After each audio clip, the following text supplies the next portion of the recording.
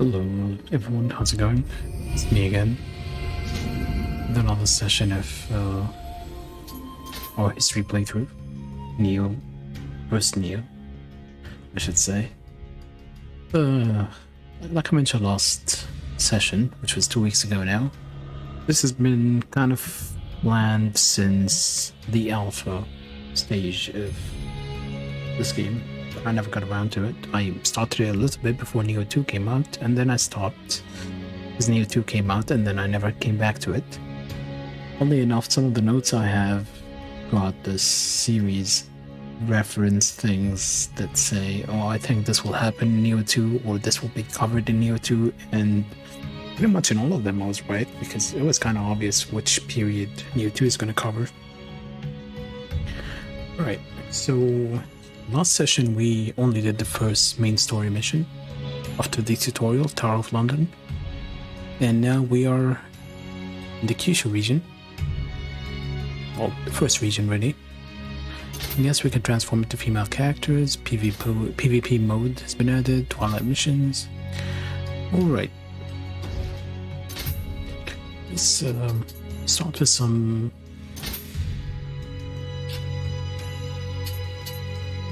housekeeping.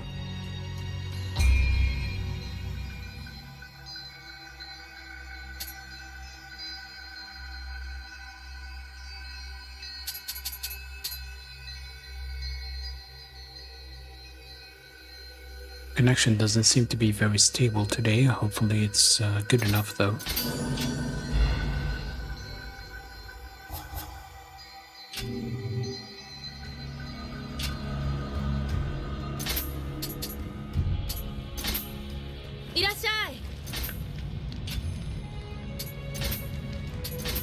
You know what really bugs me in this game? It's unbelievable how much it bugs me. When you go to buy and sell, it's sell and buy, not buy and sell. The order. I just found it really frustrating from day one. I don't know why they did it. You can get a Whetstone, Resident Den, Odachi, and Spice Kosarigama.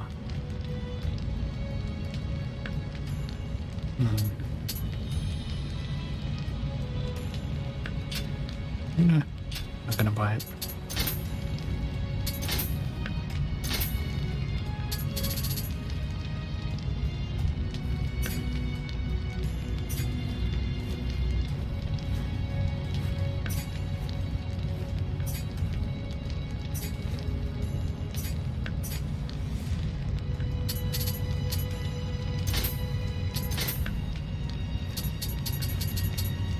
We can go full Englishman. Englishman who likes to be sword wielder.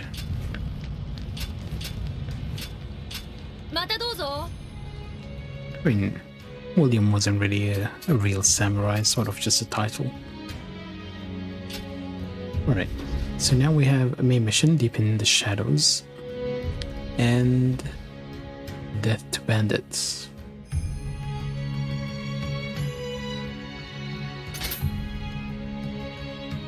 I believe the bandits hired by those foreign merchants were defeated, but it seems I was wrong. Some still remain at large, terrorizing the villagers. William, you are skilled at slaying demons. Will you now turn your skills to the service of your fellow man? Whose remnants are but a motley rabble. Strike down their leader, and the rest will surely lose their will to fight. Alright. Basically, I'm doing some side missions that might not be really relevant historically, but I'm doing them to have some kind of backdrop when I'm speaking about some other stuff. Hiroshima is a tiny island off the coast of Usuki in Kyushu's Bongo province. We did this one last session. Alright, we ended last stream by meeting this man named Hattori Hanzo. And he was telling us about his lord, Tokugawa Ieyasu, who is facing Mitsunari Ishida. As for who those people are, it's kind of a long story, but let's start by saying why Japan is in the state it is in right now with the wars going on. This period was often called the Sengoku Jirai, or the Warring States period.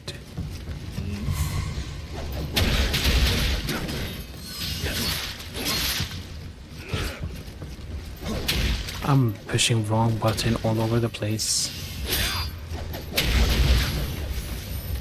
Not a good start. I was just playing Lost Judgment and I completely forgot what the buttons do.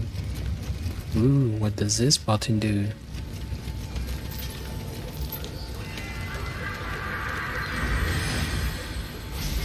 So we are on our way to meet a man named Kuroda Kanbei, but as I said, we're going to start by speaking about why Japan is in the state it is in at the moment.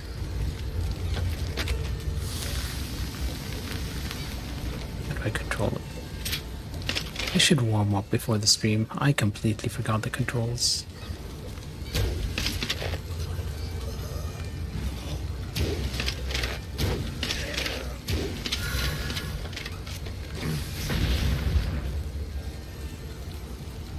Why did I press that? As you might know already, Japan is controlled by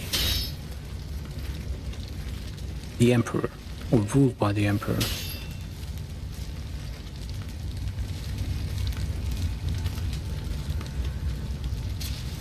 This Emperor rules from what they call the Kamoncho, or the Chrysanthemum Throne.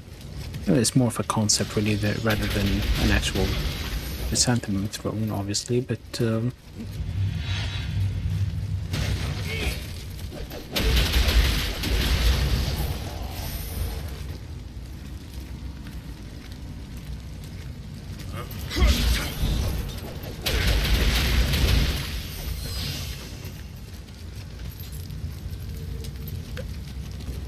Emperor was not really always in control because he was easily manipulated by those who had some power. And there was a preference of putting young emperors in power so that they'd be easily manipulated by others. Over time, the power of the emperor was eclipsed by junior ministers, such as what was happening before the Warring State period. And these ministers would manipulate everything behind the scenes and were effectively the rulers. However, both the emperors and the ministers lacked the necessary military power to enforce any kind of imperial decree and maintain order. And they mainly struggled with, they often struggled with the piracy in the northeast and coastal regions. To meet this need for manpower, the emperor created a new position in the Heian period, which ran from 794 to 1185. This position was called the shogun.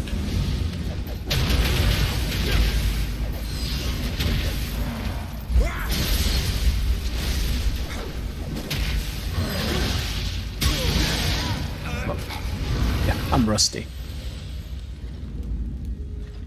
Now, Shogun as a title is a truncation of the full title, which is Sei Taishogun, which kind of translates to the barbarian suppressing commander-in-chief. As I said, they mostly wanted to overpower piracy, or whatever it is we're trying to fight.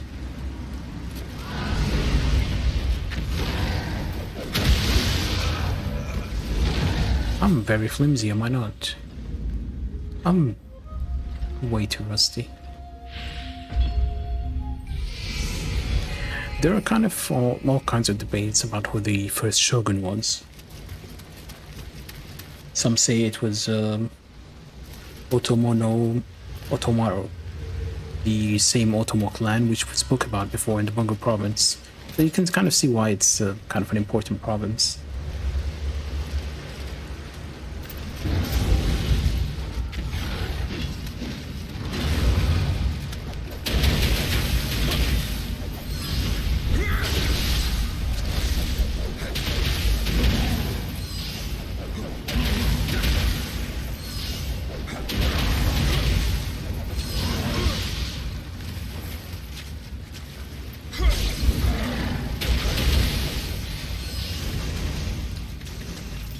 We killed him. I don't know what for, but we killed him. But as usual with any government, the one with who controls the military controls pretty much everything. So over time, the shogun ended up becoming the de facto ruler of Japan more than the emperor. Now every shogun has some kind of officials under him were referred to as the bakufu. And over time, the shogun title not only became pretty much the ruler and sought after its title, it also became hereditary. So each son which would inherit the title from his father, and it kept going on and on and on.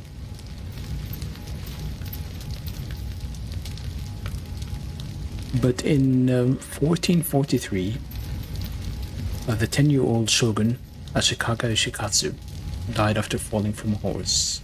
He was this guy right here, 10 years old. Died by falling from a horse. Which means he wasn't really as tough as I am, because I once got kicked in the head by a horse, and I think I turned out fine. Maybe. Anyway, that meant that the shogun's seat was empty, and obviously because he was 10 years old, he didn't have a son. So his younger brother, Shikaga Yoshimasa, this guy, who was 7 years old, took over. And that was more or less the beginning of the end, or more like the beginning of the Sengoku period. Yoshimasa was inept, and the power of the shogun and the bakufu, the officials under him, continued to wane over time with him in power. That's mainly because he was too focused on things like arts and his consorts, who bankrupted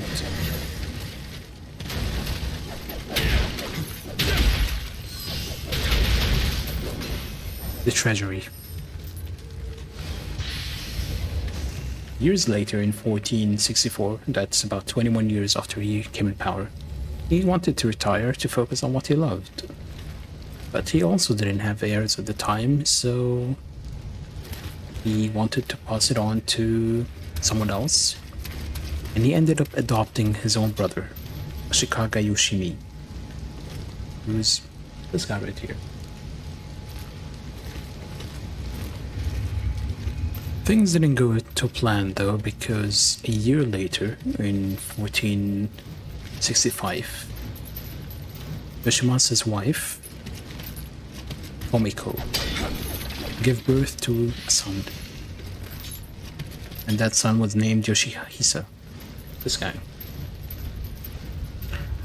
That year was also when Emperor Go Tsuchimikado ascended to the throne.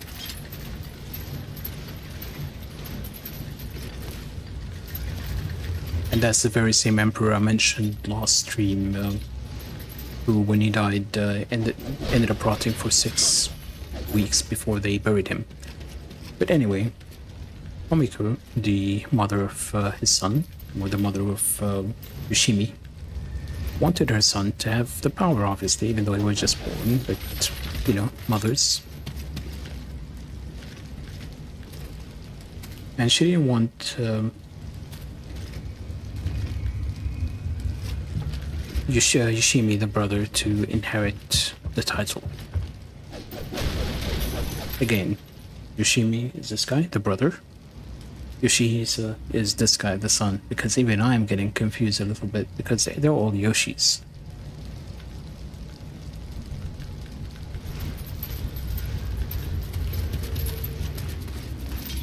And all the manipulation behind the scenes from the mother escalated conflicts that were already found in the Bakufu.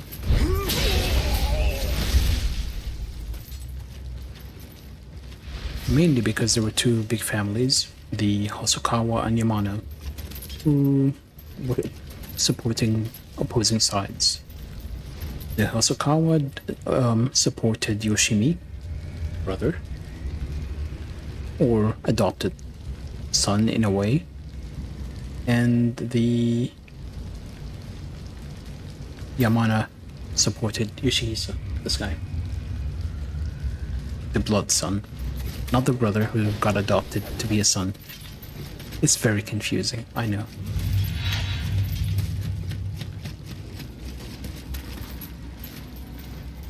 And where are we going?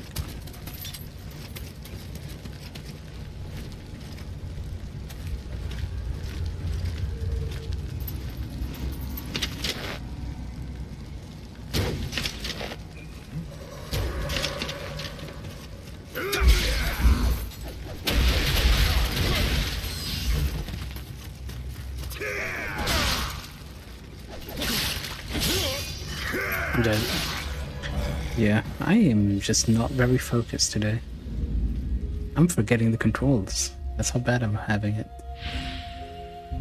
So the fights between the Hosokawa and Yoshimi, well, Hosokawa and Yamana over Yoshimi and Yoshihisa started very simple. A few fights near the Shogun's residence, and then it escalated to burning mansions.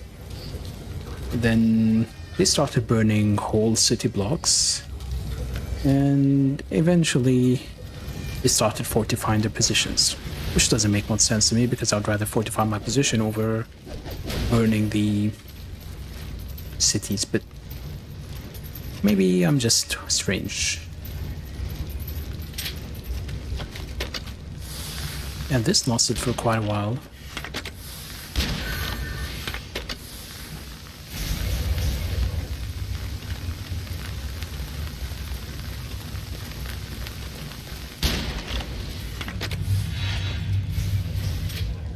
Longer than this pause, I should say.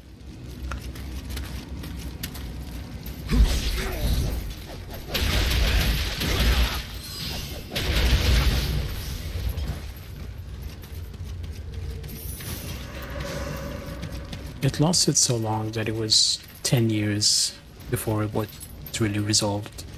And it was that bastard who kept shooting me.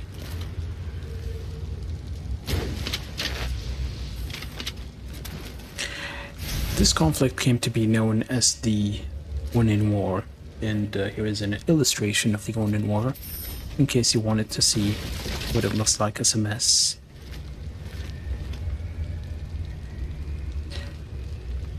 Meanwhile, the Shogun, Yoshimasa, was enjoying his time at the retirement villa that he built, which was called the Genkakuji, or Temple of the Silver Pavilion, roughly translated. And this is a place now. Obviously, this is in a picture from 15th century, because I wasn't around back then, despite my claims to be old. Anyway, that continued for a while, and the final result was that Yoshihisa was this guy became the shogun, but that's not really important. Hold on, Yoshihisa is... I'm confusing myself. I'm already tired. Yeah, Yoshihisa became the shogun. Yoshimasa was a father, this guy. Yoshihisa is a son. And the brother who got adopted to be a son.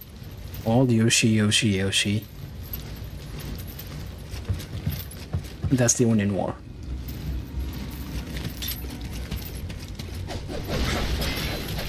This was in the late 1400s.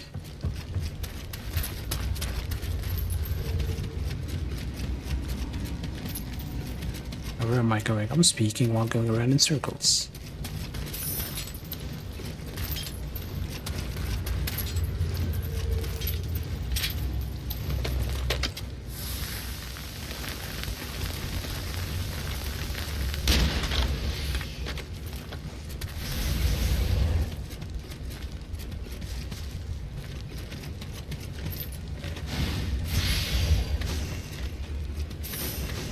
Now, the important effect that the Onin War had was that many of the regional shugo, or military governors of different areas, were drawn away from the areas, or kuni, that they governed.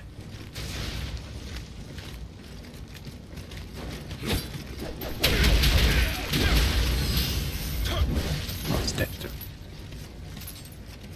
Ragdoll. There isn't usually ragdoll, but sometimes it just happens.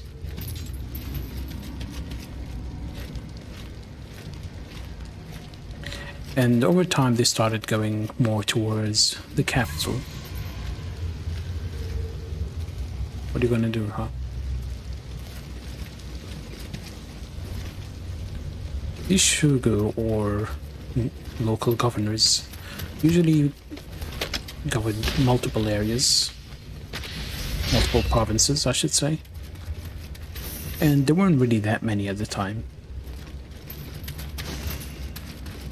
And because most of the fighting was happening in the capital, it was kind of concentrated, and any conflict that arose between two different shugo in the capital would end up reflecting in their provinces outside the capital. And everything would get amplified.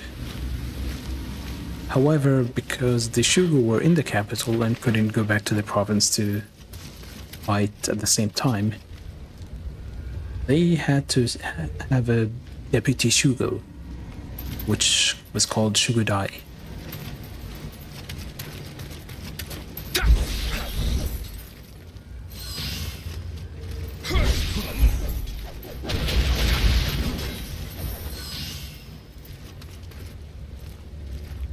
Of course, that didn't cover everyone, because some of the shugo ended up staying in their provinces and avoided conflicts that were happening in the capital. Oh, I'm using these expensive bullets.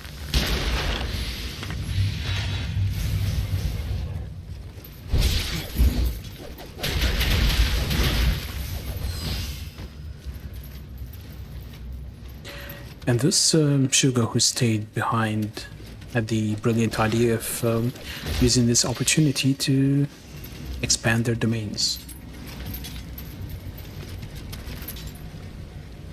And during the Onin War, the number of shugos went from about 25 to 12.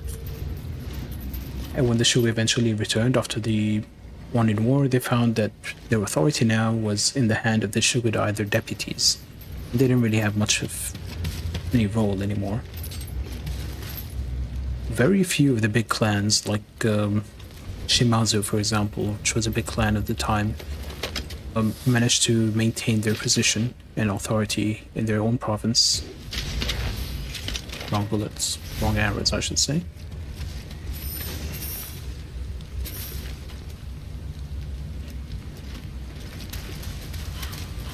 And it was at that moment that the new feudal lords, or daimyos, started showing up in their provinces, and because they weren't really from a long lineage, established lineage like their shugos before them, their behavior was not really nice. They weren't well-mannered or actual accountable officers for the emperor. Their main interest was really expanding their territories, and that involves fighting and more fighting, and then some more fighting in case you feel like fighting.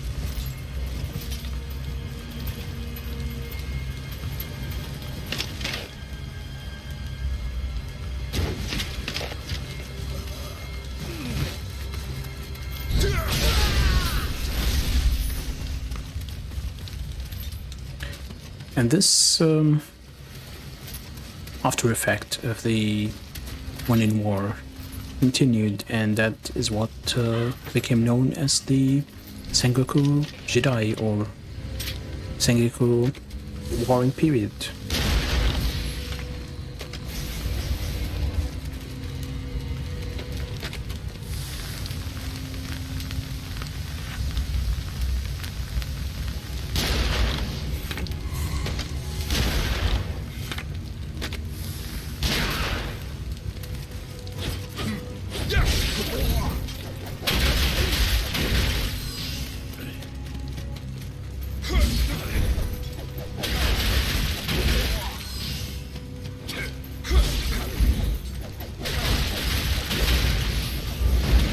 That's a mission complete.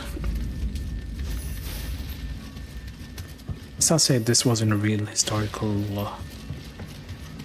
mission, which is why I chose it to talk about something slightly off, but really just setting the scene for why there are plenty of wars going on around Japan at the time.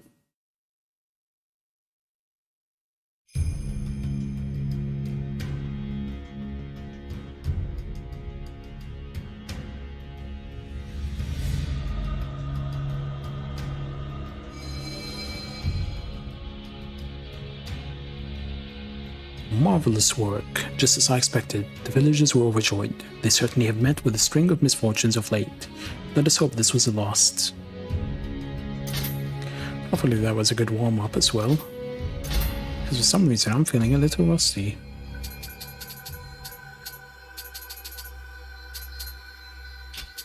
Actually no, increase my body by 2.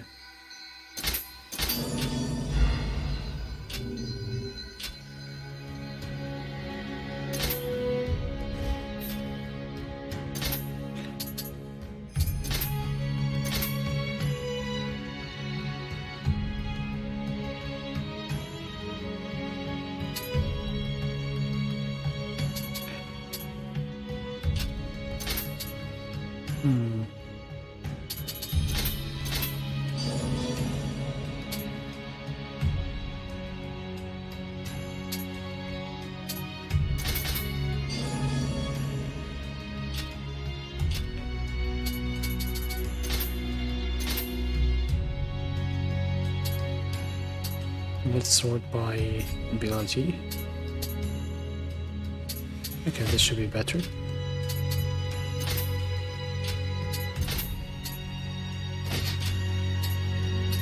Oh, I don't have any hand armor?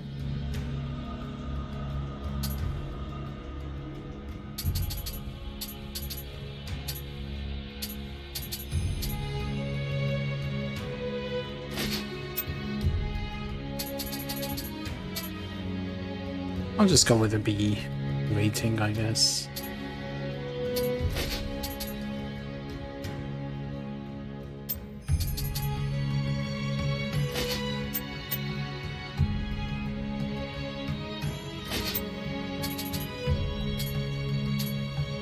This one has ninjutsu power, but we need more skill.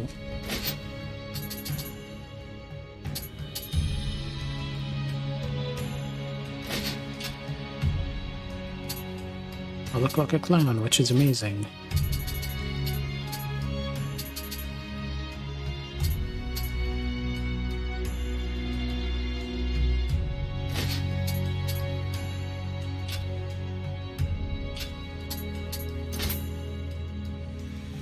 Let's quickly go through my skill tree. We only have one samurai point.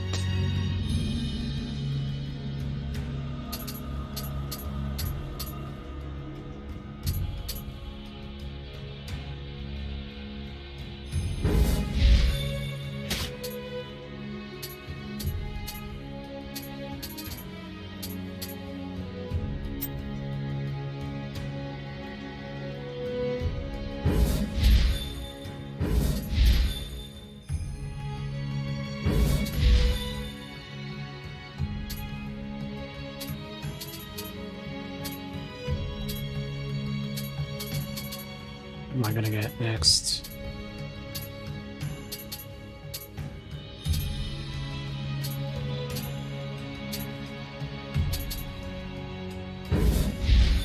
Sure, more arrows, more bullets.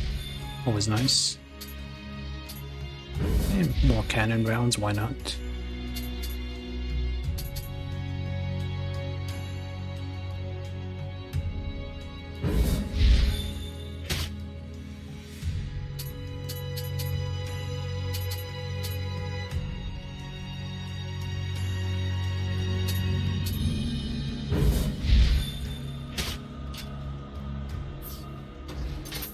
Just some housekeeping before we jump back to the missions.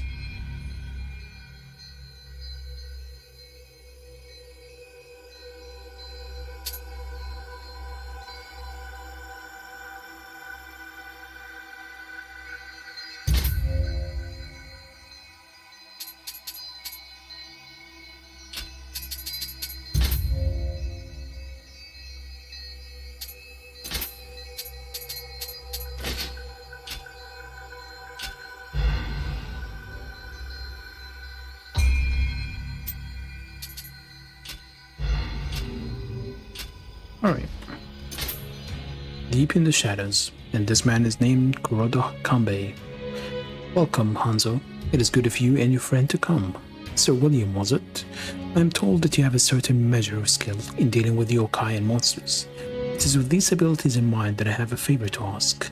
My son Nagamasa has gone off to defeat a band of rogues, and I have not heard from him since. I would go to his aid myself, but my body is not what it once was. Would you go and save my son in my stead? Some random old dude we were talking to, and he's telling us to find his son.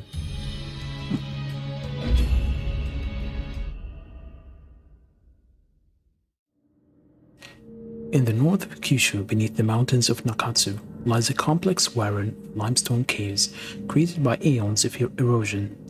Old rogues make their home in its shallowest levels, but even they fear to tread into its deepest depth.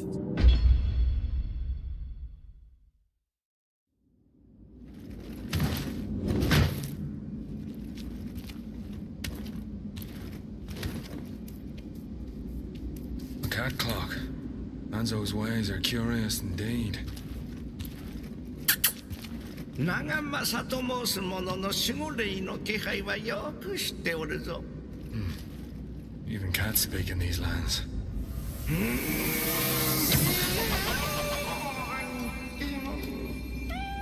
わしがついてやろう。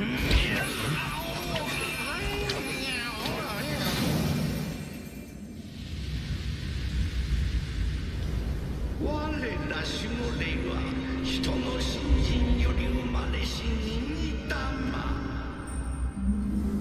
そして荒ぶる妖怪は人の怨念より生まれた荒玉。生きとし生けるものすべてはこの二つの均衡の上に成り立っておる。しかし長く続く戦乱のため新玉の力は癒まし、妖怪が世にばっこしておるのじゃ。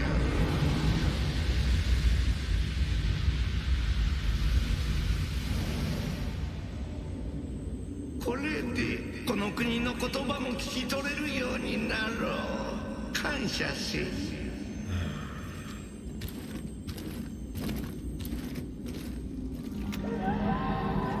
May 1600, Nakatsu, Bizen Province. おそらくこれを追えば長政が元へとたどり着けるじゃろう。Alright.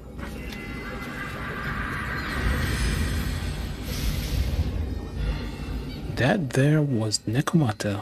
Nekomata is kind of one of the older yokais recorded. That's a Nekomata, yes, playing an instrument.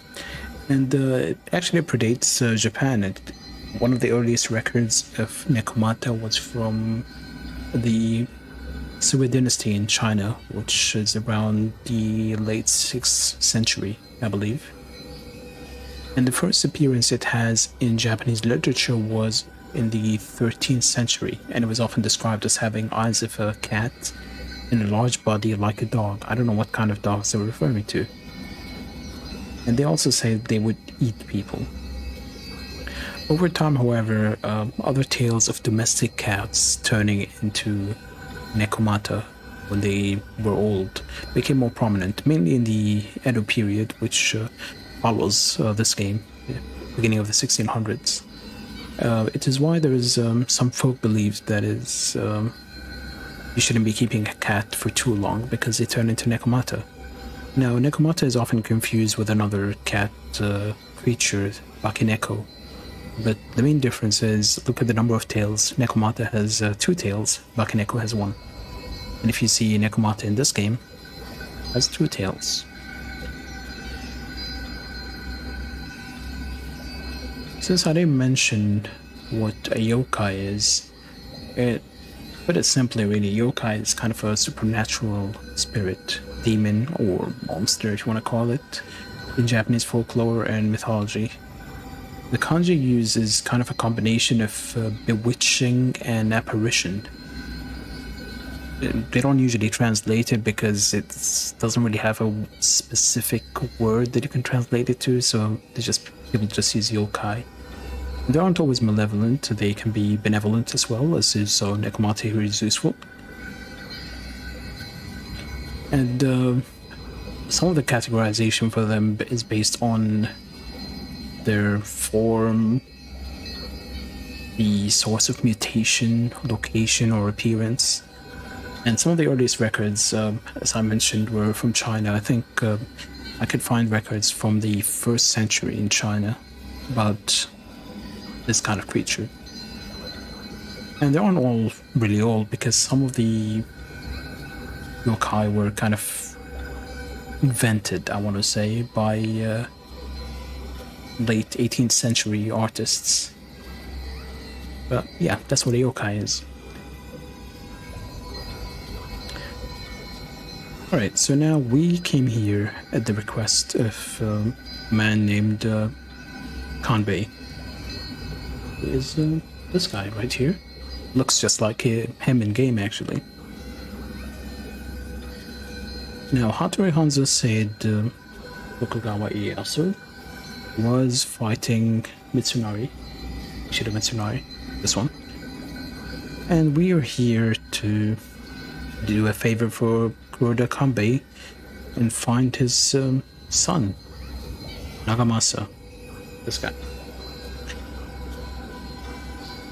Now, to really explain why Ieyasu is fighting Mitsunari, we would have to go back in time, and that would also be used to explain who Kanbei is.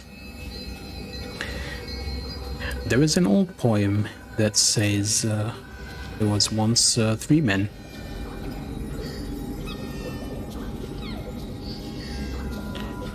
The first man pounds the rice cake, the second man kneads it, while the third one sits down and eats it. And this is the illustration. This basically shows how one person started the process, the other one built it, and the third one just cultivated the profits from it.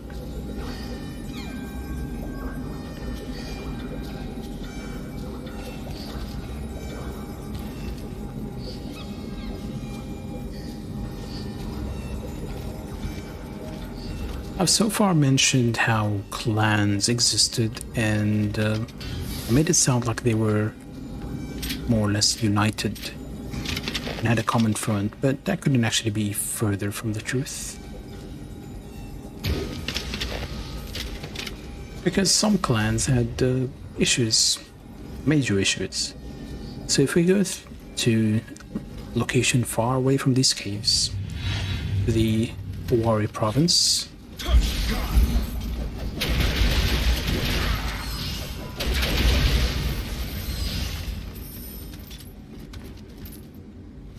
now, the Owari province was under a clan called Shiba. The clan also had a Shukudai clan. Like I mentioned, Shukudais were a thing. And this Shukudai clan was called Oda. Oda had a family crest, and this is a family crest of Oda. Compare this crest with the crest showing up with the guy in the bottom right on his clothing, and you'll figure out who I'm going to be talking about in the Oda clan.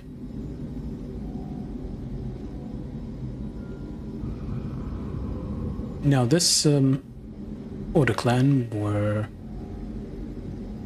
deputy governors, and as I mentioned earlier, deputy governors had a lot of work to do thanks to this warring states period.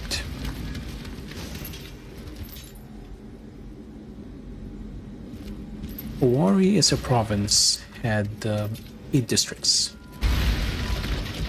but you can categorize them as upper districts and lower districts. Upper known as Iwakura, and lower referred to as Kyosu.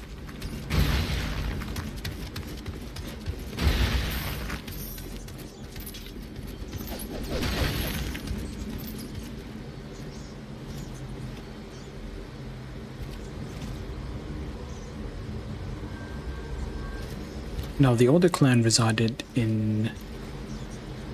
Well, the Kyosu Oda clan resided in Shibata Castle. And there was a head of the Shibata Castle by the name of Oda Nobusada.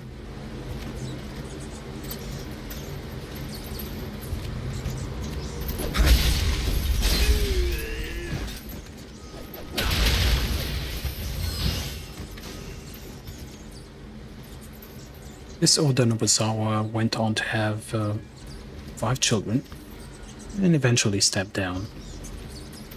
The one who took over after he stepped down was his son Nobuhide, who was in a statue. I couldn't find an illustration of him, so I just used a statue. So, deal with it. It wasn't really uncommon for a clan leader to step down instead of just die in his position, because the work was tiring, and when you're in your 40s or 50s, that was kind of considered old age by then. So I'm getting closer to that point.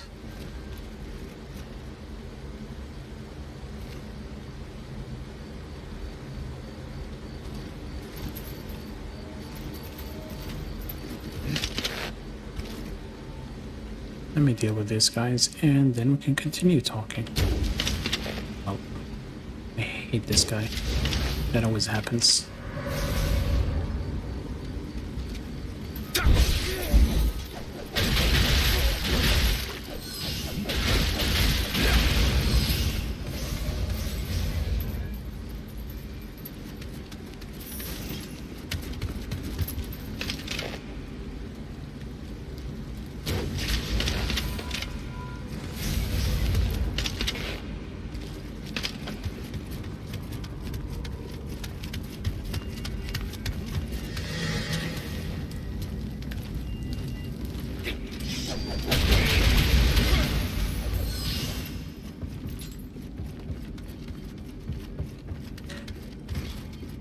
So while I said the warrior clan was mostly under the rule of Iwakura and Kyosu, the upper and lower, there was still some leeway for the newly appointed Lord of Shibata Castle, Wahide, to expand his territory. He even went on to attack other clans in other provinces, the province of Suruga, under lands of Imagawa and Mikawa. Now, Imagawa had a family crest, which is this. That's the main one we're going to talk about. Now, the Imagawa clan was under the name of, under a man by the name of Matsudaira.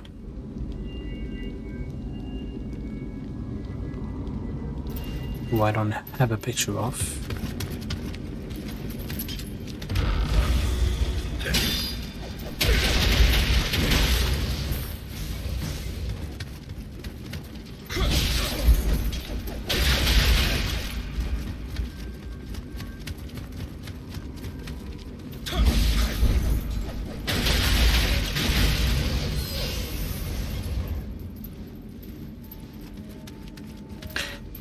Sorry, I'm getting a little confused here. Nobuhide attacked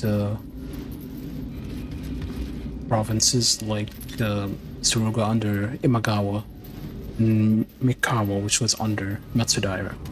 I mixed the two of them. Because, well, you'll know why I mixed the two of them in a second. Now, Imagawa and Matsudaira, the two clans.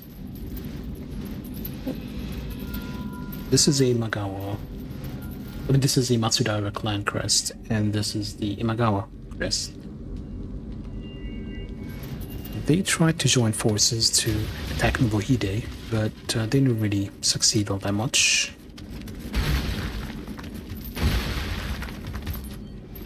Nobuhide went on to have 2 sons. Legitimate ones, obviously, because I don't know whether he had illegitimate ones or not. So Nobuhide, this guy, had two sons in 1534 and 1536. And in Japanese society, it was common for a male child to be given some frivolous childhood name, or as they called it, the yomyo.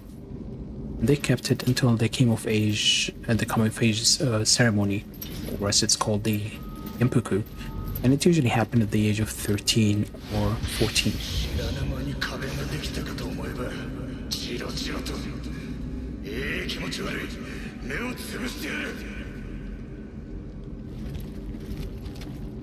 Crushed to death by Norikabe for his friendly behavior.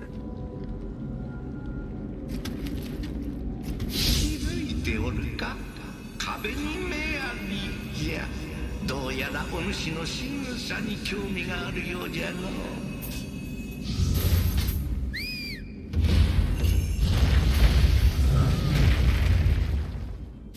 We're gonna talk about that in a sec.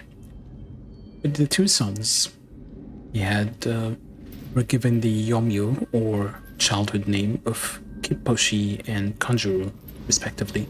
The oldest one was Kipposhi and the younger one Kanjuro.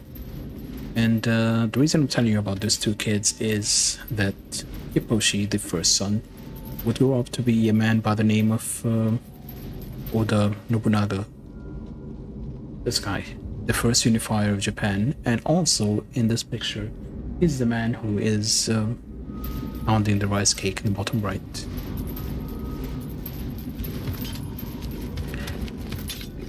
What we just saw here was another yokai by the name Norikabe, and this is a nice illustration of the Norikabe. It's generally from a plaster wall, and it's often depicted as an invisible wall that blocks the paths of a traveler. Well, mainly because they're dicks, really. And the legend is most commonly found in Kyushu, which is the region we're in right now in game. And in some tales, the wall extends forever, and in other tales, it says you have to knock on the bottom part of the wall with a stick, and that will make it disappear. And some tales say it's another depiction of the Tanuki yokai, but we haven't met that one yet. Alright, so we got to the point where we're talking about the children. Nobuhide. This guy, the two children. First one being Nobunaga, who is kind of important in Japan, as he's the first reunifier of Japan. Now, while all of these expansions were going on, the Kyushu Oda were not really happy, and they kept reinforcing their castles and biding their time for Nobuhide to, go down. And over time, Nobuhide was surrounded on all sides by enemies.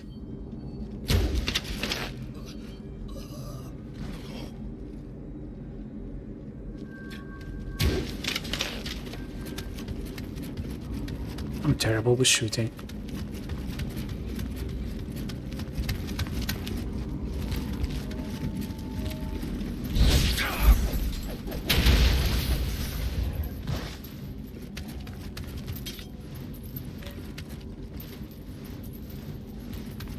And some of these enemies were the Minu region, under the control of the Saito clan.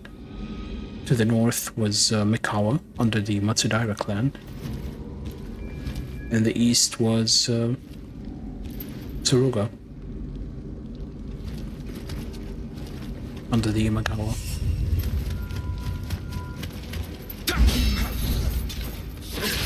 Ooh. Congratulations. You managed to hit me.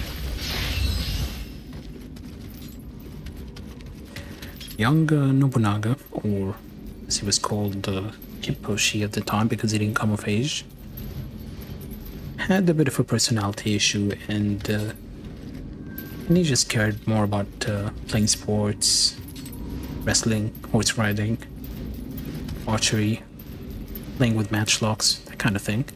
You know, kids under the age of 13. And he wasn't really too interested in knowing or learning how to be a good ruler. And of course that didn't please his father, Nobuhide, all that much. So he thought the best way to teach his son a lesson on how to become a good ruler was to give him control of a castle, Nagoya Castle.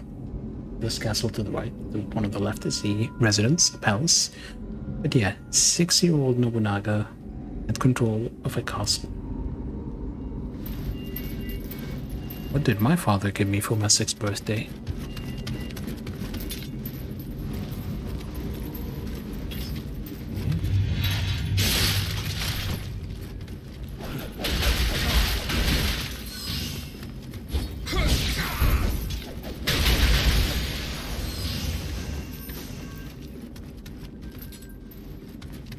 We get the boss's room key. さらってもさらってもキリがねえ。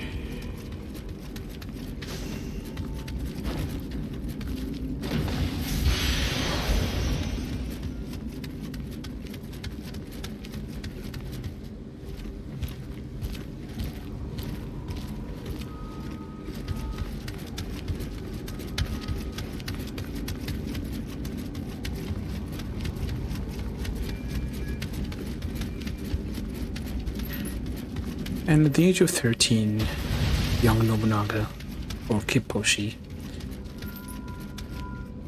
came of age and was called Nobunaga at that point. And he assisted his father in attacking the Saito clan, which I just mentioned earlier, that was to the north.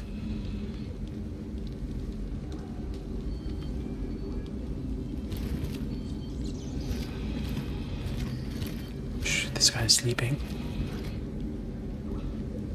What's up with the shadow on the...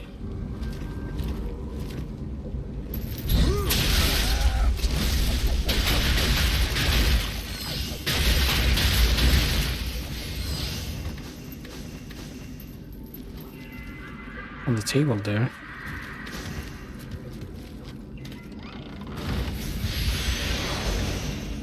Now, the Saito clan was under control of a very shrewd and ruthless man by the name of Saito Dosan, who is this one in a very old and tattered illustration of him.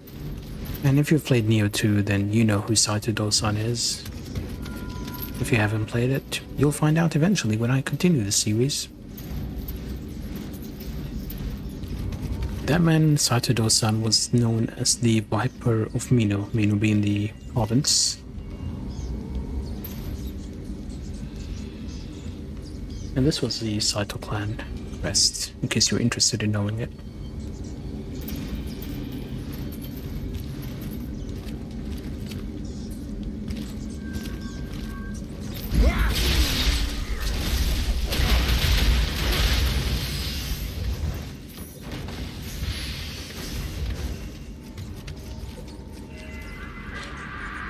When they fought Saito, the Saito clan under Saito Dosan, the orders were defeated and they were driven away. And then upon their return, they found out that the rest of the Kyoso Order were taking control of the Furuwatari castle, which is their main stronghold. I would show you a picture, but the castle doesn't exist anymore. And their absence was taken advantage of. Now, with enemies on all sides, including his home province, Nobuhide decided he had to do something, and he went back to Saito Dosan and arranged for an alliance of marriage between his then 14-year-old son Nobunaga and the 13-year-old daughter of Saito, Kicho, or she came to be later known Lady No or Lady Nohime.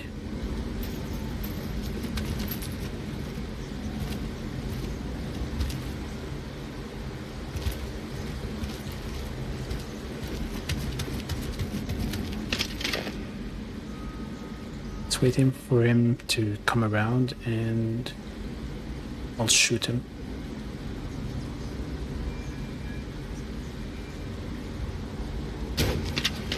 Oh, come on, I did not shoot there.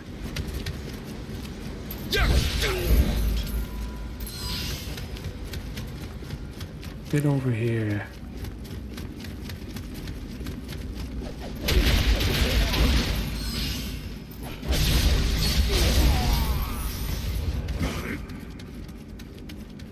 Yeah, that's a good way to handle it.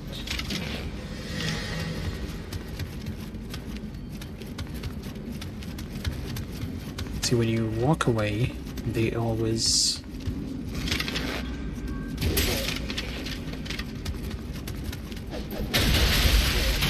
run after you, and that depletes their ki.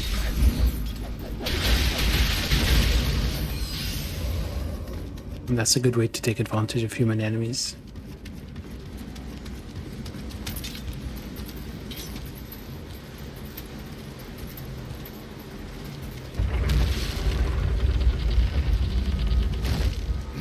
That's a shortcut.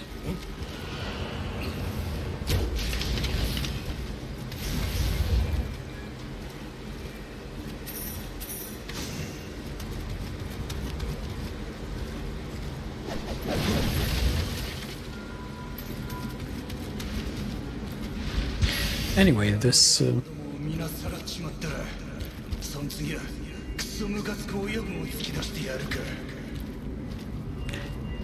this alliance of marriage between Saito and Oda allowed Nobuhide to stop worrying about the Mino province and could then focus on attacking his other enemies. And he attacked the Matsudaira clan of the Mikawa province in 1548. The head of the Matsudaira clan, Matsudaira Hirotada, sought some assistance from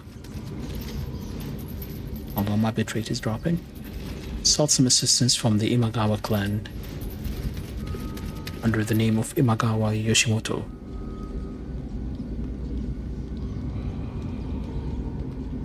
Who is this guy.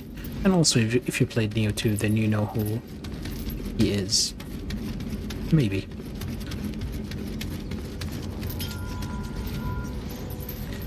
Imagawa agreed to an alliance between Imagawa and Matsudaira, but he had a condition.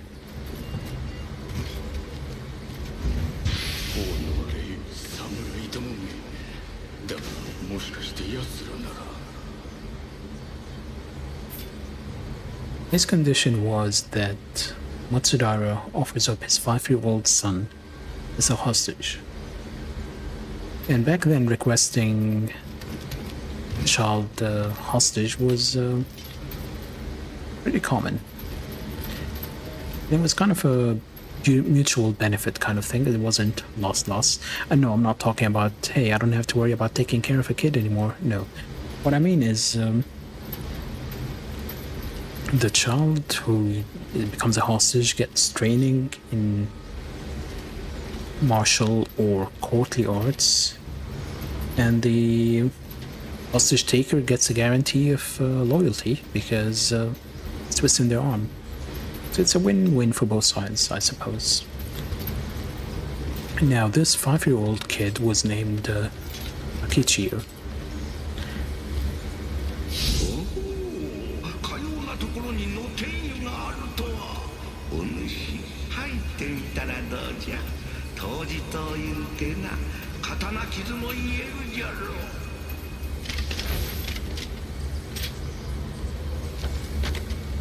Nekomato is kind of a dick because he's telling me to get in and doesn't even point out this guy right here.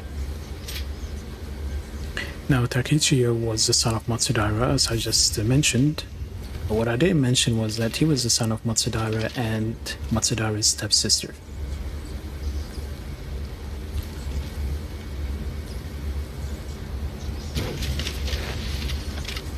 It was a fun family, okay?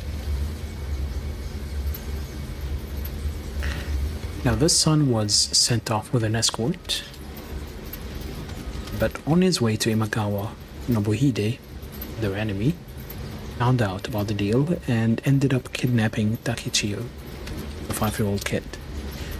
Then he threatened his father, Matsudaira, saying he's going to murder the child if he doesn't surrender.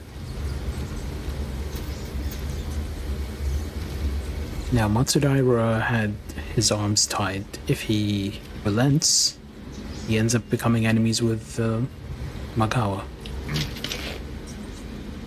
If he doesn't, the kid gets killed.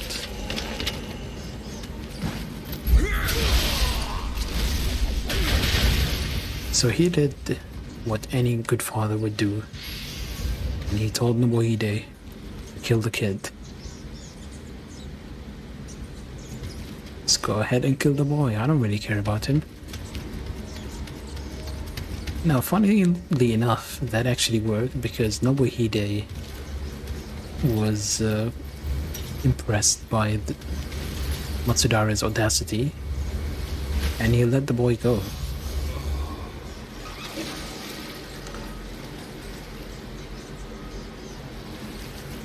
And the boy, instead of becoming a hostage of Nobuhide, became a hostage of Imagawa. And there is a bit of a reference to this later on in the game. And the reason I'm telling you about Matsudaira Takichiyo is pretty simple. I just mentioned earlier how kids would have a different name until they came of age.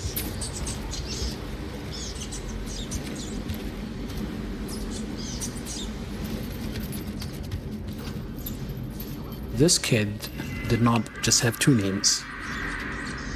He initially was Takichiyo, then he became Matsudaira Jirisaburo Motonobu, then he became Matsudaira Urandonosuke Motoyasu, and then he finally changed his name for the last time to Tokugawa Ieyasu. This big man, and the man who Matori Hanzo serves, and he's also the man we're seen eating the rice cake at the top right.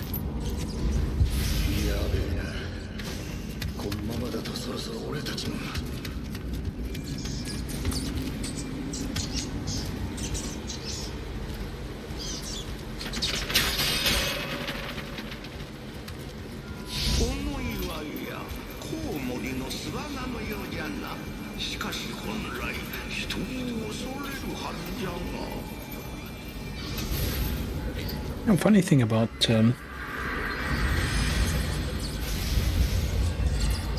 underground caverns, there is an underground cavern in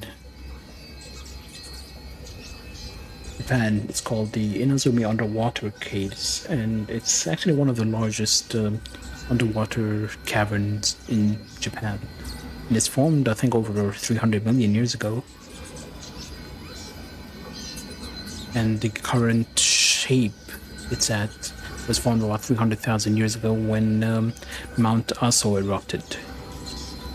And it looks quite pretty. This is a picture of them inside there. And the temperature is maintained all the time at 16 degrees, regardless of the season, because of its location. That was a fun little fact for you.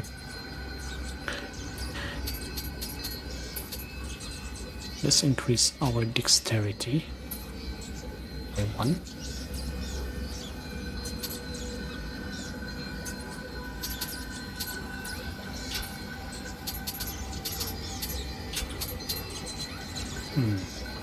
Should I put more into dex or more into body? Let's go with body for now.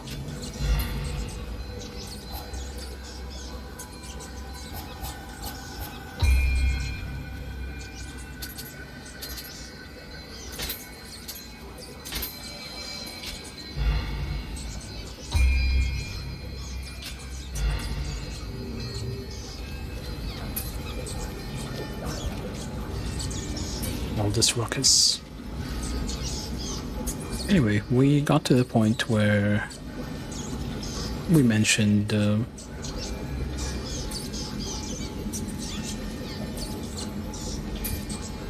yeah, the whole Takechiyo hostage situation.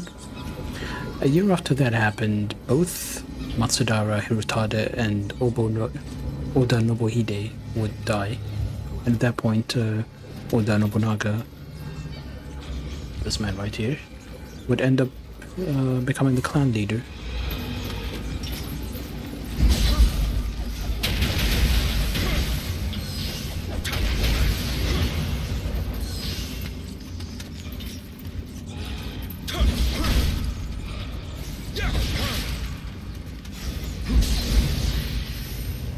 Eventually, third time's a charm. One thing I love about... Nope.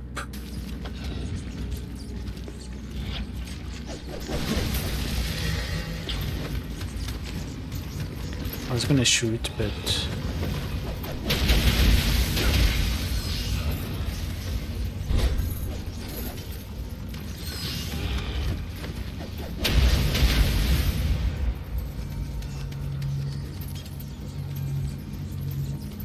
Now, Nobunaga's reign as a leader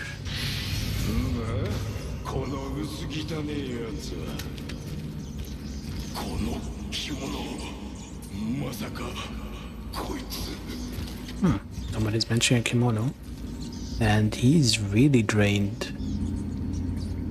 It's like he had his whole blood sucked out of him. Wonder why. Anyway, it wasn't exactly peaceful for Nobunaga as the leader because he continued what his father started, uniting the Owari province under him.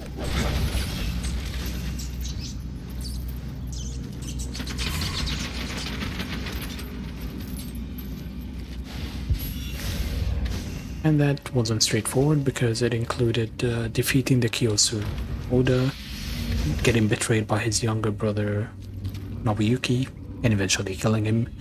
And while all of this was happening, Nobunaga's father-in-law, Saito Dosan, was growing old, and he had to make way for his son Yoshitatsu.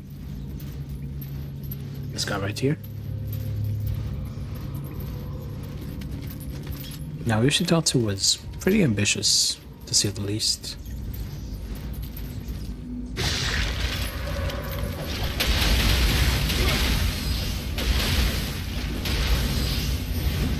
He's dead. Okay.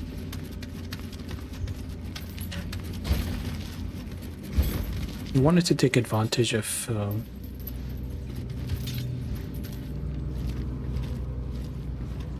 what was happening in Owari.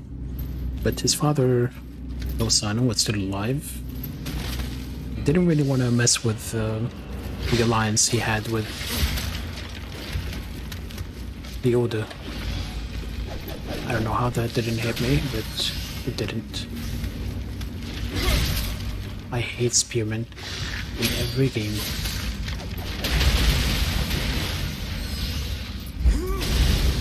They're my bane.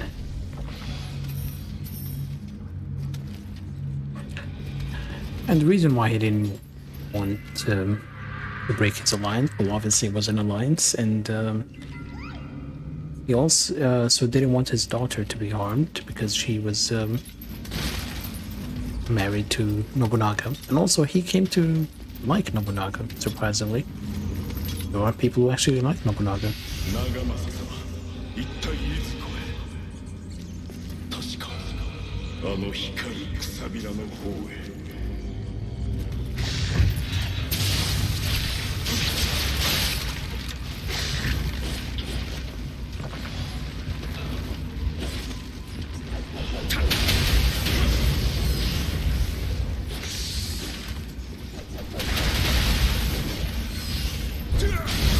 So I'm playing badly because I really don't remember how to play this game anymore. This is disagreement between Saito Dosan and Saito Yoshitatsu ended up being a major feud between father and son. And funny thing is, my notes, which I wrote several years back before Nioh 2 came out, let me say, I'll read exactly what it says. I have a lot of information about it, but I won't say it because I am certain it'll be relevant in Nioh 2, which I'll be streaming. And I was right there because Saito, Dosan, and Yoshitatsu do play a part in Nioh 2.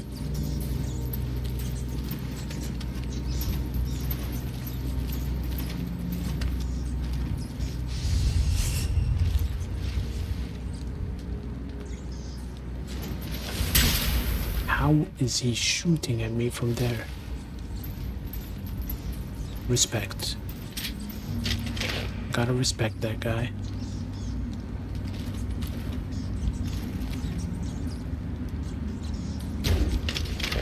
Nope.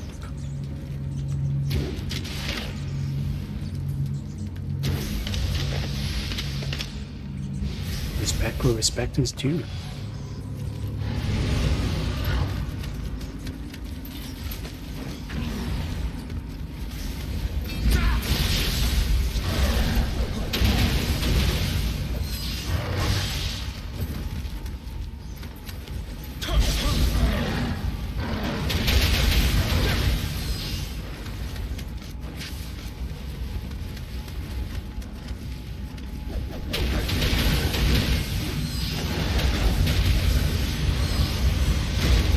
Oh shoot. It's counted as a hit.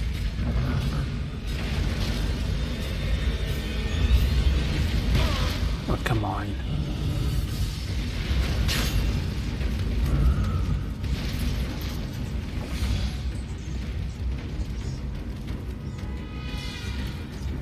Shake that thing, Miss Annabella. I keep hearing Get Busy every time I hear that track.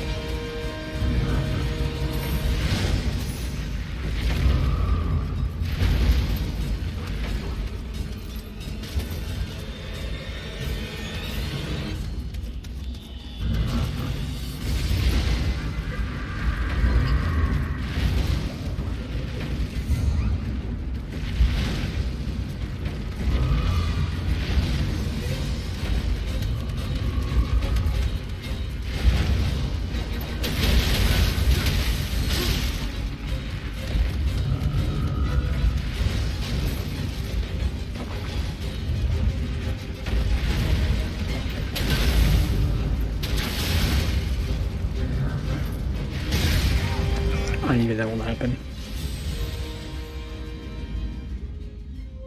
But we can get back to where we were.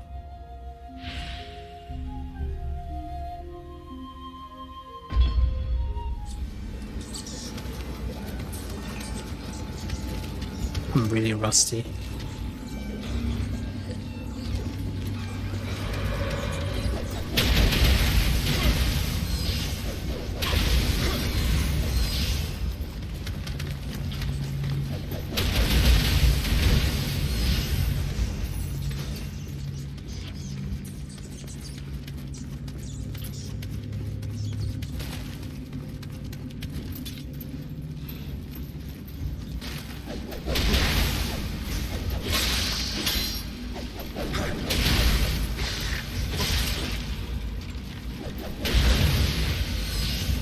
I don't know what's going on.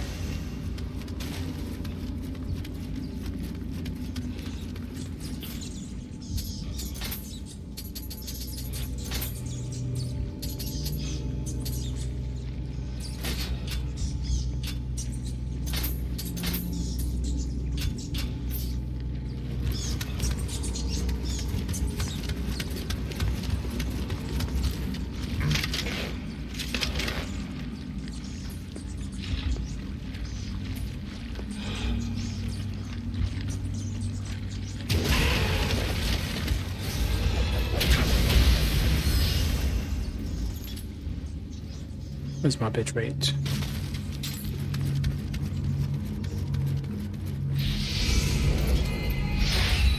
This one doesn't say, so it's 50-50.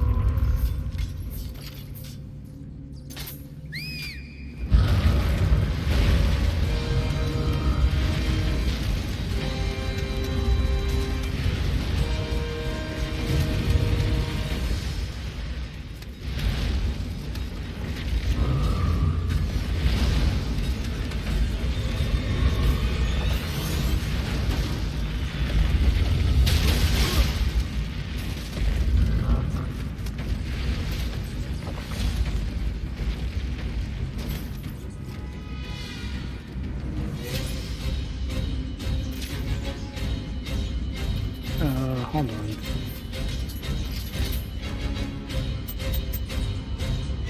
Pretty sure I had kick. Oh, I don't have kick.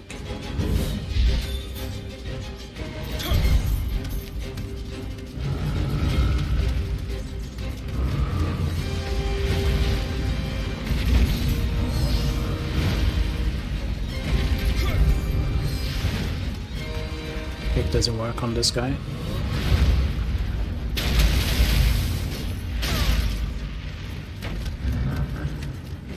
Did I handle this guy before? I forget.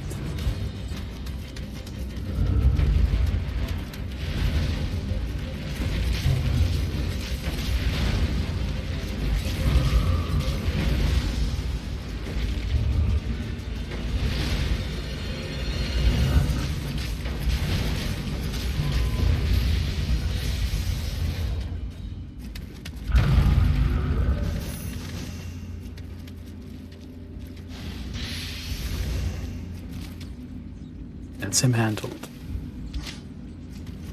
Not elegantly, but still handled. If you want elegant, this is not the stream. ここより先邪気が強くなっておる。長政が藤だとよいがの。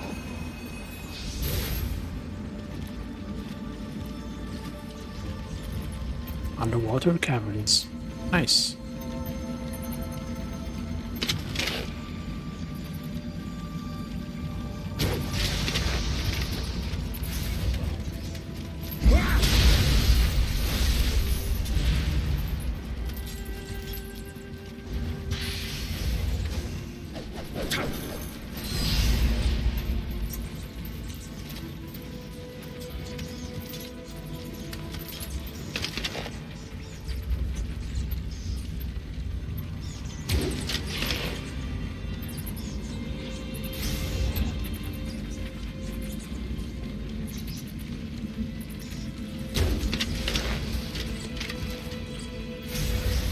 Alright, so we stopped where we were talking about Saito Do-san and Saito Yoshitatsu, his son.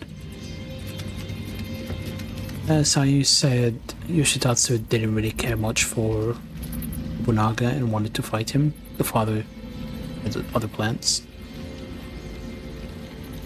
And at one point, Yoshitatsu sent a spy into Nobunaga's camp.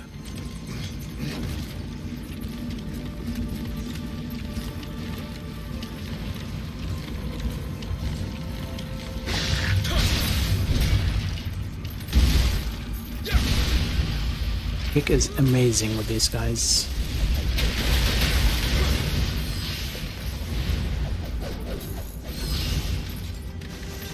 There's one reason why I have kick. He sent a spy into Nobunaga's camp, a man by the name of Uejima, I'm sorry. And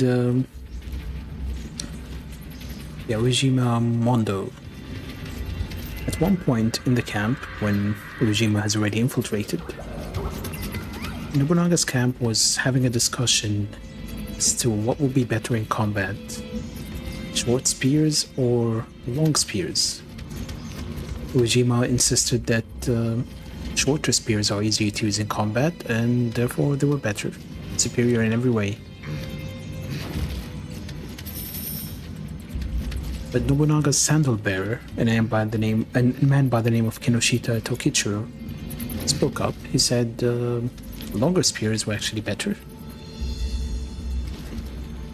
The sandal bearer was quite liked by Nobunaga because he was so dedicated that he warmed Nobunaga's sandals up before he gave it to them by hugging them. Yeah, that's how bad this guy was dedicated.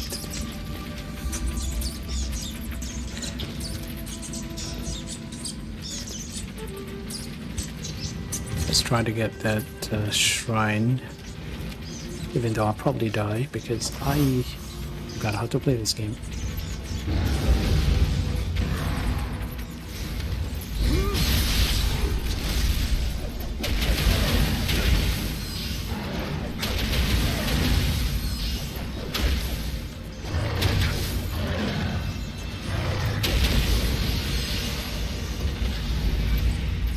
I wasn't even keep pulsing right, but it counted. And hello, Zwar. How are you?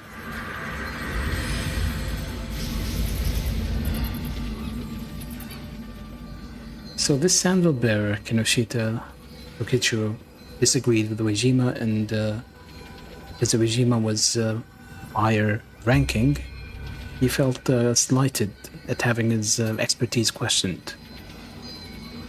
Nobunaga decided to set up a practice match between two teams. One would be led by Tokichiro, the sandal bearer, and one would be led by Uejima, who was meant to be an expert in spears. And they faced each other. Tokichiro focused on directing his men as a team with tactics. Uejima, on the other hand, went for the other approach, where he spent a lot of time teaching each individual about the fine art of fencing.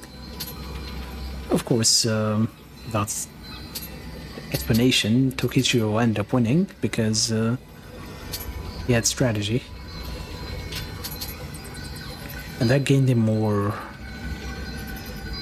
love from Nobunaga and gained more favor. And Nobunaga was known as a man who cared more about ability than position or nobility. But in truth, Tokichiro knew that Uejima was a spy all along, and he confronted him about it separately, and he managed to persuade Uejima to join Nobunaga for real instead of pretending. Now, this whole story may or may not be true. I don't know why I'm even telling it to you, but it was in a book published in 1888, which is more than 2 centuries, almost 3 centuries from this story, actually. And the reason I'm telling you about it is it kind of paints a decent picture of this sandal bearer, because this sandal bearer ends up changing his name to be Yoitomi Hideyoshi, who is this man right here. And he's also the one in this illustration in the top left. And notice how they always paint him as a monkey, because that's what a lot of people called him back then.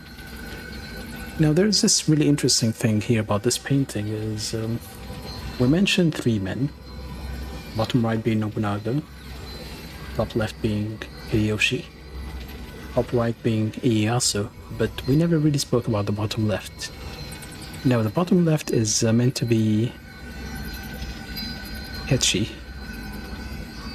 Mitsuhide, the man who betrays Nobunaga and ends up getting him killed, but that's a story for another day.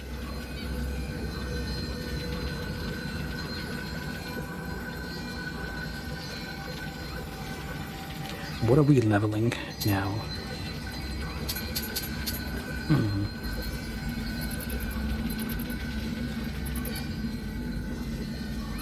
I don't know what I'm leveling. Art for more key? I could go for key. As I always say, my advice in this game, stamina is key. I can probably push another level. Oh, we have 2 samurai locks. We have a young ninja lock.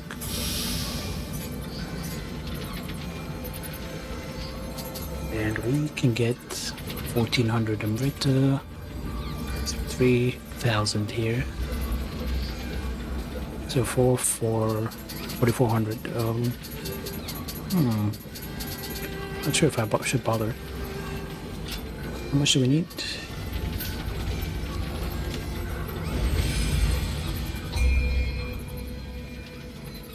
Oh, we need 4400 exactly, actually, but we already have 1100 saved up. Let's learn. I don't mean this playthrough. Okay, let's learn the skills.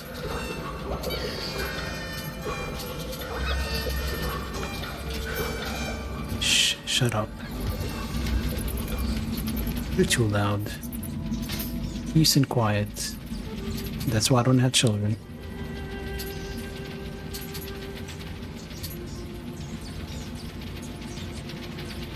Flux is nice. Let's learn Flux. I didn't have it.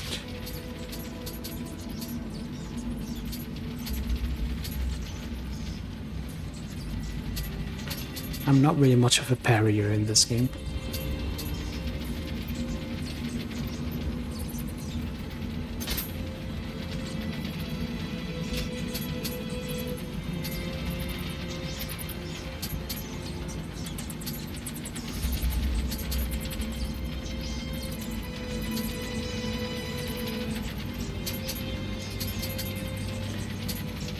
Trying to remember which attacks I wanted to use. I think this one was decent, but we can't learn it yet. Reaper is good. Let's get the Reaper.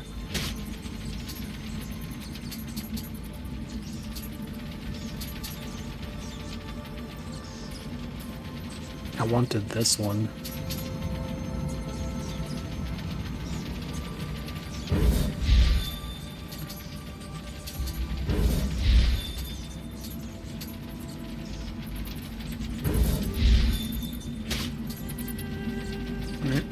That's a good start. And let's do some housekeeping.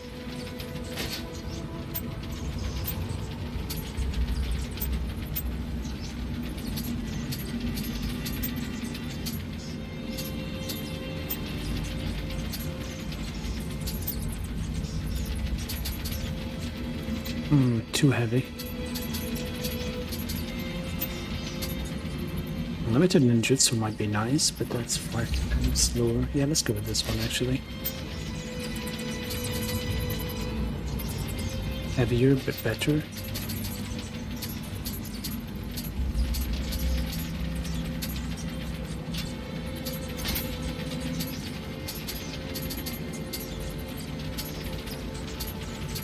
Alright.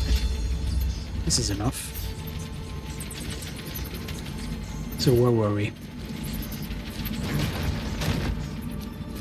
Yeah, we just mentioned Hideyoshi and his position as sandal bearer for Nobunaga. Now, these men ended up joining together eventually because Nobunaga and Ieyasu,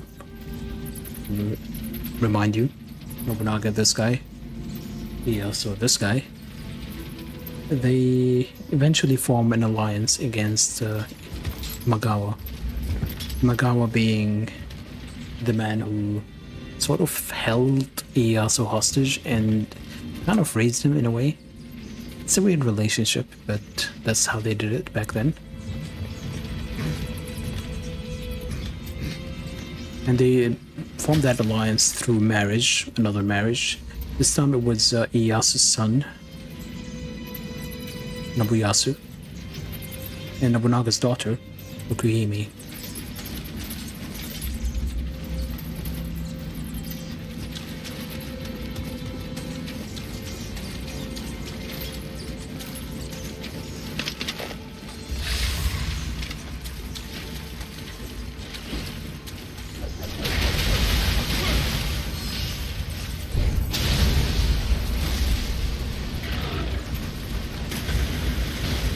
I'm sorry, sir. I did not mean to offend you.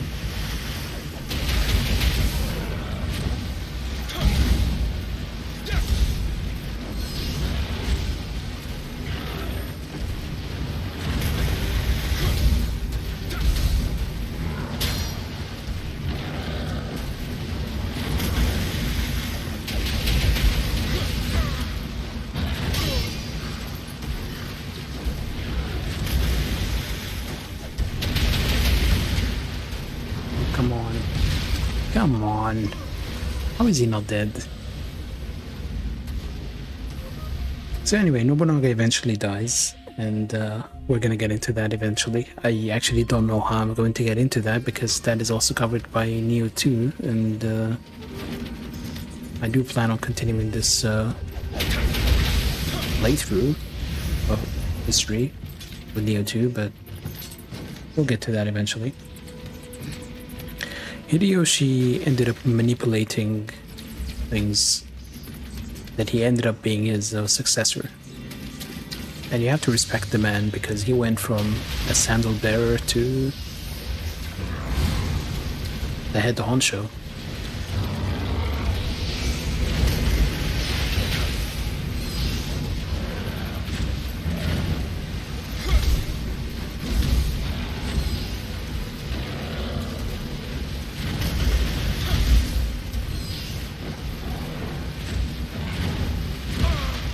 Oh, he went with a 3.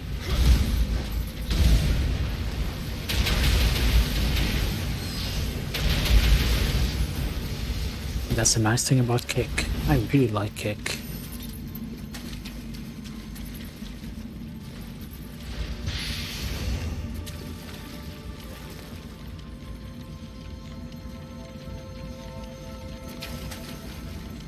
It is said that the 3 men, the 3 in this illustration, had very different approaches to life.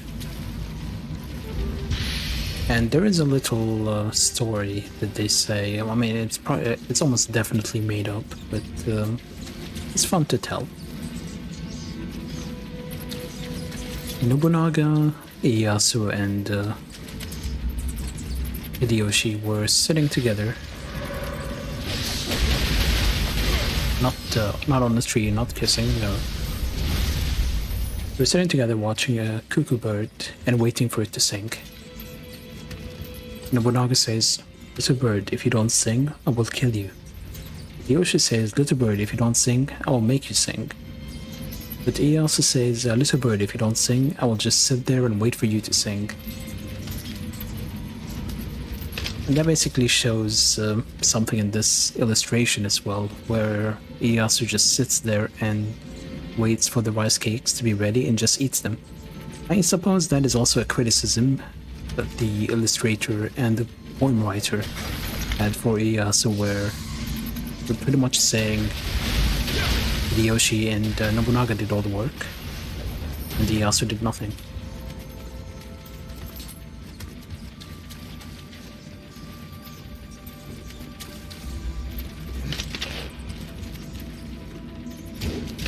What are you eating?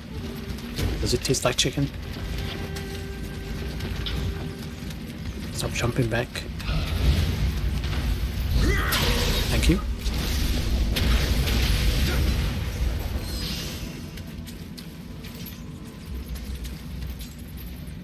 I have a bomb. Excuse me, sir.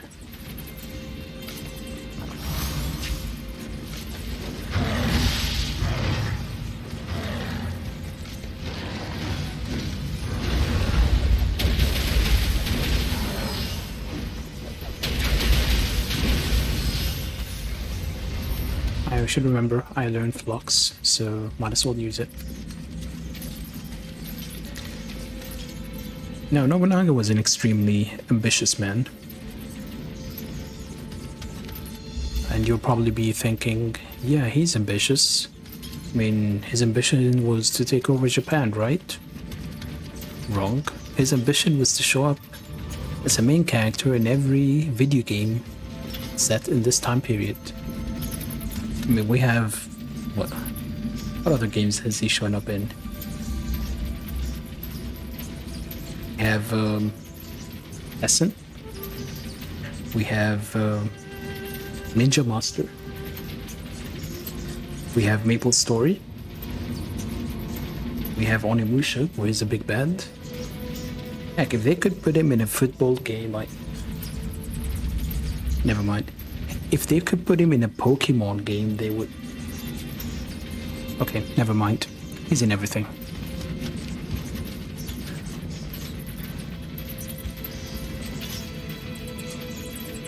Can I sneak past these guys? Nope. I forgot about that bomb thrower. I can barely see him from there. Can you just die, please?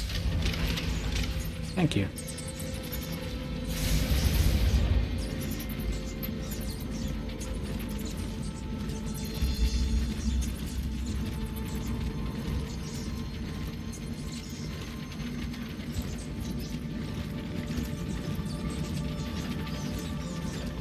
I don't want no trouble, mister.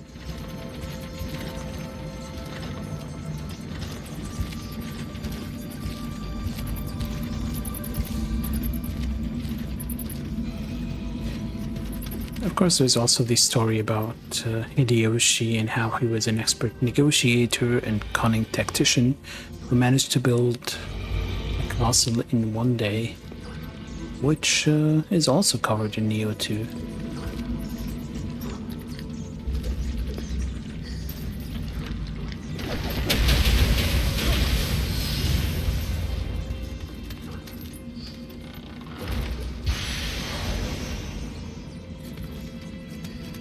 Right, so we spoke a lot about these guys, and I didn't really explain why Ieyasu is fighting against Mitsunari.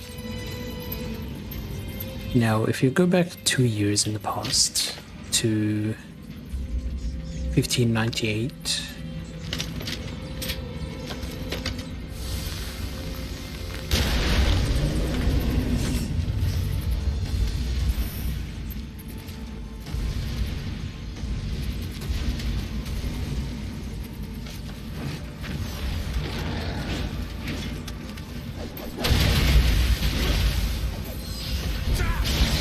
I didn't really need to blind him. It was kind of a precaution. In 1598, Hideyoshi, before he died, appointed a council of 5 people. And the reason he appointed them is his son was a little too young. If he came of age anytime soon, and he wouldn't be able to rule at his age.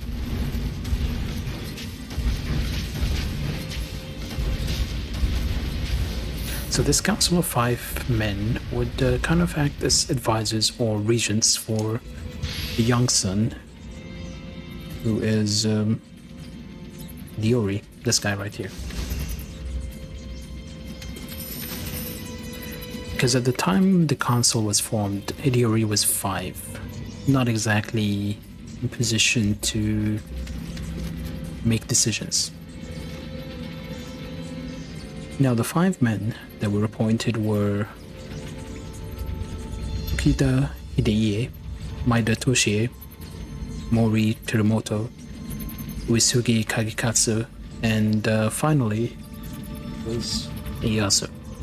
These were the 5 council members. Eventually Hideyoshi would be freed from this mortal coil, and out of all these 5, Maeda Toshie was the closest to Hideyori. Hideyori would even call him uncle. Actually, no, not uncle, he'd call him grandpa. Toshie was old enough, and after him, Ieyasu would be the second oldest. Mitsunari, on the other hand, was a very ambitious bureaucrat and always had conflicts with Ieyasu, even when Hideyoshi was still alive. And to be perfectly honest, Ieyasu had no intention of ever letting Hideyori rule, because he wanted everything for himself. How am I going to handle this?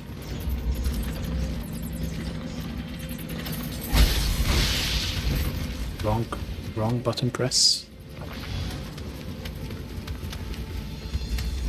Sorry, sir.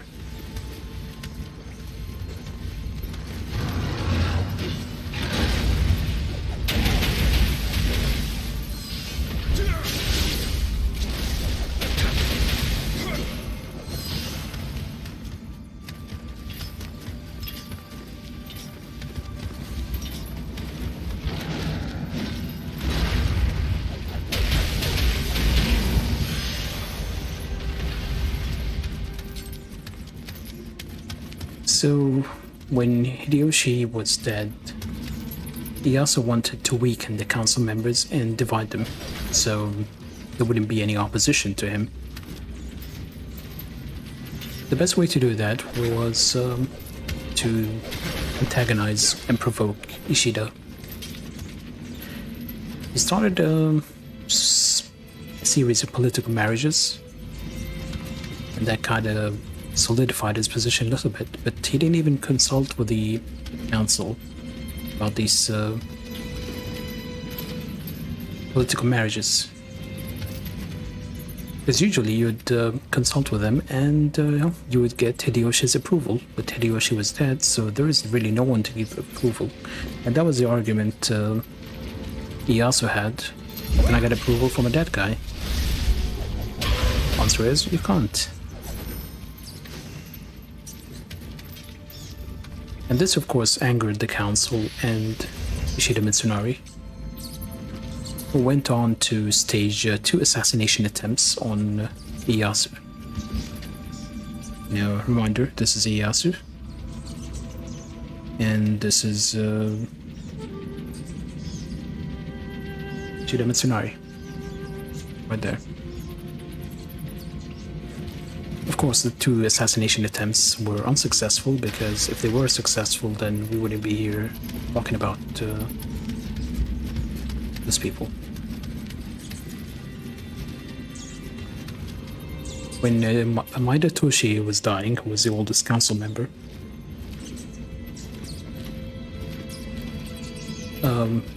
he also took the chance to return the favor to Mitsunari. That was by trying to have him assassinated.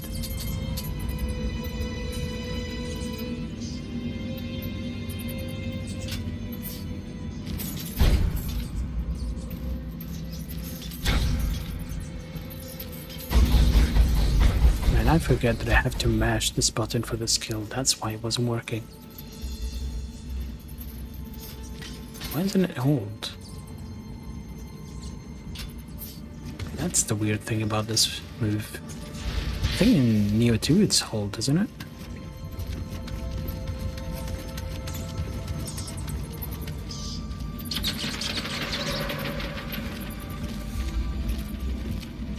I will probably die.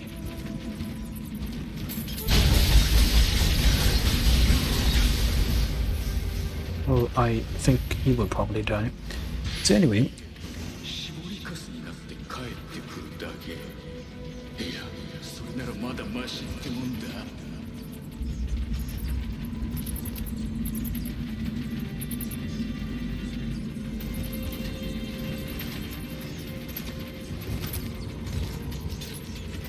he also tries to assassinate Mitsunari.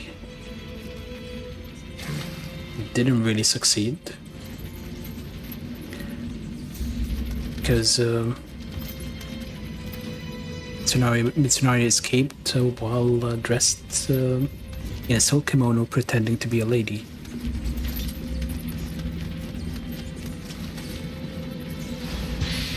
But the most funny thing about this is he actually sought protection with the very same man who tried to assassinate him, Ieyasu.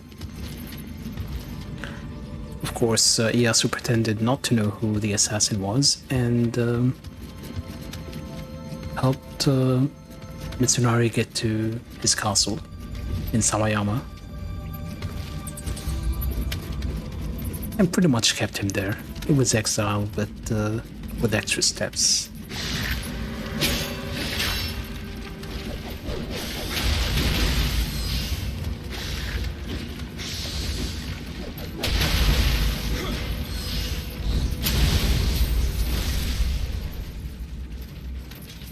Now, both of them, openly antagonizing each other, decided to gather other daimyos to their aid.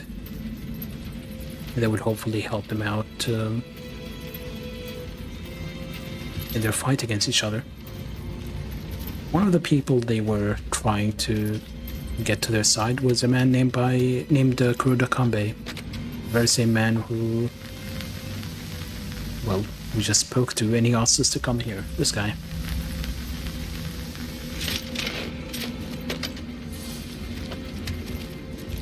And that's how we went full circle to explaining who this guy is and why we're interested in him.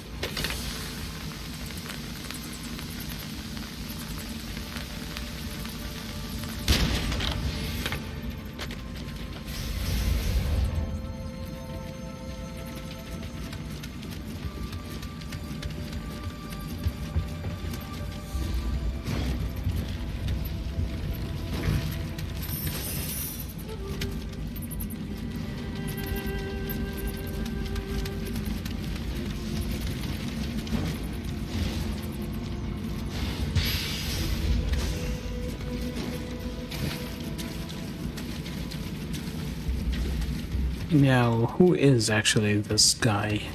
I would have to explain that as well. Why would they even care about him in the first place?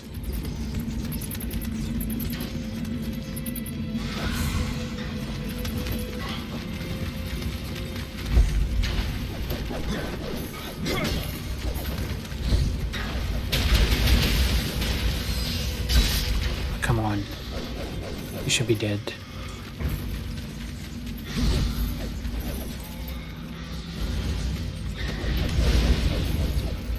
Well, he escaped. I forgot they can escape. I'm not really used to this weapon either. It's not really my weapon.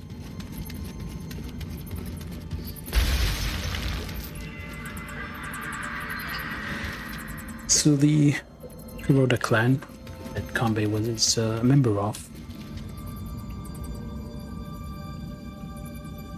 has a clan crest, which is this one.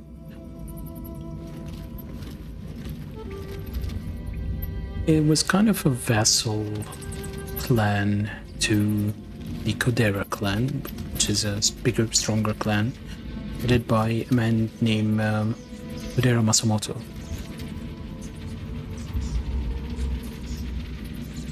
Now, Kuroda Mototaku, who was the head of the Kuroda clan, was really valued by his daimyo, the Kodera. And that daimyo valued him so much he allowed him to marry his own daughter. This led the Kuroda to be appointed as deputy governors of the Himeji Castle, the castle they... I'm pretty sure I have a picture of it, do I? This castle. Here we go. That's a Himeji Castle that the Kuroda were in charge of. And in 1567, Kuroda Mototaku retired, and his son Kuroda Kanbei, who is the man we were talking about here, took over the Kuroda clan. He was said to be quite a smart strategist. And in 1576, he realized that Oda Nobunaga had the potential to be someone important, something big. So he spoke with his daimyo, the Kodera clan,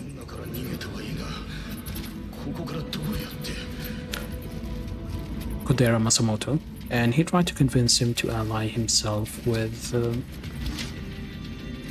Nobunaga.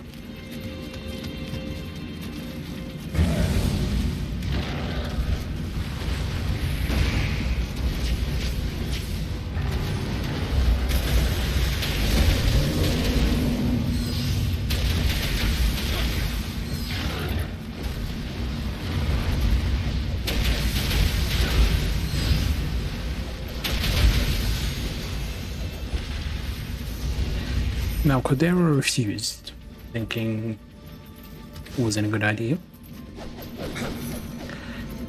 And because Kuroda Kanbei was so convinced of his plan, he went behind his daimyo and allied himself with Nobunaga.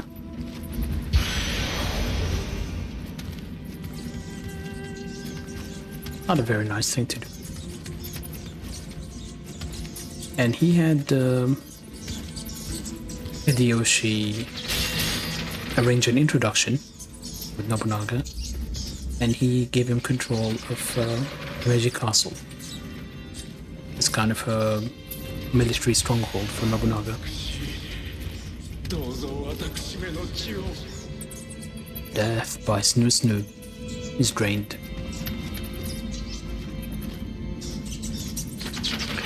Now Nobunaga agreed for Kanbei to team up with him, but he had a condition, as usual. Kanbei's 10-year-old son would be taken as hostage, and Nobunaga would allow the son to even take the character's Naga in his name. And this is how we end up with Nagamasa right there. The guy we are rescuing in this mission. Now Himeji Castle would go on to be used by Hideyoshi as kind of a stronghold when they were fighting over the Shogoki region.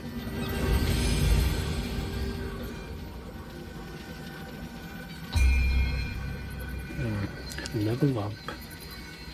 Should we do...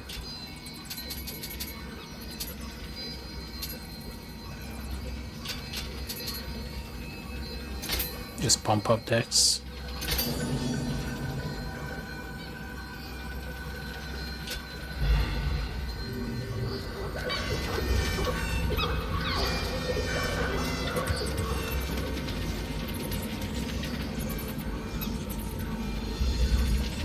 Now this alliance wasn't really smooth sailing because there was a bit of a crisis in Nobunaga's ranks. At the time, Nobunaga feared a group of monks,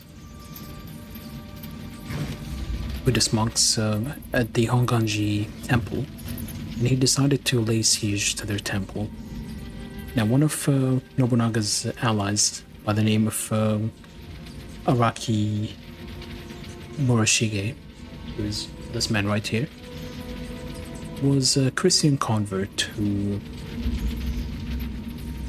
in his province, was the Honganji temple. And it was said he felt sorry for the monks, and he started supplying them with rice, and even ended up prolonging the conflict because of that. Now, a lot of stories exist about this event and different versions of it, but one story says Nobunaga told Araki to offer his own mother as a hostage to guarantee his loyalty, and Araki, of course, refused. And there's another story that says he summoned him for a meeting, but Araki was so scared he decided to join the Honganji and the Mori clan, or Nobunaga's enemy. Kanbei was panicking, and he decided to go and talk Araki down, this guy. Araki seized him, imprisoned him, and that might have actually been arranged by the Kodera clan, Kodera Mototako, the daimyo, because he wasn't happy that Kanbei went behind Nobunaga and went behind his back and allied with Nobunaga. And they were about to kill Kanbei, but Araki stood in the way. Why? Because Kanbei was also Christian, and he didn't want to kill another Christian guy. But what happened was Hideyoshi attacked the castle and eventually freed Kanbei. But Kanbei ended up injuring his leg, maybe because of an escape attempt or because his confinement was so limited in movement. But anyway, the result was one of his legs was injured permanently, and one of his eyes was blinded permanently as well. And his friendship with Hideyoshi after he got freed continued, and he continued to serve him, but he wasn't selected for the Council of Five for some strange reason. And that might have been because of Mitsunari's complaining. Because at one time he went to see Nagamasa, and Nagamasa was playing Go and didn't really want to meet him, or whatever, I don't know. Little stories here and there.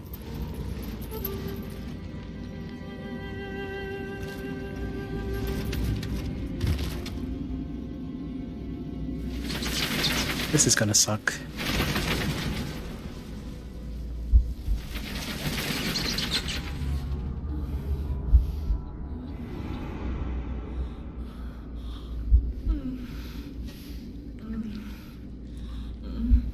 Oh no, it's a kimono.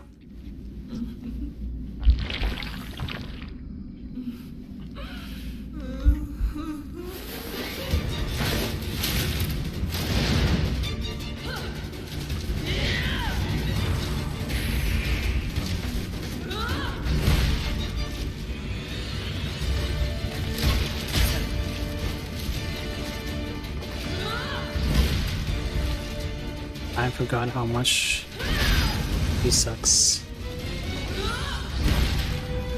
Yeah, I need to change my gear a little bit.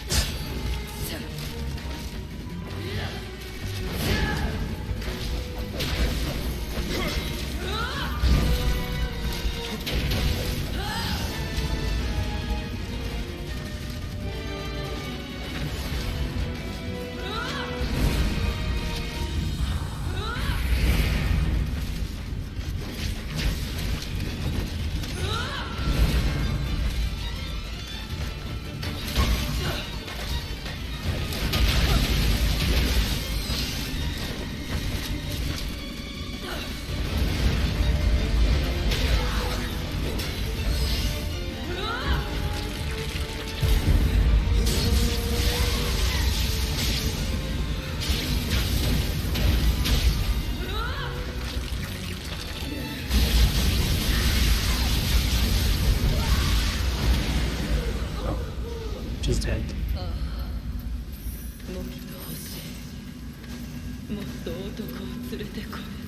I forgot. And actually, she's enemies. Okay, we was talking about Roda Kanbei, and just another little fact. Later in his life, he was baptized, and he had the name of Dom Simeao. But at the time, Hideyoshi was very fearful of the power of the Jesuits and expelled a lot of missionaries and ordered his Christian samurais to abandon their faith. So Kanbei decided to abandon his Christian faith, and he started wearing monk clothing, and he called himself Josui, which is pretty much Joshua if you want to think about it. So much for abandoning it. As for his son Nagamasa, his real main accomplishment is being part of Hideyoshi's campaign in the Kyushu region, and the campaign in the invasion of Korea, which was unsuccessful. The yokai we just fought is Hino Enma, and it's kind of meant to be a wicked female yokai who entices young men, mainly monks, before killing them. And they said they would feed on your virility and lifeblood, making you weaker and weaker, which is why there were corpses here that looked like they were sucked dry. Originally, probably the story started with the Buddhists trying to tell the monks not to approach women, and the danger of women and sex. And her name is literally like lying demon of fate, but it could also be split up as fiery Enma, Hino Enma, with an Enma being the king of hell. There is also the reference to the Year of the Horse, the Year of the Fire Horse, which happens every 60 years or so. I think the last one was in 66. So the next one will be 2027, I think. And it's said that women born in that year would ruin their husbands or whatever. You know, some stuff like that. And there's a story from 1666 about a woman by the name of Yaoya Ushichi. And she saw a great fire, and during the great fire she saw a temple page, and she fell in love with him at first sight.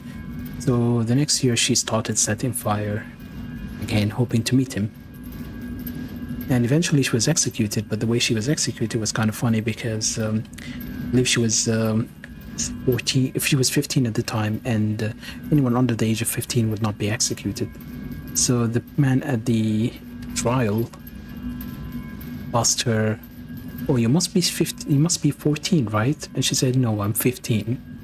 He said, "No, you must be 14, right?" She said, "No, I am 15. And at that point, the guy just gave up and they had her executed. And that's what you get for being stupid.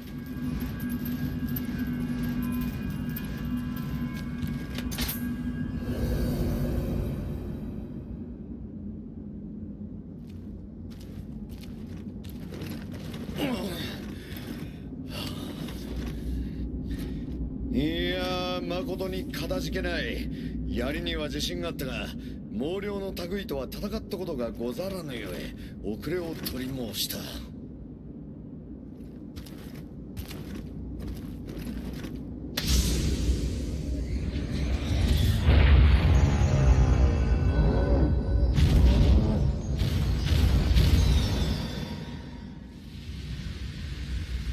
長く続く戦乱がゆえ、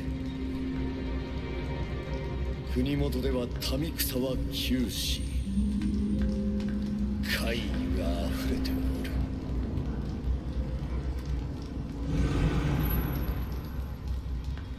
間もなく石田徳川の間で天下を二分する戦が起きるである。民のため、この戦を天下太平への戦、最後の戦とせねばなるまい。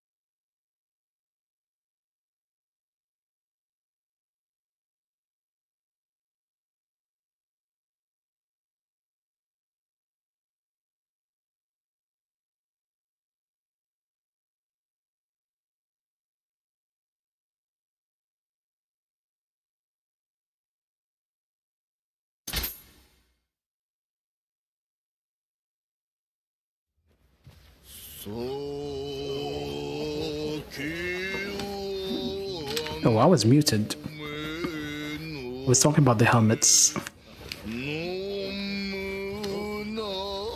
Kanbei's upside down bowl and Rhoda Kanbei's lectern looking helmet. たく、あの数勘定しかできぬ石田のせいで、父上は天下より引き離されたのじゃ。Yeah, the helmet is a reference to Minamoto's battle, climbing a steep cliff. 長政、控えぬか。客人がおられる。You can see his right eye has a mark around it because he's blind in one eye, like I said.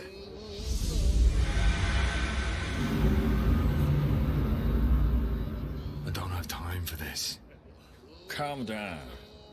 Everything has been taken care of.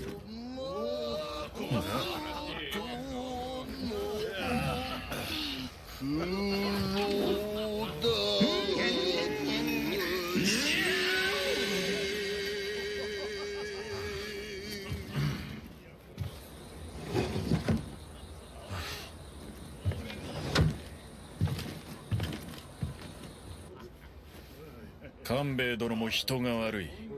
妖怪が仕業と分かっておりましたな。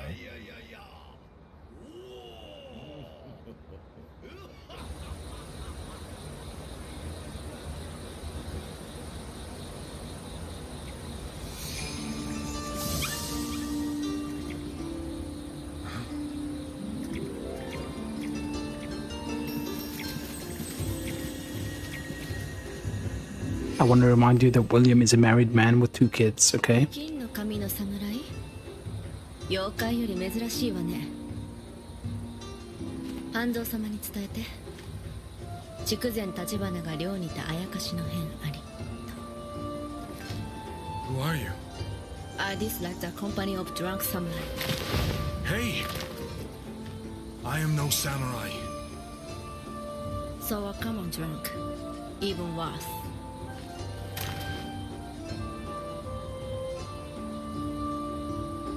And he didn't ask for your company, he just said, who are you? Stop flattering yourself.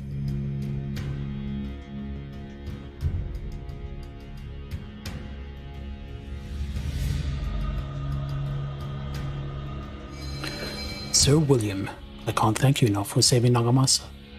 You have my utmost gratitude. That said, though my fellow countrymen and I have some similar familiarity with foreign names, I'm afraid I cannot help but find yours difficult to pronounce. Might I suggest calling yourself Anjin from now on? It means pilot in Japanese, fitting for a seafarer such as yourself. I'm sure those of this land will find that easier to understand. Ominous cavern.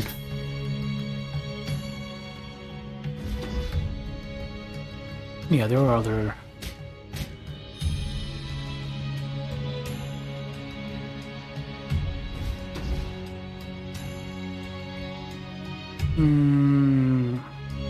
There's another side quest here that I wanted to do, but...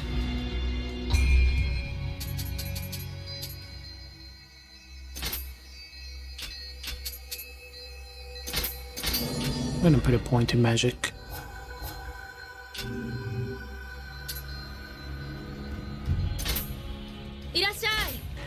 Why is sell first and not buy? I'm just gonna keep mentioning it till they fix it.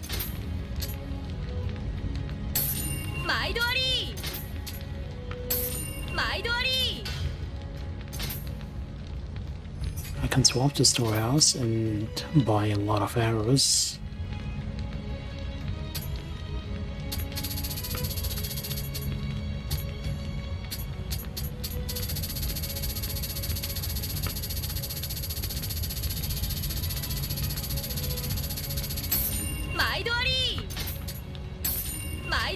Now I'm broke.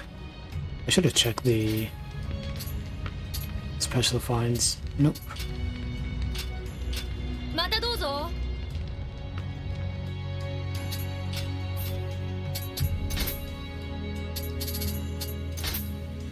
Legendary strategist. A refined hood woven from white silk. It is not only elegant and strong, but is also said to harbor great spiritual power. This clothing is modeled after that of a famous strategist and was worn by Kuroda Kanbei when he served Toyotomi Hideyoshi and his strategist. That's why in this illustration is wearing it.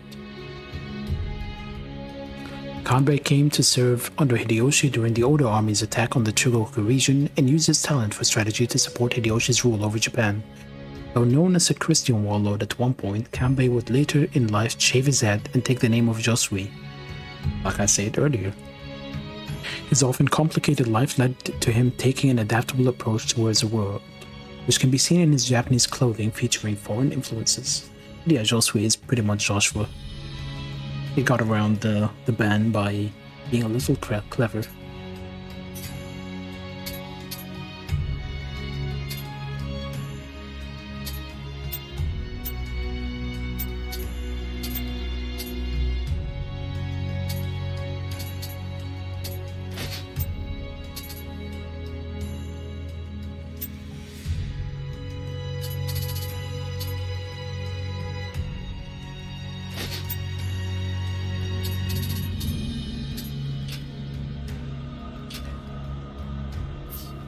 Okay, I'm gonna do this quest really quickly. But yeah, he's not wearing his typical helmet here. Sir Anjin, I have a rather embarrassing request. The famed sword Heshikiri Hasebe, treasure of the Kuroda clan, has gone missing. I recall feeling a fumbling in my waist while I was grappling with that demonic harlot in the cave. She didn't have it. Must have been some other demon. I beg of you, please find the sword and return it to me.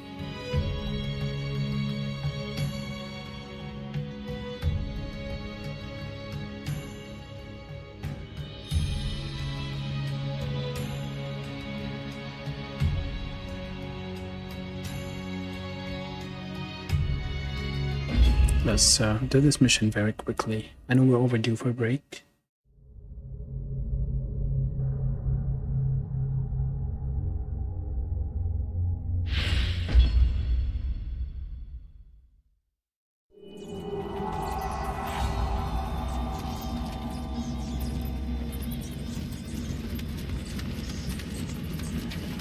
Our goal is this.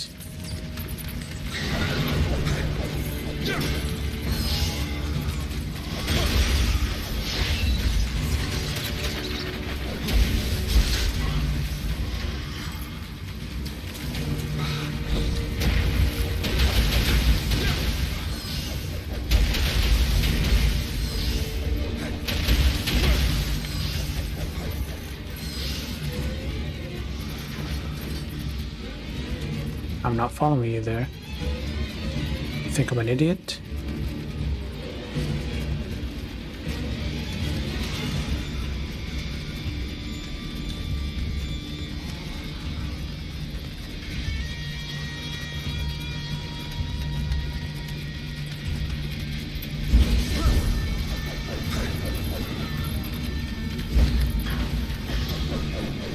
I hate this guy.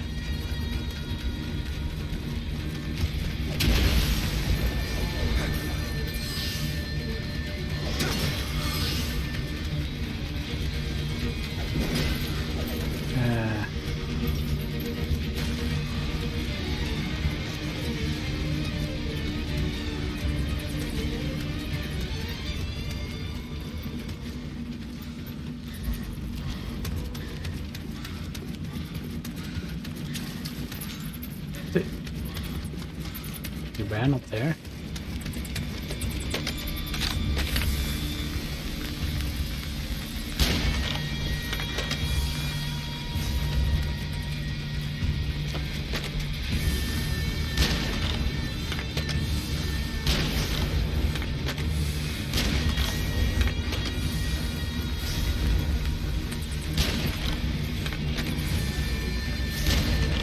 I can do this all day.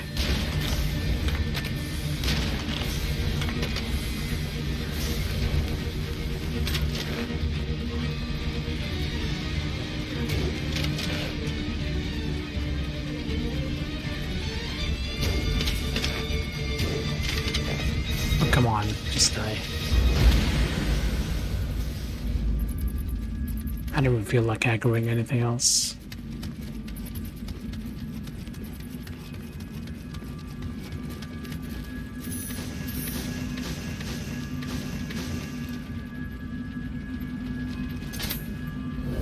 I think this unlocks the side mission I care about.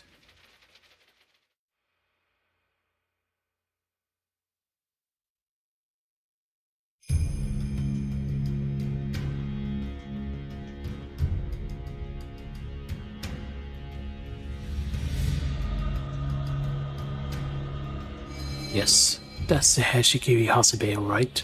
Treasure of the Kuroda, bestowed upon my father by Lord Nobunaga himself. How could I ever have faced my father again if I had lost it? My deepest gratitude, Sir Anjin. Oh, don't tell my father, okay? That is the quest I want. Kanbei and the Overlord. Let's do this one and then we're gonna take a break. Sir Anjin, could I ask you to search for the sword Hashikiri Hasebe, treasure of the clan? He entrusted it to that oaf Nagamasa, but he just came to me wailing that he had lost it again. I believe you already found it for him once. The fool probably dropped it in the cave during that fight with the yokai. I would ask you to come to the clan's aid and retrieve the sword once more. Rumor has it that around the time the sword was lost, dead warriors began to roam the cave. Be on your guard. But let's level up first.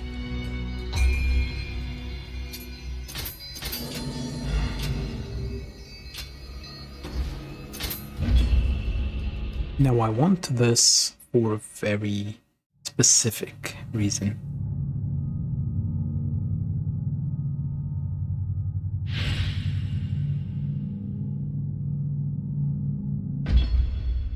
It's a side mission, but there is a historical bit that is important.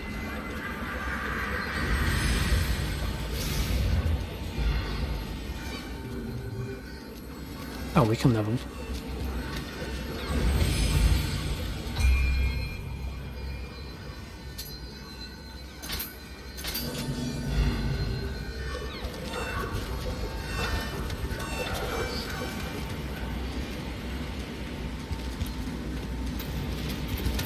And you can hear the music there.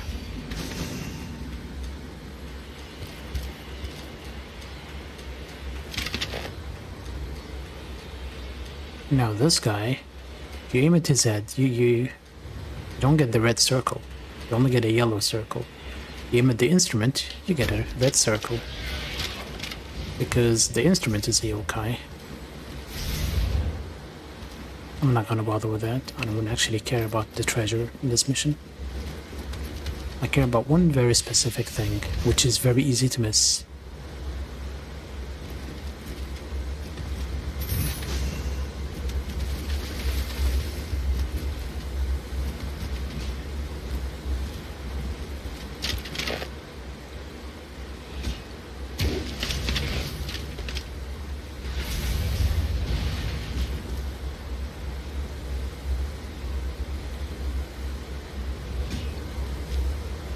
Sir.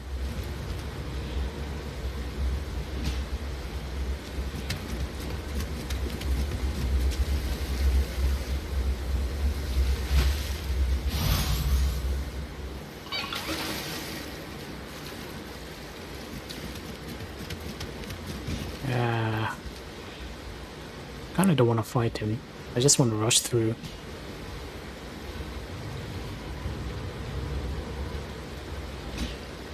Turn around.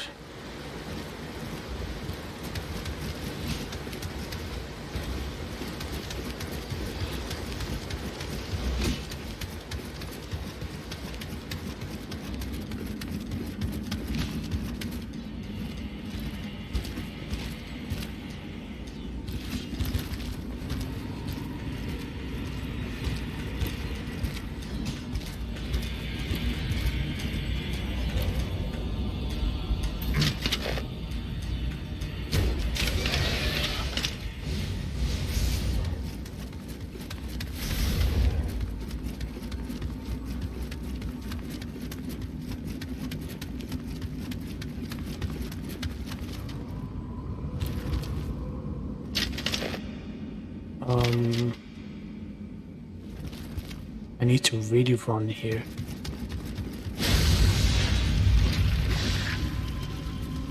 Okay.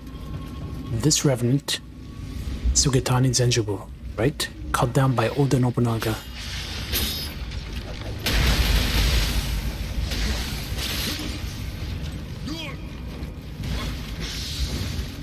Which is strange, because Nobunaga is not here.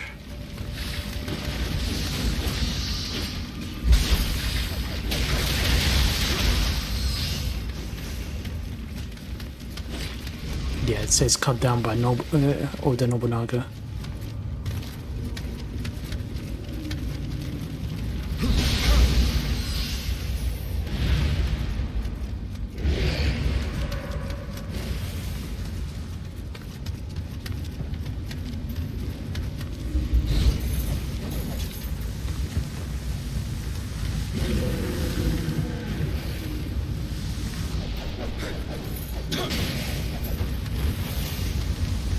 Let's die.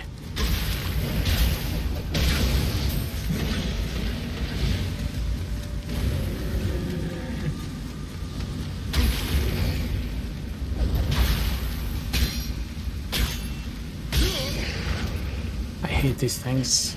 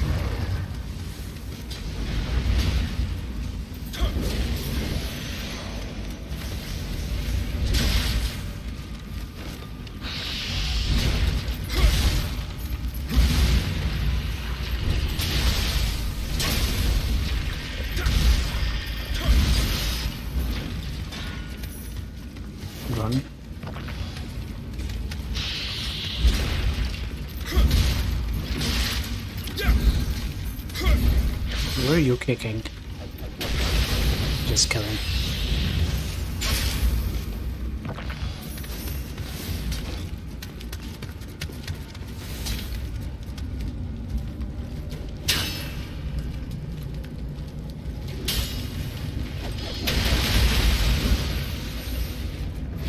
Now the reason I was rushing, this guy spawns.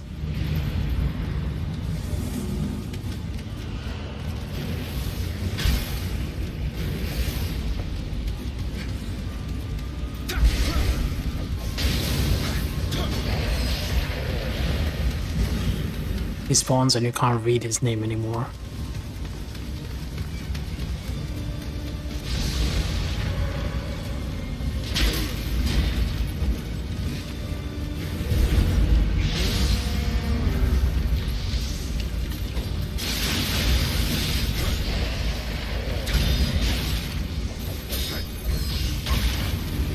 I can't see shit.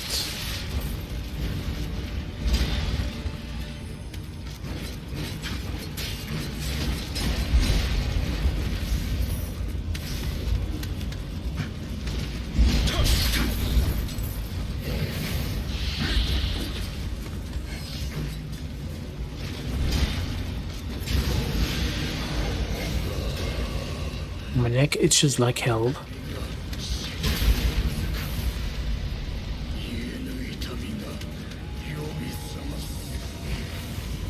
My neck itches like hell and my old ones are starting to itch. Why is he saying that?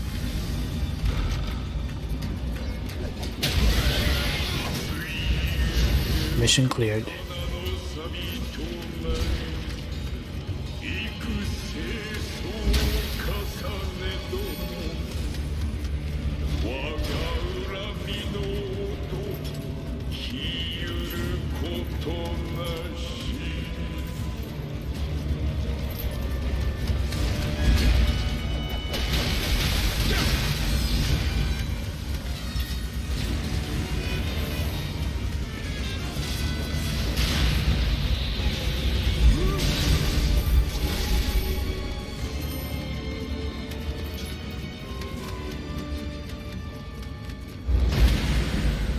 There we go.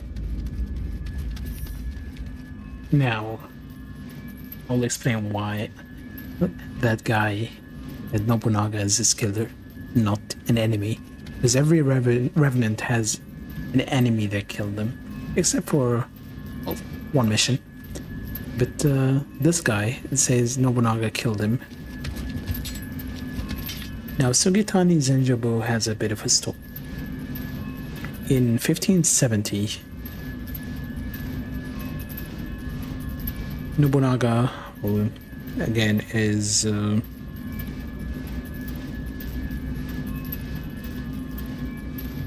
this guy, was fighting another warlord yet again, a warlord by the name of Rokako Yoshitaka. It was not really relevant to the story. Now, Yoshitaka decided to play nice and hired an assassin from Oga, a shinobi, ninja. The shinobi decided to wait for Nobunaga at the Chugasa Pass between Omi and Mino, where he hid in some foliage. What he did was he waited until Nobunaga was in range,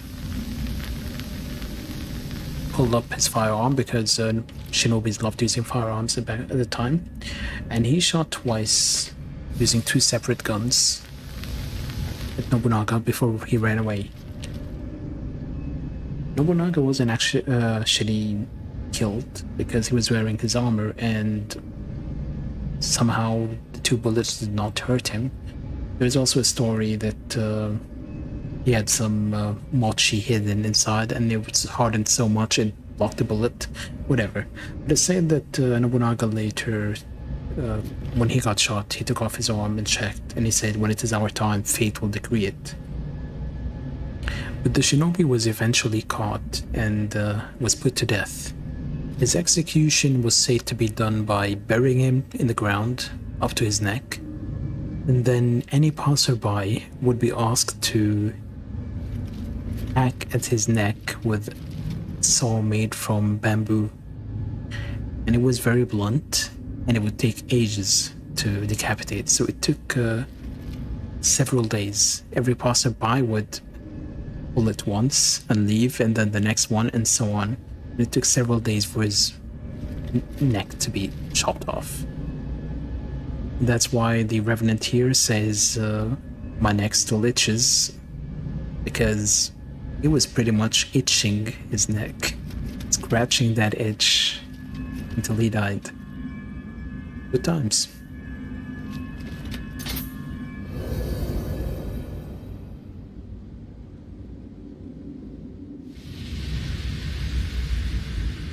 七郎に幽閉されし頃より20年余りか。慈悲なく6万を虐殺した織田信長。膨れし欲望を御しきれなかった太閤秀吉。棟梁たる者、なぜ皆断りを外れるのか。次は三成殿か家康殿か。いっそいや、わしは追い先短い。天下の是非を見極めるは長政。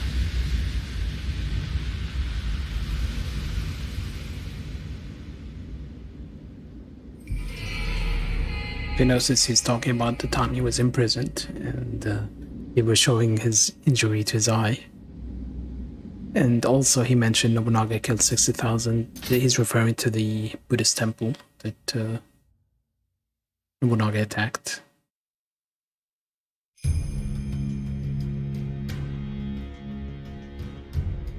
But yeah, a lot of people don't notice that Revenant, because most people be busy fighting and they wouldn't read the Revenant, and they wouldn't notice that Nobunaga is the one who killed him. And also, if you are online, there'll be many more Revenants, and they will continuously spawn, and that mission can be a pain online. So a yokai like a monk was wailing and holding Heshikiri Hasebe? I don't know how to interpret that, but perhaps the sword is a greater responsibility the weak Kuroda can bear. Here, take it with you. If you will pardon my presumption in making the offer, this is the Kuroda clan's finest treasure. Use it well. Hashikiri Hasebe. And if we look at equipment, a sword forged by Hasebe Kunishige, one of the 10 apprentices of Sagami Province's legendary swordsmith Masamune. One story goes that Hashikiri Hasebe was used to kill a criminal who was hiding under some shelves. Both wood and man were sliced clean in two by the weight of the blade alone, earning it a reputation for extraordinary sharpness. Said to be Oda Nobunaga's favorite sword, it was presented to Toyotomi Hideyoshi by Nobunaga himself. When Hideyoshi, accompanied by Kuroda Kanbei, went for his first audience with the great shogun. You see, it's really odd because Nobunaga was never shogun. This is an error.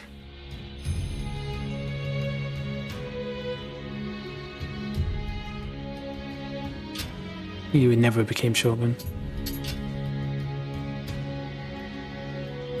Alright, that's one mission done in almost 3 hours.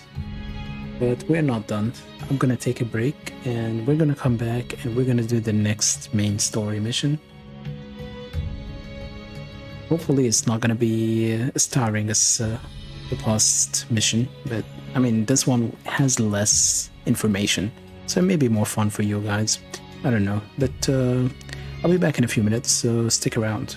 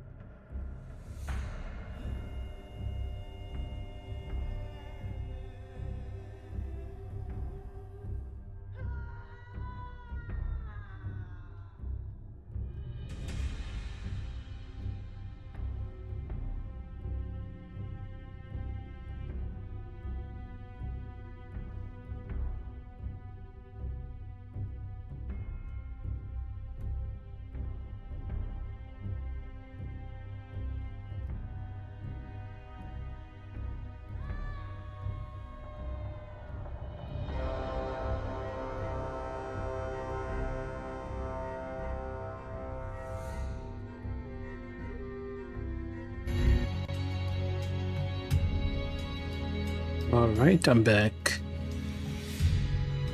Ugh. My throat is getting tired. And my connection needs to be replugged. My controller. Alright. Skeleton warrior is a skeleton warrior dweller. The Biwa Boku Boku. This yokai is what you would call a Tsukumogami, which is a yokai that resides in tools used by people. And these are believed to come to life when you abandon a tool for so long. Legends say that this yokai, which is often depicted like this basically human with the head of a biwa, would sit in a room at night singing and lamenting their abandonment by their owners. I like its design in this game actually, because if you look at it, the man is actually dead, and the instrument, the biwa, is the one with arms and is holding the man's hands and making him play. And down there are teeth in the biwa itself. And that's why when you target the guy's head, it doesn't show us a critical point. Or when you target the instrument, it shows us a critical point. It's a fun design, I think. But yeah, teeth, and then there's a nose, 2 eyes. Yeah. Kappa. I didn't write a lot about Kappa and the other stuff. I should probably do that. This one is... I'll leave it until the next mission.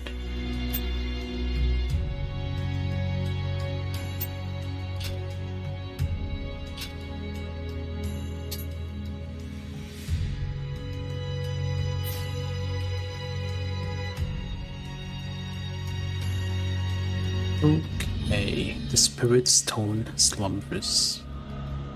This mission is a little interesting because it's a real location. Did we get any new weapons? Nope.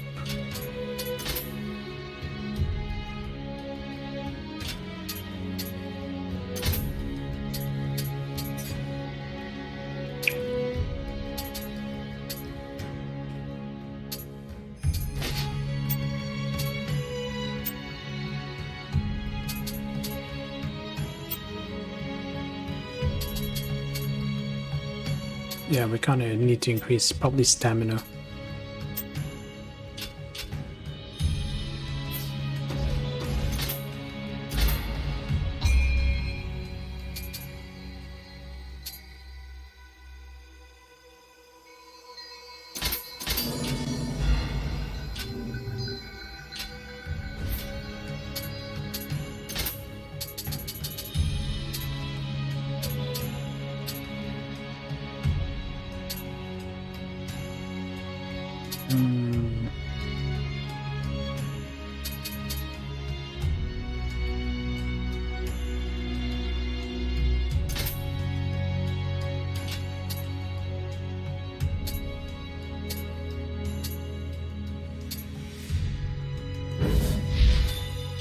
There we go.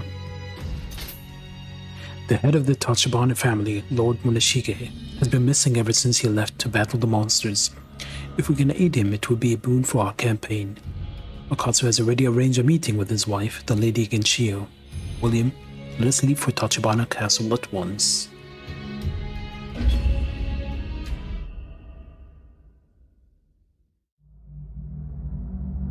The Zaifuten Mangu shrine was originally erected to bless Sate, an enraged spirit hell-bent on revenge. But that was long ago, and now its halls have been invaded by lawless rogues and ferocious yokai. Rumors abound of a particularly unsettling cry emanating from the vicinity at night.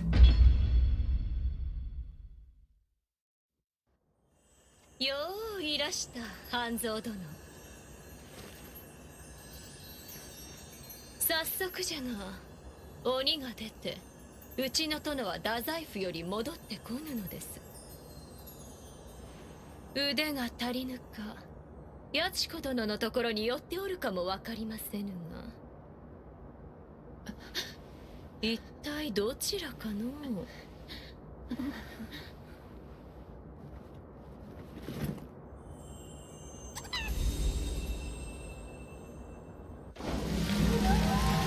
May 1600, the Zaifu.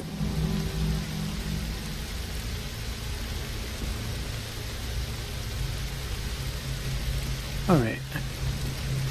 Can we leave? No, it's not a nice shrine. Now, this is a real life location, which is good because none of the locations earlier, which so far have been real locations that we can go to.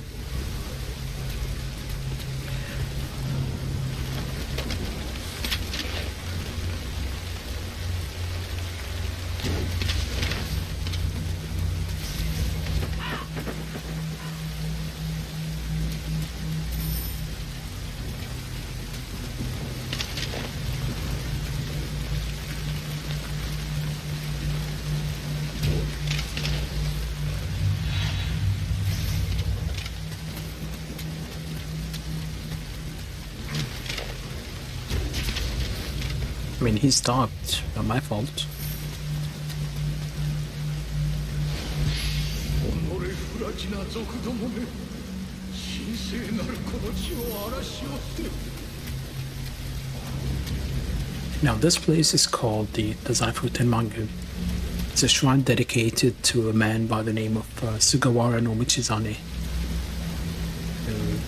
Here is an illustration of him. And he was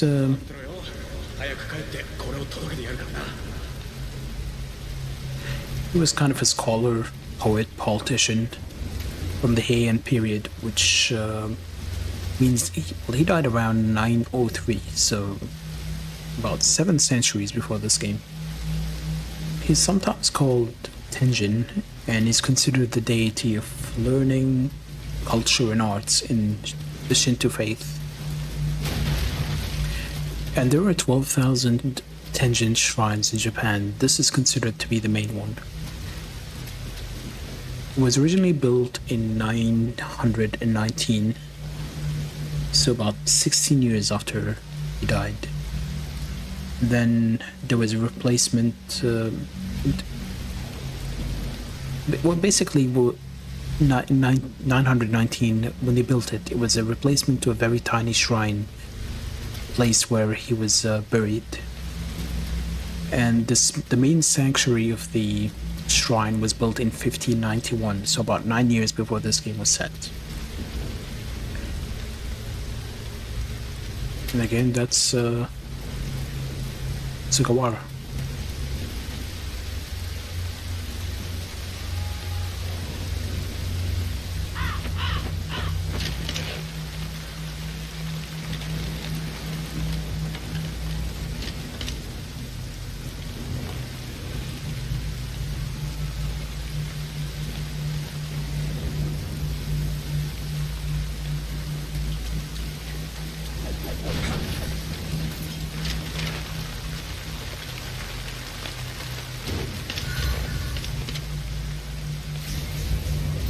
Sugawara was born in 845, and he was born into a family of scholars who had a history of service to the emperors of Japan.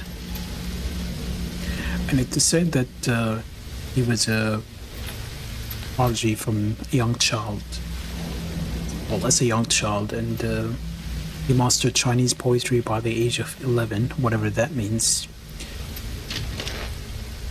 And by the age of 33, he became a professor of literature, which was the highest level he could reach. And it's a say that the Japanese method of adapting foreign influence in foreign cultures into Japan and maintaining the Japanese characteristic, sort of, was a tradition that started from him.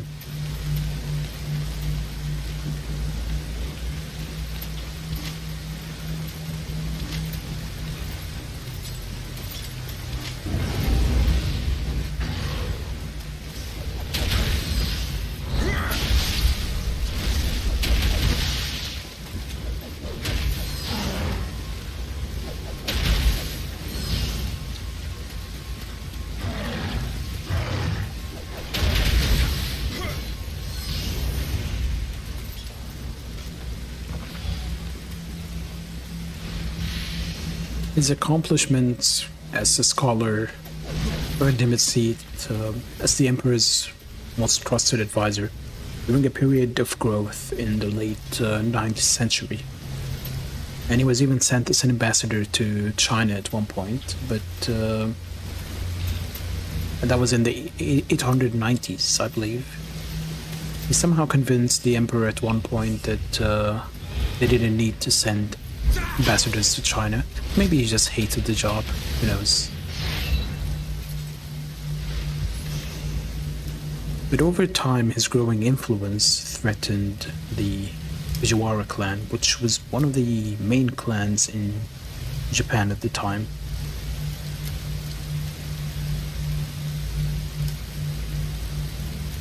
And they were more or less the main power in Japan, other than the Emperor. They said this all started when there was a conflict between the court representative of the Fujiwara clan, a man by the name of Fujiwara no Mototsune, who is this guy right here, and Emperor Uda, who is this one. And the conflict was around Fujiwara's official role in court.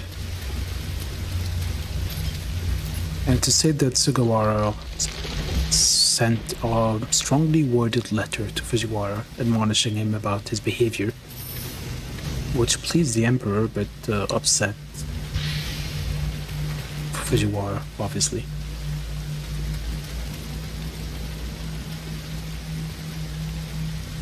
And when the Emperor Uda, this one, abdicated the throne in 897, he named both Sugawara and Fujiwara as advisors to his son.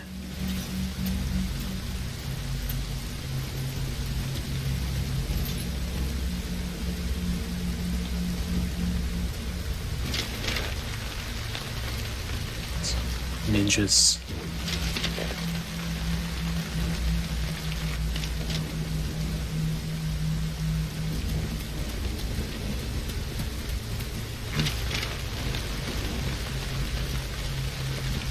More ninjas. Go ninja, go ninja, go.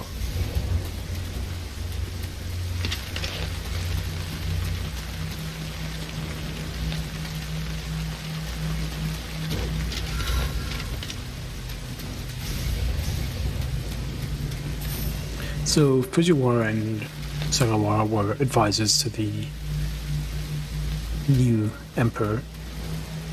But Fujiwara accused him of abusing his power and plotting a rebellion against the emperor. And that basically led to his demotion and eventual banishment to the Zaifu, this area. And then he died in 903.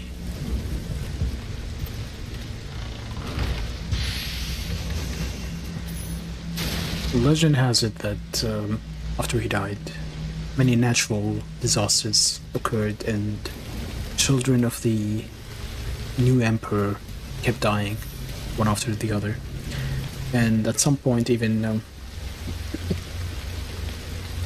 lightning was striking the house. And because there was a whole heaven mandate where they're thinking the emperor was appointed by the heavens. 東和の帝と呼ばれ栄華を極めたこの地も今やひどいありさま。先の領主高影の時世には多少再建がなされたようじゃが。Lord Takakage rebuilt it a little. 1591 is what I mentioned earlier. But yeah, because they thought the emperor was appointed by the heavens, it meant that the heavens were not pleased with what the emperor is doing. So they thought, hey, this is a sign the emperor made a mistake banishing Sugawara. And his title was restored posthumously, and every record of his exile and banishment was deleted. So there isn't a lot of information about what happened and why exactly he was banished.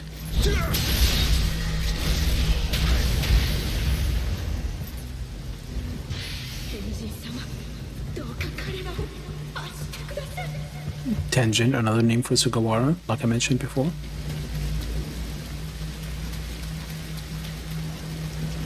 But let's retrace our steps a little.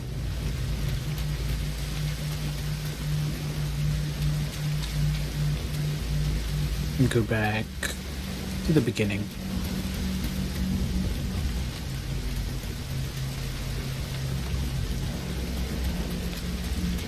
Let's look at the map of this place now, shall we?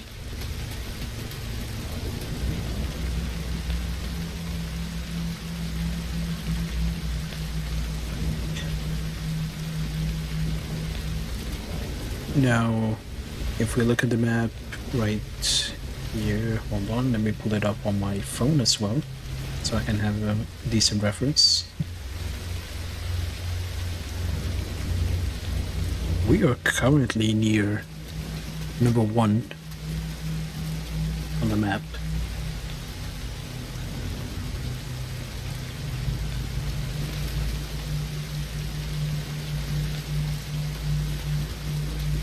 There is a path here to the left of number 1, and the gate over here hasn't been built yet. Now these gates, which we can see one right here, are Torii gates. No gate here, but there is a gate here, different from the map. Number 1 wasn't there yet, I guess. But the Torii gates are meant to separate the sacred from the profane, and currently there is about 4 of them in the temple ground. And this one, I believe it's 700 years old, this one right here, just before the bridges. And you can see a picture of them at the moment. They look kind of different, don't they?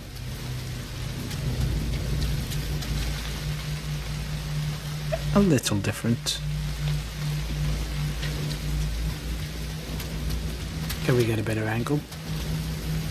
There we go. Some differences.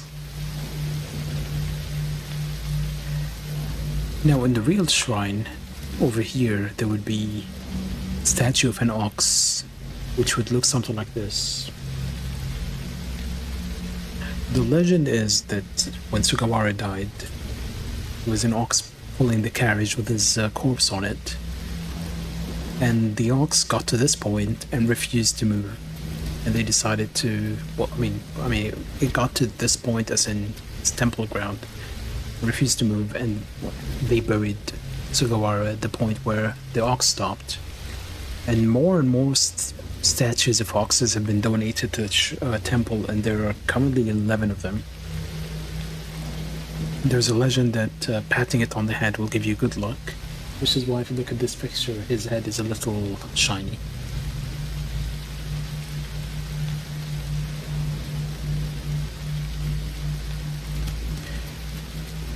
Fun little thing, these lanterns are called Toro. They're traditional lanterns made of stone, wood, or metal. In this case it'd be stone, I believe. It's stone, not metal. And they originated in China, but There are actually more in Japan than China at the moment. And they were only used for Buddhist temples in the past, but around the Heian period, which was between 794 and 1185, we started using them in Shinto shrines or even at homes. There are two types, hanging ones and standing ones. The hanging ones are called Suridoro and the platform ones are Daidoro. And they represent the 5 elements of Buddhist cosmology: earth, fire, air, and void or spirit, and water, obviously. And there are multiple segments to them representing that the body would go back to its elemental form after death. After this, we have the bridges. Now, there are 3 bridges called Taikobashi. The pond here is named Shinji Ike. These bridges actually represent the past, present, and future. And if you look at the real world ones, you can see the middle one is actually not curved, it's flat. Now this is meant to signify that when you're in the present, you can't see past the future and there is nothing before the past, so you can't look to the future, really. But in this game, the middle one is not flat, which I'm not sure if it's a mistake or historically it wasn't flat, I'm not too sure. But crossing the water is meant to be, well, water in general is meant to be for purification. So you're crossing the water and purifying yourself, entering the sacred realm after the Torii gates.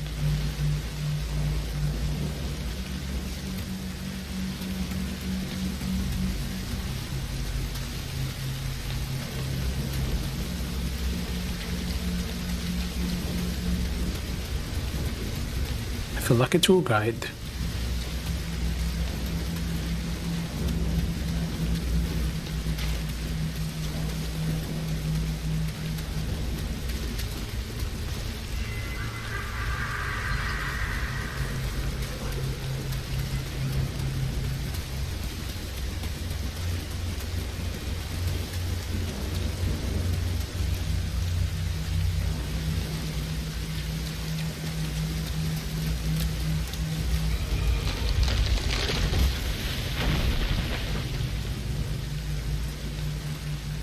Yeah, this guy's meant to ambush you if you come from the other side. What the heck was that? Why was I was trying to backstab him, but it wasn't really a backstab. There's an interesting level of attention to detail here because you can see these 2 structures are also on the map here, to the right of the bridges. It's a nice little attention to detail.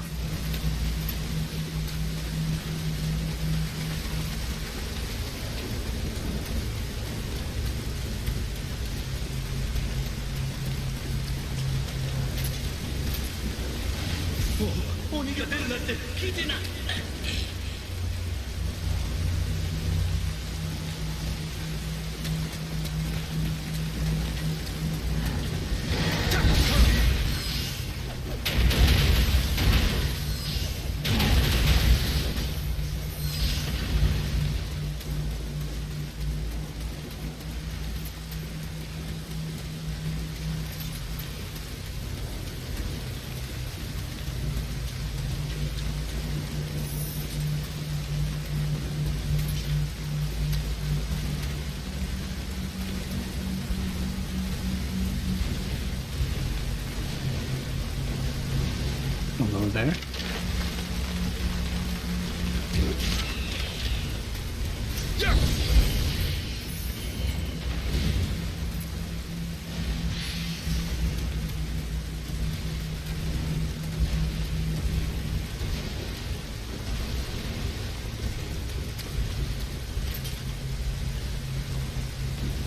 that guy can go, "Don't speak to me or my son ever again."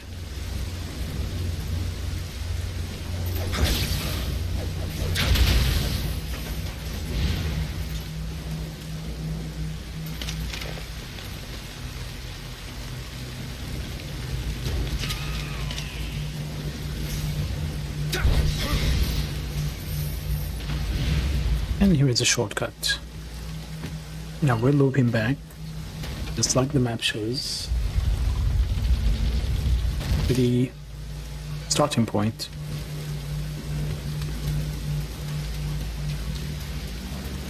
Trying to remember where the Kodama were in this mission.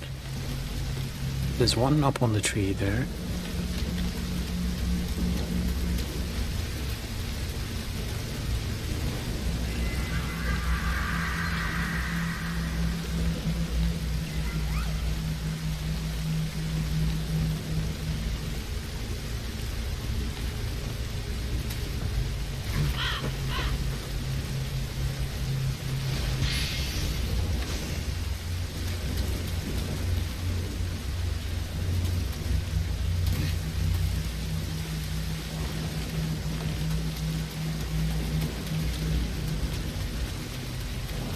I'm resting my throat a little bit before we press on.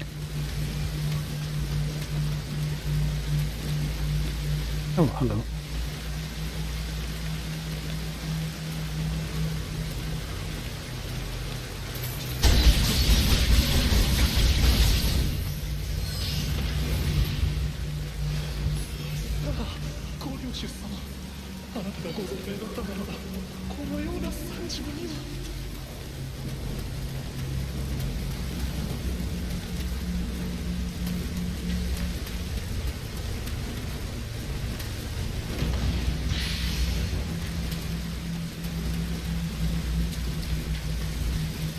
Oh yes, I remember there was a Kodama up there. Now if you look at the map here, there is a slight difference. Some of the buildings are not there. This one in particular. Now again, I don't really have a map of the older structures.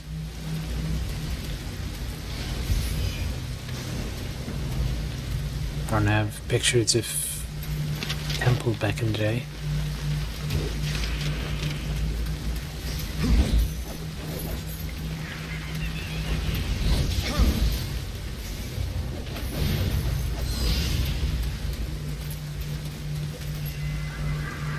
Yeah, I remember there's one behind that.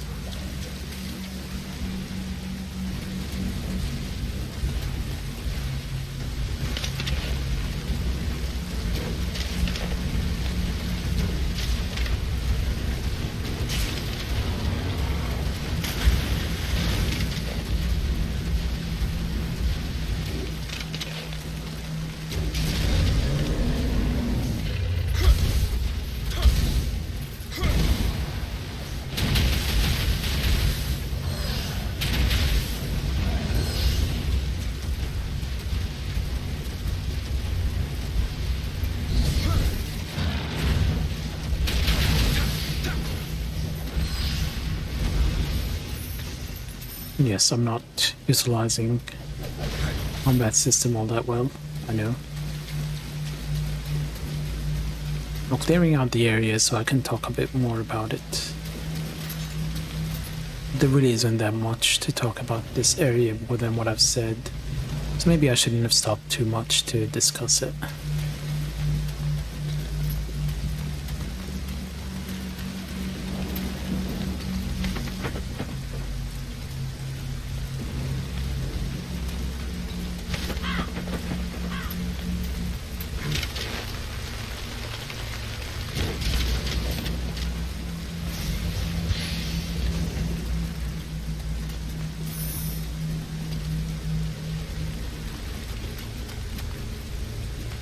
I'm sure there was a Kodama here, wasn't there? Or am I just imagining it?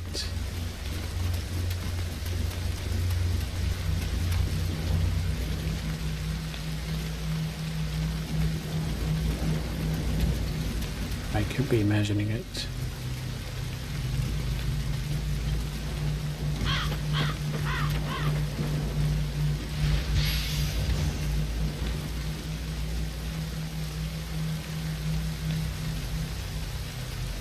Whatever.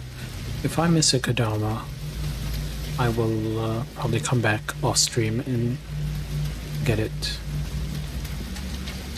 Run through everything, and I'm not gonna linger too much looking for them.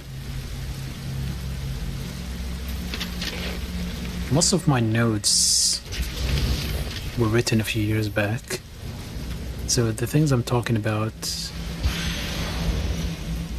are things I checked in game years ago, so they're not really fresh in my memory, and that is a mistake. Okay, you can also see a little bit on the left there. That's where we are at the moment. We made it all the way to the left side.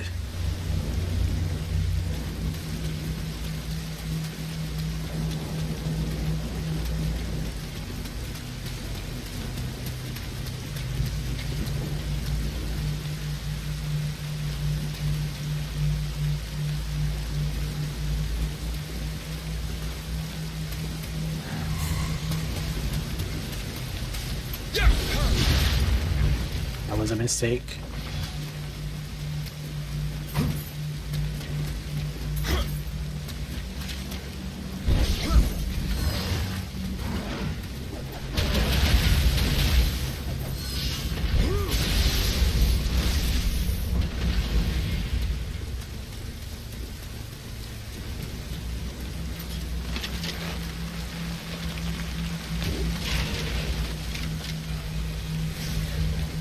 I still somehow remember the enemy positions.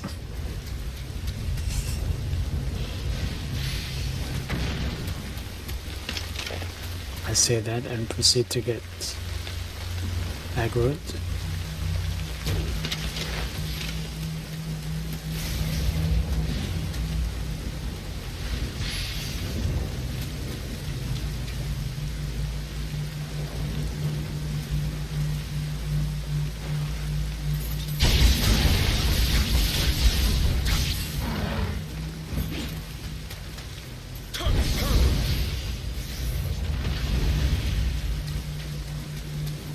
Map cleared.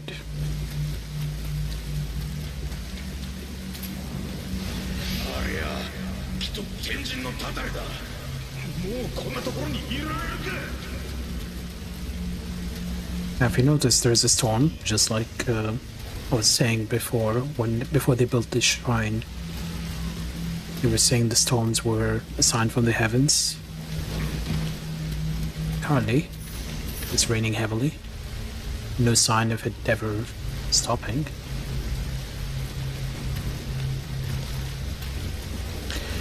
Alright, one other feature I wanted to talk about in this location is these things.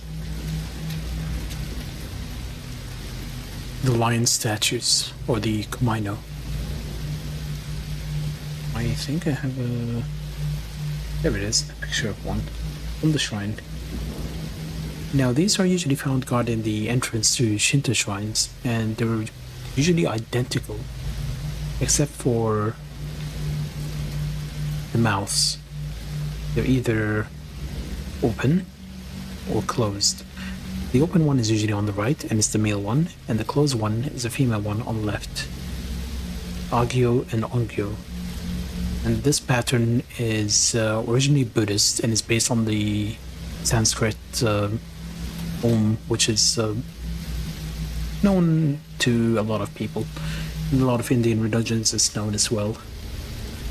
And in this shrine there are 4 pairs, and there's one pair made of white marble, like the one you see in the picture, and has black eyes, and this one is at the very heart of the shrine.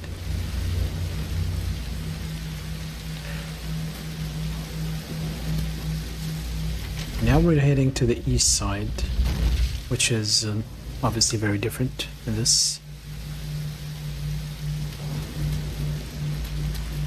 But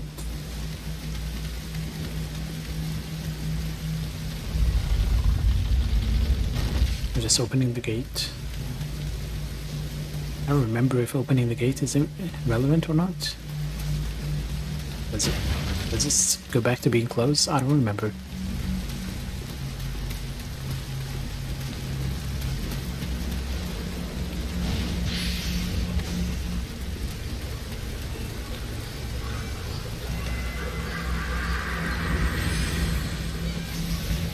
And now we can level up.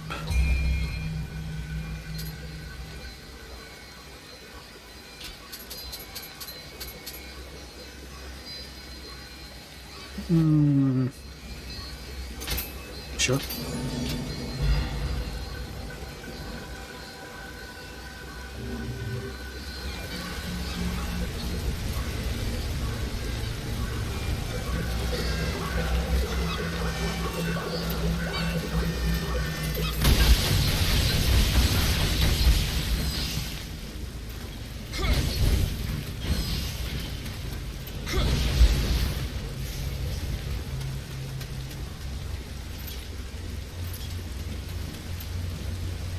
Yeah, these statues, you can't even lock onto them.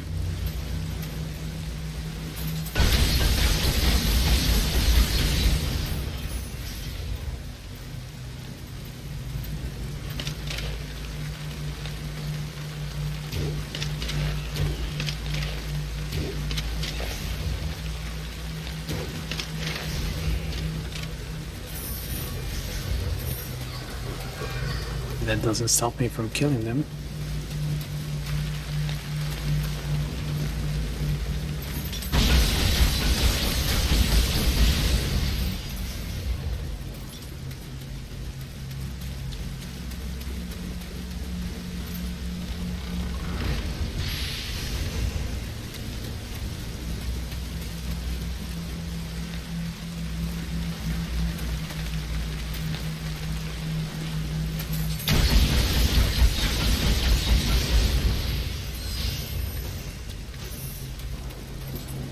We're good. We're good.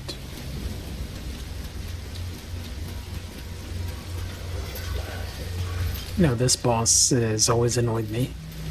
Automania. Is there a Kodama here? Why do I remember like there was a Kodama here? Probably just my memory playing tricks on me.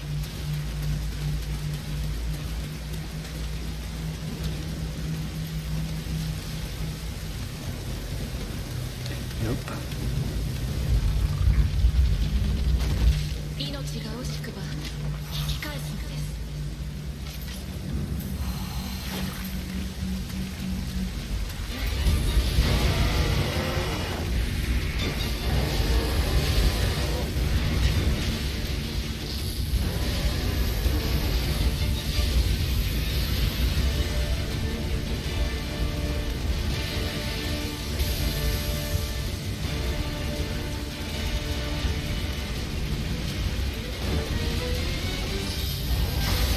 Oh, come on, I dodged that one.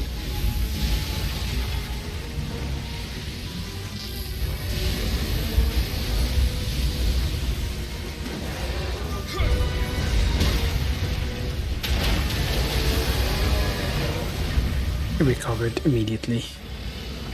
It was too far to capitalize on the key.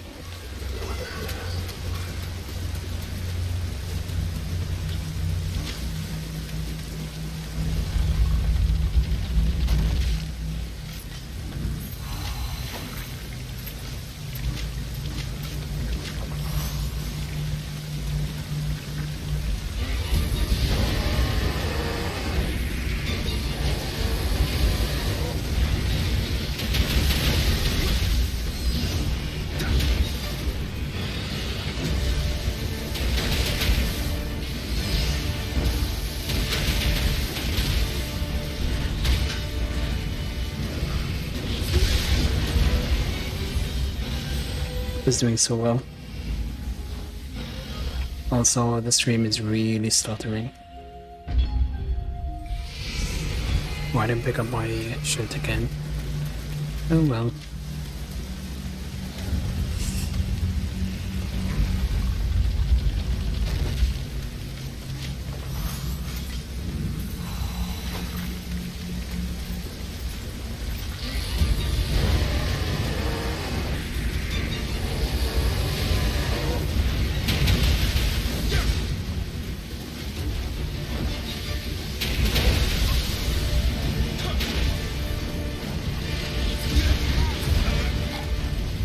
Yeah, I'm sure he pulsed that one.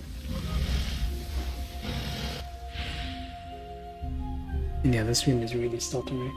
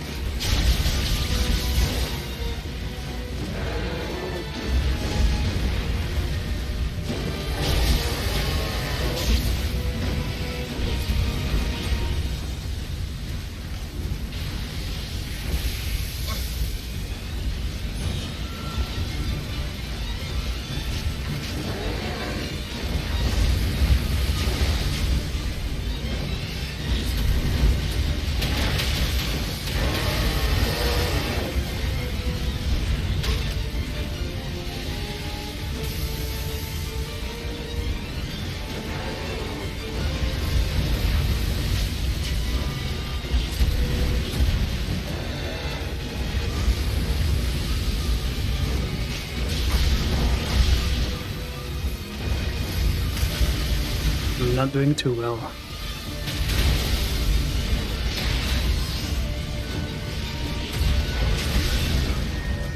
How is he not interrupted with that one? His key was too red.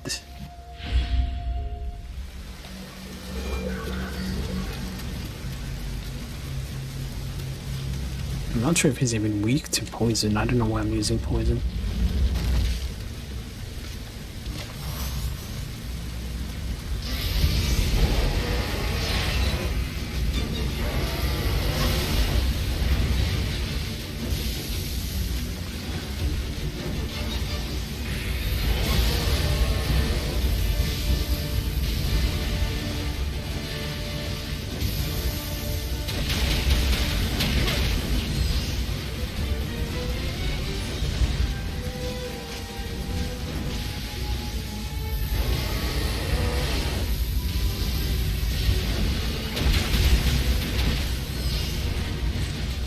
Yeah, poison is really not the thing for him.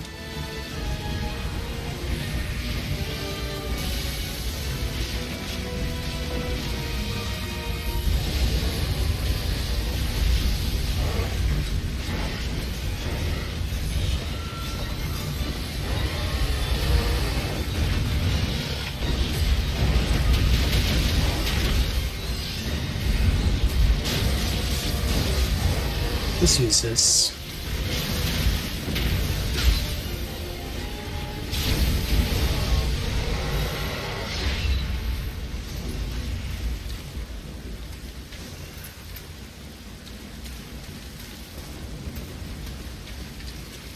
Mission is not complete. Why? 私の死期を打ち払うとは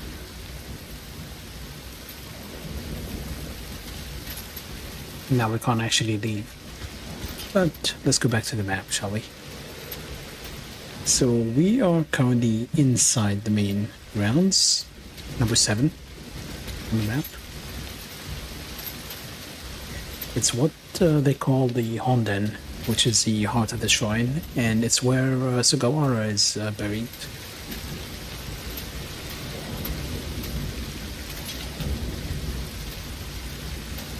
And there is a Honden in real life. Compare it to this, it's not too far off. Now there's also a Kirin statue on the temple ground outside this Honden, but it's not in game. I don't know when it was added. if you care enough to see its picture. But it's also rubbed a lot, and that's why it's shiny. A good look. Now, there are 6,000 plum trees on the temple grounds. Because apparently Sugawara loved plum trees and even wrote poems about them. He was in love with them since he was a child. He didn't really want to be separated from him. And the legends say that Tobi-ume, or the flying plum tree, didn't want to be separated when he was sent to Zaifu, and was sent here to be with him. Well, I mean, traveled here, flew here to be with him. That's why Tobi-ume is a flying plum. And it's still standing today. The temple. And you can see right next to it, to the left, is the statue. This one. The other one, actually. On the other side. But yeah, this tree is the same one. Again. More or less.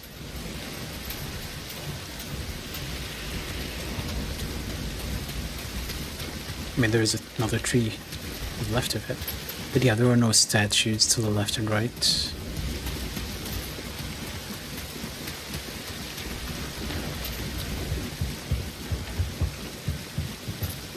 But yeah, this boss can be annoying if you're not prepared. There are multiple ways you can avoid getting hit by lightning. One, if he breaks this, you can go inside. Two, if you actually stand at the entrance here, lightning won't hit you. But yeah, like I said, lightning was striking the palace, and that's why it's thought to be a bad omen.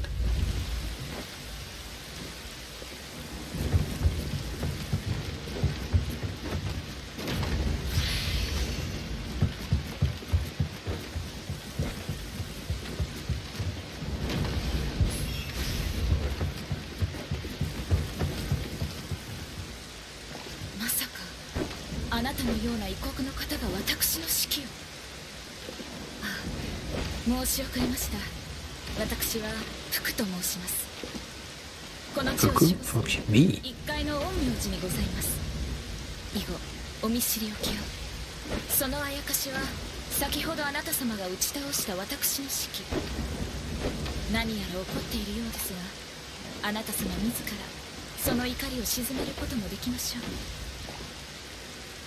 Is there a reason why you keep it with that long tongue of it? Hey!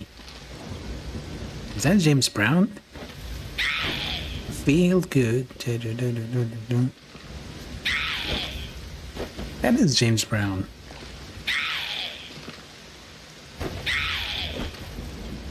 I never thought about it, but that is James Brown. He wants me to bow, but I can just clap. I think, and he'll let me go. Any positive gesture is fine with, as long as it's the right color.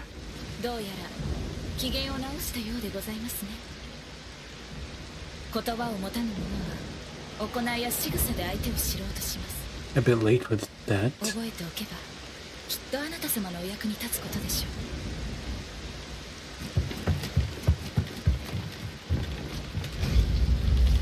And before we go down, there's a very sneaky Kodama right here.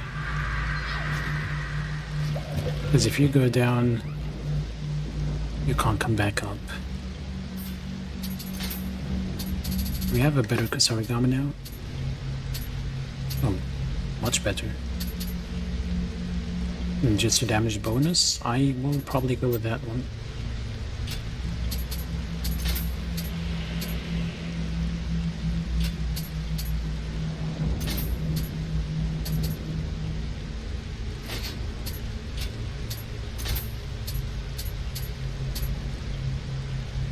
Unlimited ninjutsu. Would be nice.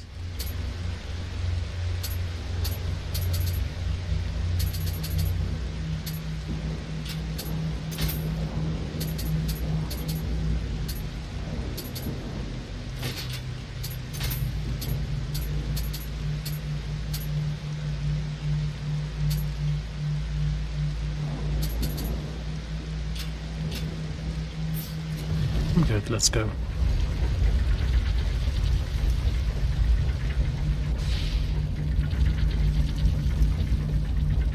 Now, needless to say, this isn't under the shrine.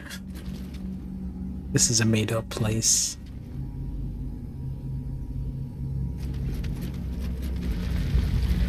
The door just shut. They don't want me here. They never wanted me here.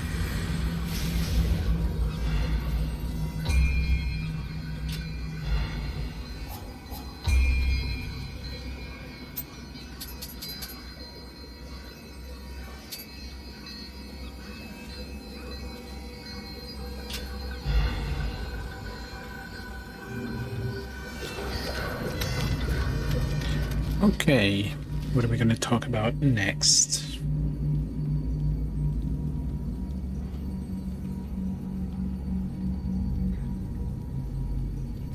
It's been a while since I spoke, right? Early on, と太宰府の地下によもやこのような場所があろうとは。 Nekomata was mentioning Lord Takakage, who rebuilt this. Like I mentioned, this place was rebuilt in 1591. Seems to be held shut by some power. Now, he was referring to Wayakawa Takakage, who is this guy right here. Man responsible for rebuilding the temple in 1591. He was originally from the prominent Mori clan. And was then adopted by the Kobayakawa, and that's why his name is Kobayakawa Takakage. And eventually became the head of the Kobayakawa clan. But he was a big deal.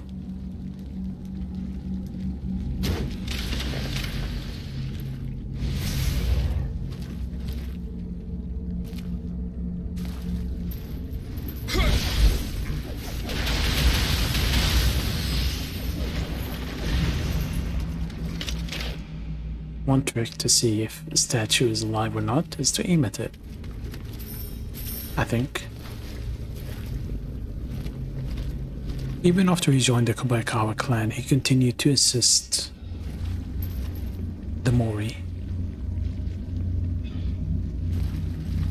And it was under him that the Kobayakawa clan greatly increased their influence in the Chugoku region, along with the Mori clan.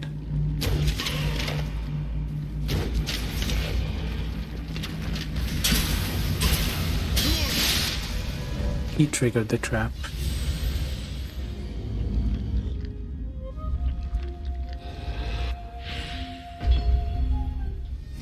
Silly me, I forgot about the trap. I didn't forget about the trap, I knew the trap was there, I forgot that he would trigger it.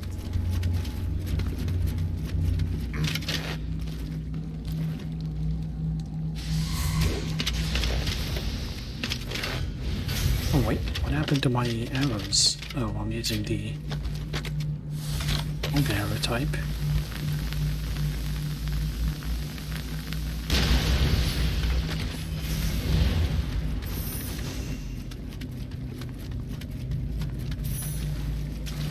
Now he had an older brother, Takakage, by the name of Kikawa Motoharu.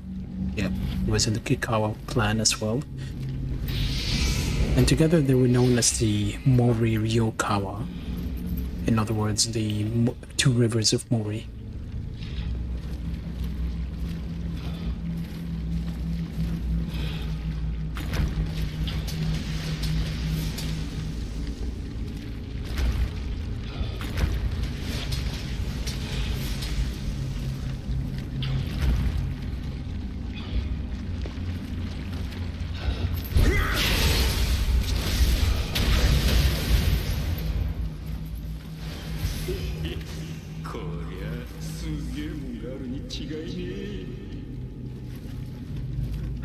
Nice thing about carding in this game is 100%.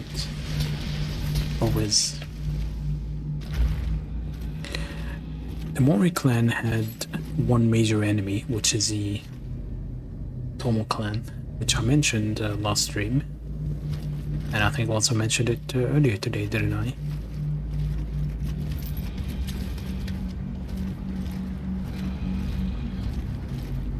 So when eventually the Otomo clan were allied with Nobunaga, the Mori allied themselves with the shogun. Because they were enemies, they're not going to stick to the same side.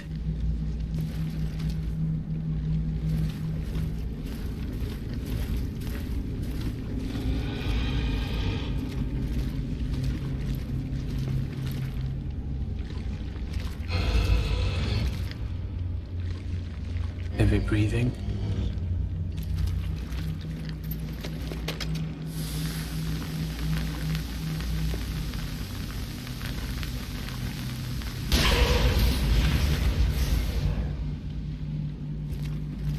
And this guy is none the wiser.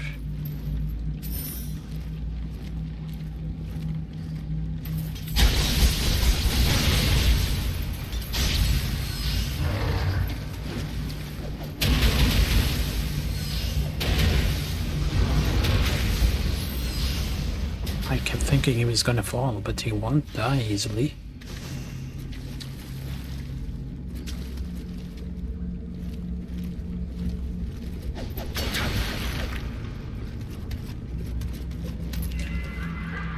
Now, under Nobunaga, Hideyoshi was the one who was in charge of pushing Nobunaga's forces into the Chugoku region.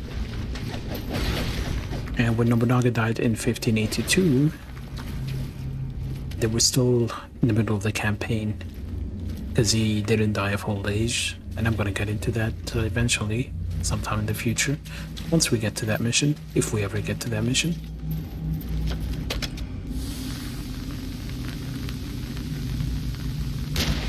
Now obviously the loss of their leader would destroy the morale of any army.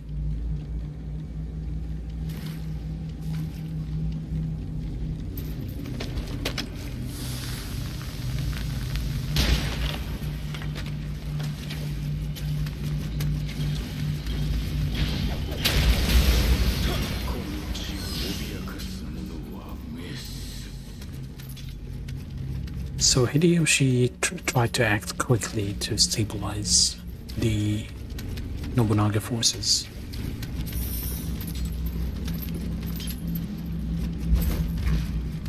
What happened was the Mori clan, the head of the Mori clan, Mori Terumoto, who, funnily enough, was we mentioned earlier today in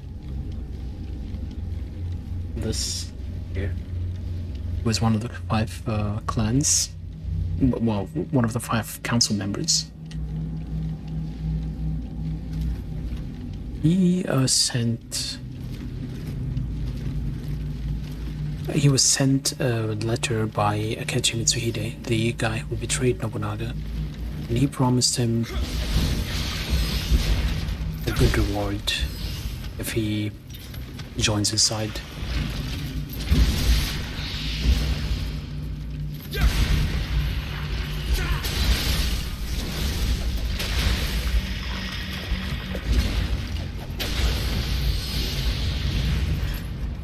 Now, Hideyoshi, as I mentioned, he was a smart guy. He intercepted that letter and made sure it never reached the Mori clan, so they never knew of Akechi's offer to join them.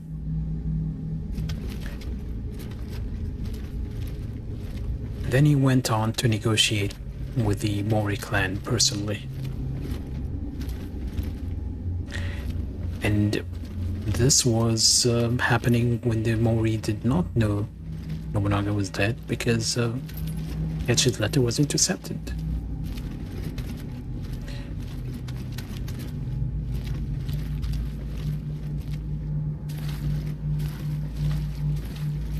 This takes us full circle.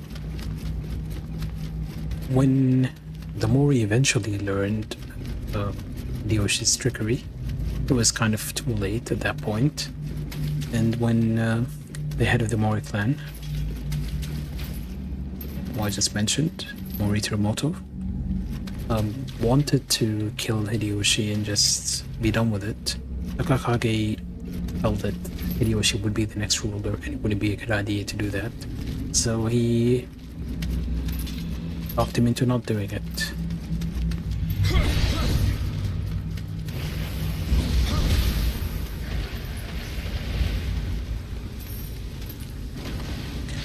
And because he knew Hideyoshi would be the next ruler, he went on to try and get on his good side, and eventually joined the Council of Five.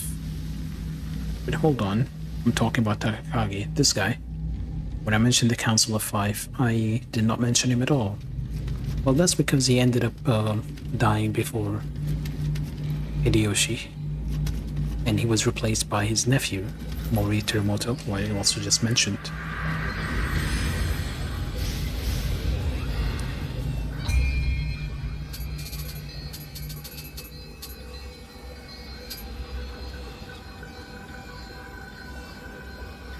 But that's kind of, well, odd. Why is he in control of this area? It's also another story.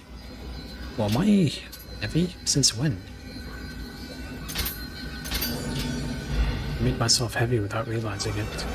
I wonder if something felt odd.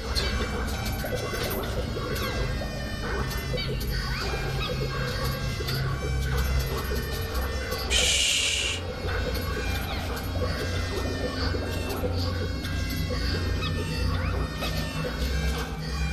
Shut up. It's like I'm in a kindergarten.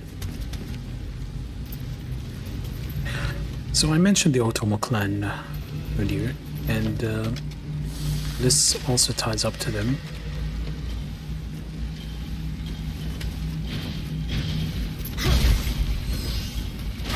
Oh, I forgot they have a...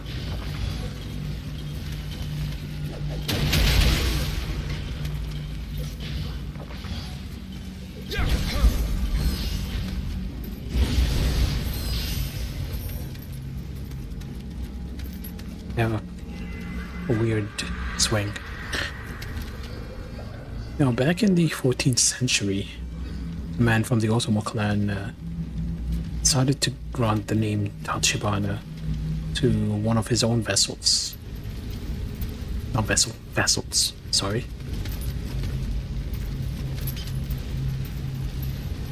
And then give him control of the Tachibana castle. And I'm not going to show you a picture of that because it doesn't exist anymore. But the Tachibana name was a clan back in the day. It was a big, prominent clan. But so this name meant something, even though the new people were not really related to it.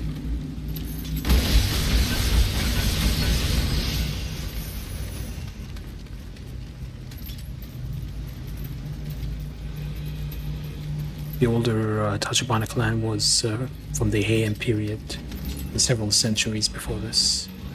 And they were kind of nobility and not samurai.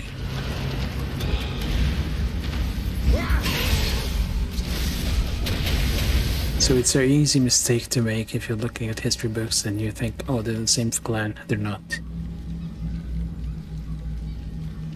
Anyway, eventually during the Sengoku period, there was some conflict between Tachibana and the Otomo, the ones who granted them that family name in the first place.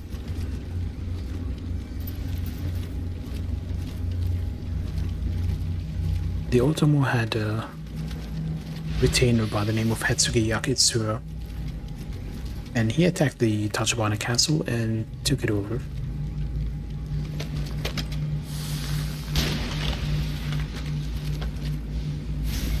And then he went, hey, wait a minute, I like this place. Let me hold the castle, and I'm gonna change my clan name to Tachibana. And that's how the name Tachibana Dosetsu came to be known. This guy right here. He changed his name, became Tachibana just because he took over the castle. And he changed his first name as well.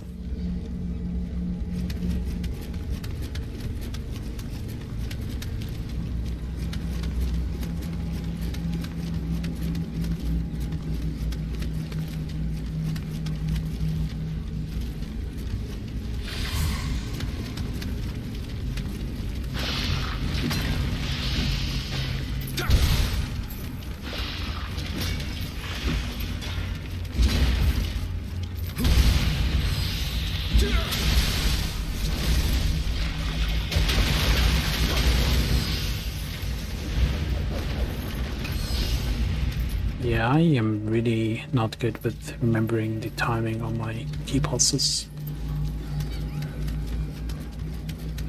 So Tachibana Dosetsu, this guy right here, didn't have any sons, and he ended up adopting the son of the Takahashi clan, named a man by the name of Takahashi Shigitani. And because he adopted him, he had to change his name, and he changed his name to Tachibana Muneshige, the man who we're looking for in this mission. This guy.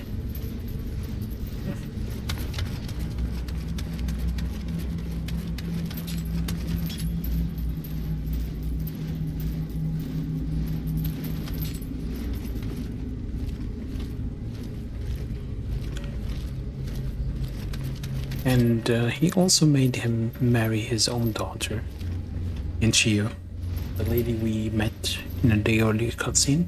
This one right here.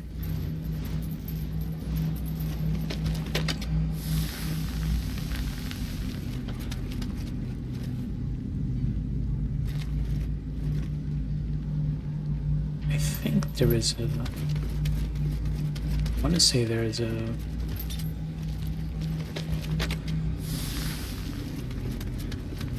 a guy throwing stuff up there.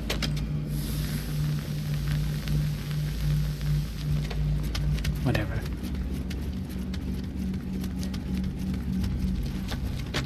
So Tachibana married Nioh. Not out of love, not out of anything like that, just because his adopted father said it had to be done.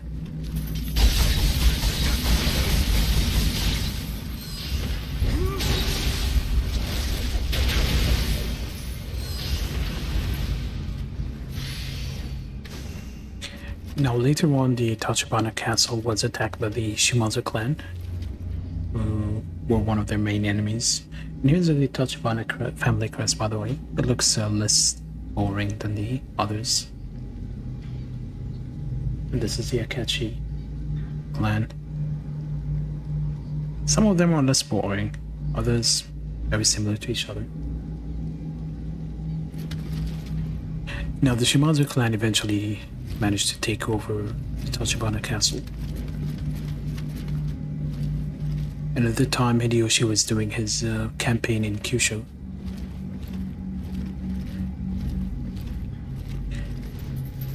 And the Shimazu had to retreat, and Tachibana could get back their castle. But the castle eventually fell to Hideyoshi himself, and he placed it under the care of Kobayakawa Takakage, the man who rebuilt this place.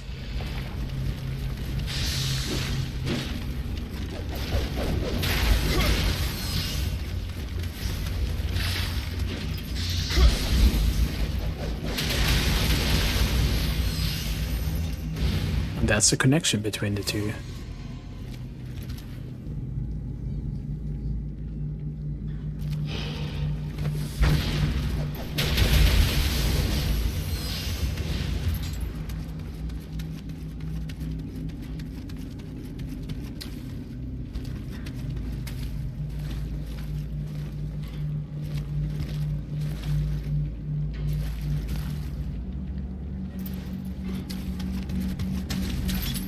Obviously that statue is still alive.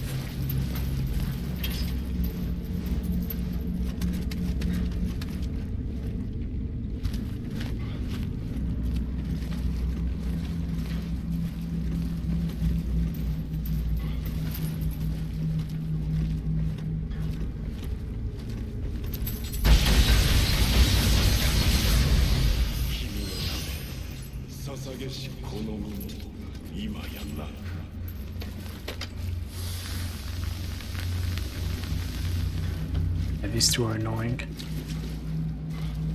Might try to circle around them. I think you can circle around them.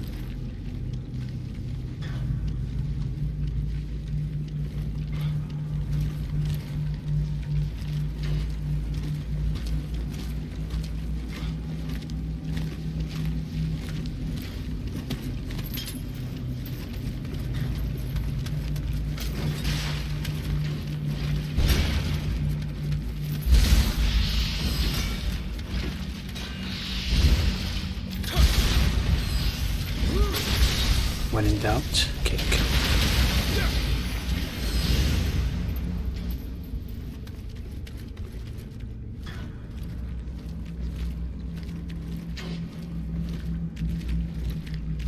But later Tachibana ended up joining Hideyoshi, and he took part in Hideyoshi's invasion of Korea, which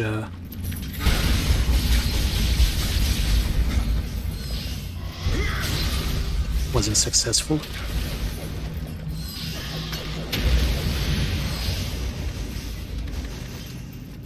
Mostly because of China's, well, the Ming Dynasty interfered and it prevented the victory. It was kind of a stalemate, but that's an irrelevant story, really.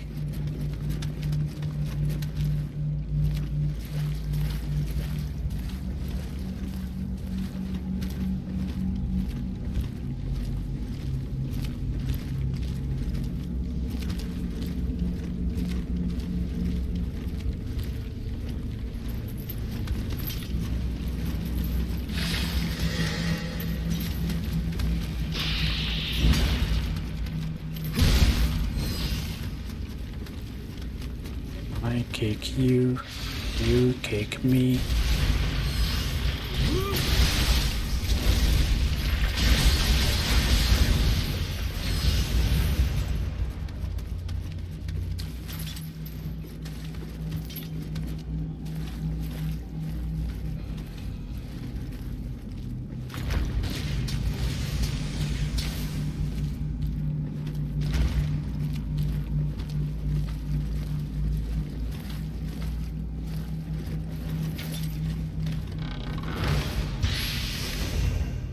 This one has 2 lines on the side, one has 3 lines on the side.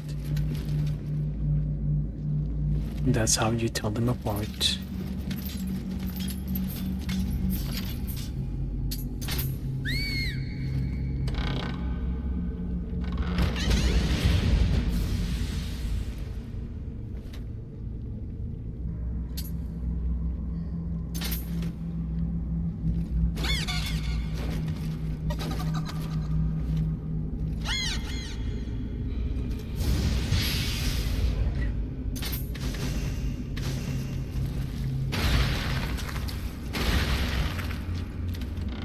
If you just open it, you'll get chip damage.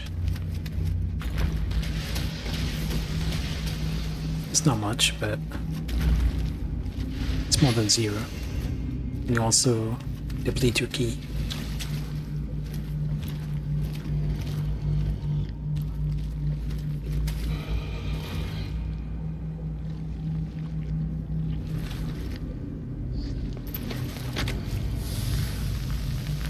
That one is a skeleton.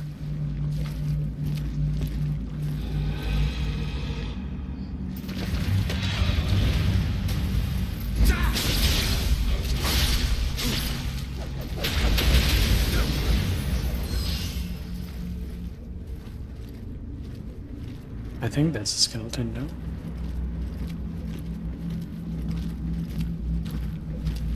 I'm always extra careful in these games, even if I've been through the place several times.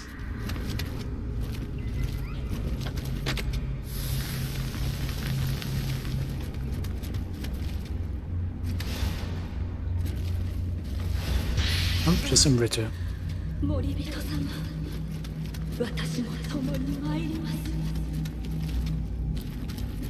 Now do not, and I repeat, do not fall down without figuring this.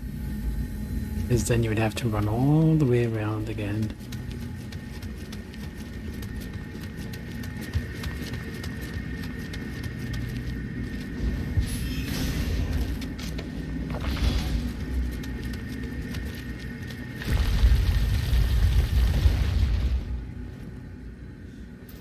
That there is a skeleton.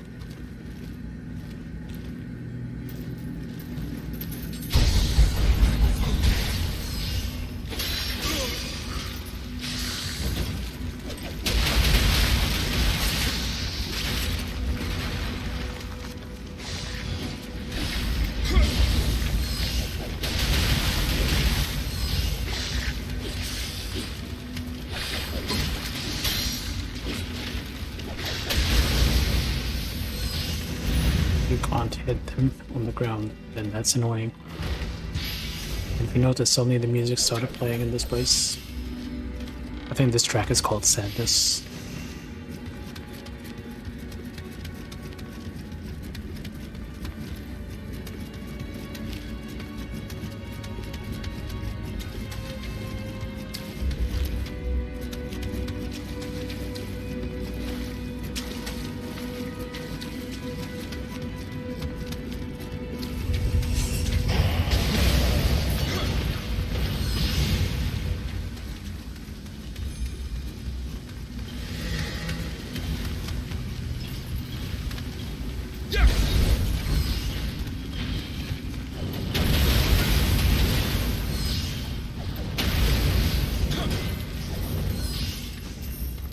And that's me circling around to these guys.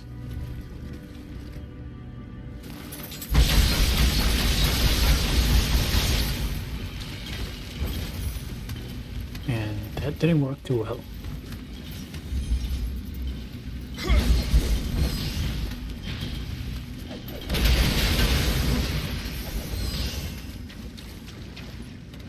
Their Rita stones light up when they're attacking.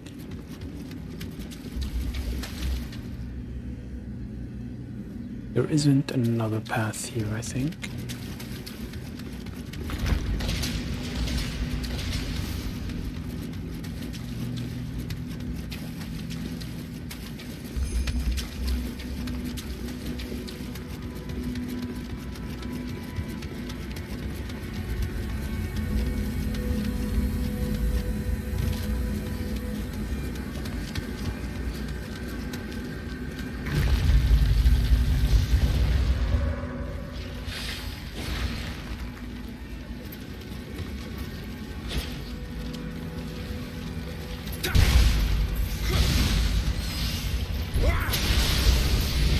Just kick them.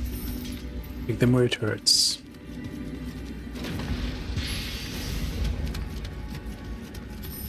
Yeah, I think I left the Kodama somewhere.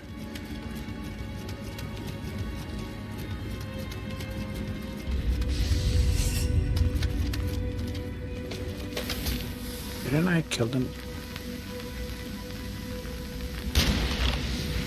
I thought I killed them.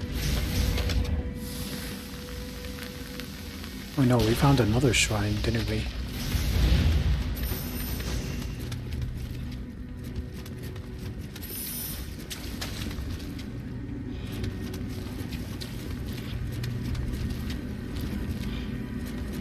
I'm back here for this. どの扉もピクリともしやがらぬ。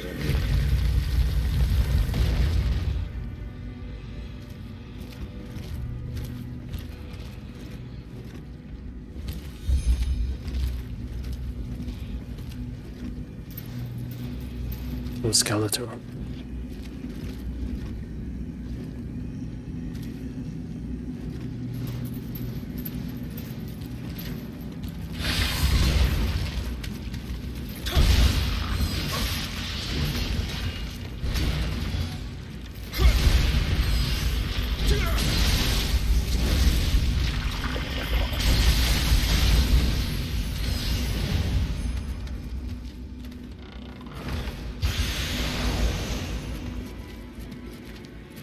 Yeah, I missed it.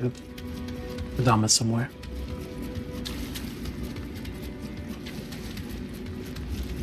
I'll find it.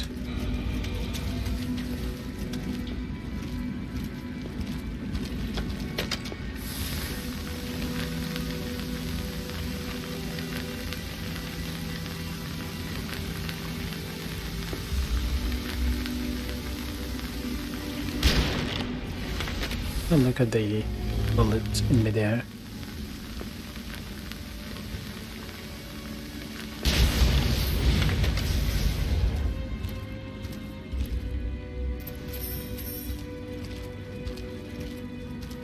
Just walk away.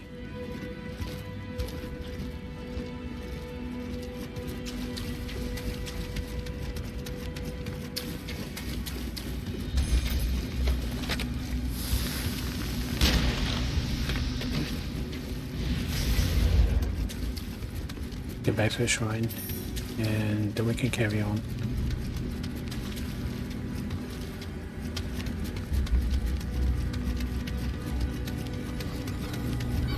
Alright.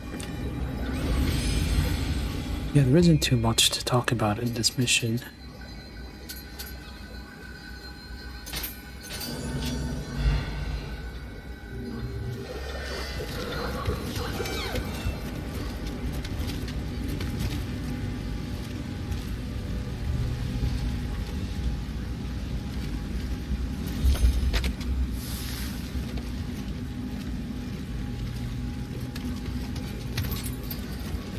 Oh, these statues stay destroyed. I don't remember that.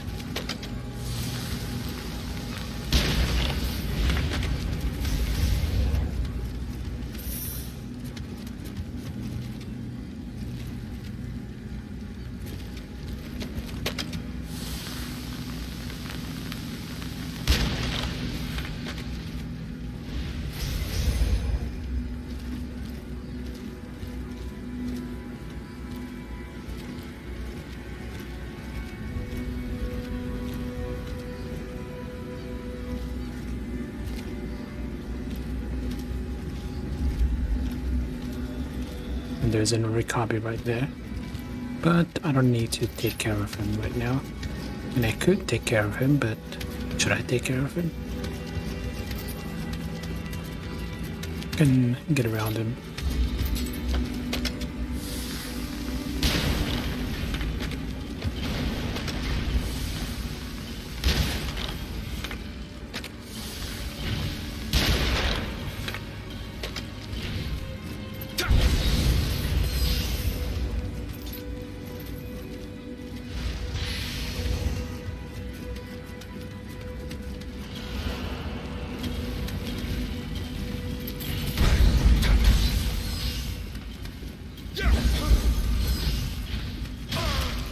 I hate that upward swing.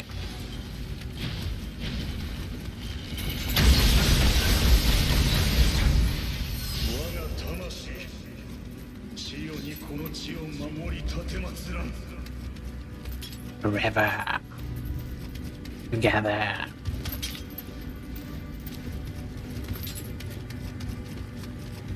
Okay. I just want to open this door, and then we can talk about something else.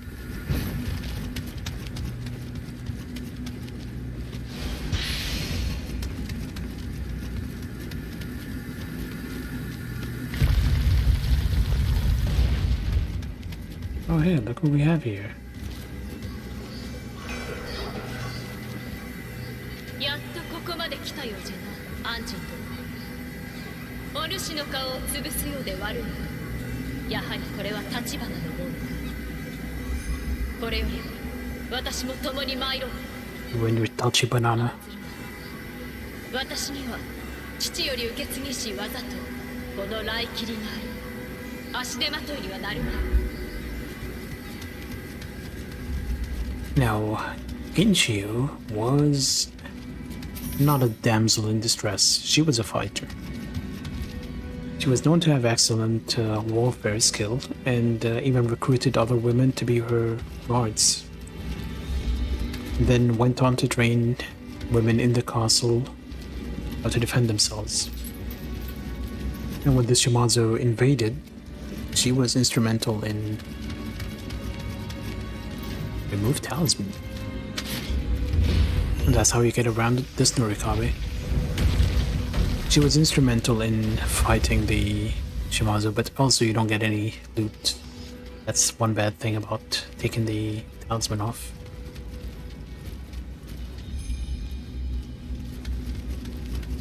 But do you think, hey, she cares a lot about her husband? なんとかようなところに湯が湧き出ておるとは。 If you come to the hot spring first, rest here without her. You miss this. おい、お主まさか。仮にも女子である私の前で躊躇せず。異国ではそれが普通なのか。 But yeah, you think she cares a lot about her husband, but the relationship was not actually good. They were separated for most of their married life, so they were not really together, per se.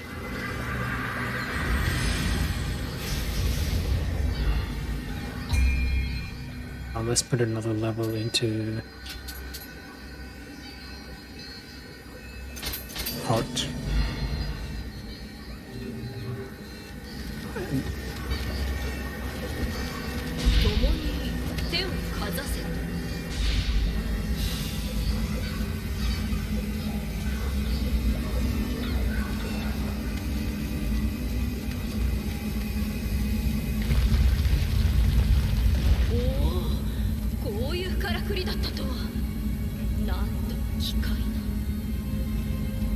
Strange trick? Illusion, Michael. Trick is something a whore does for money. Or cocaine. I had to.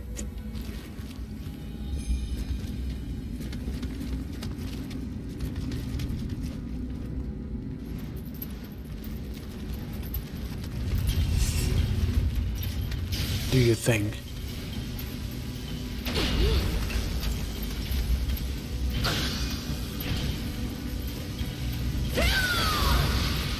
Yeah, she's powerful. More like the sword she's using is powerful.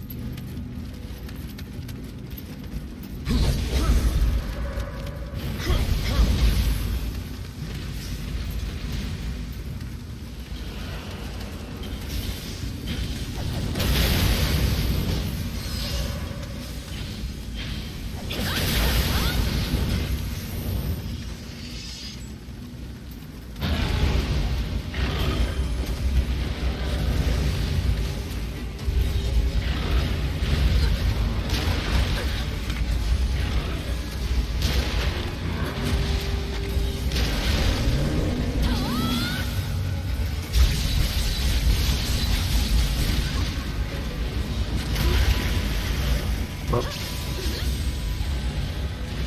I got greedy. Should have gotten rid of the yokai realm first.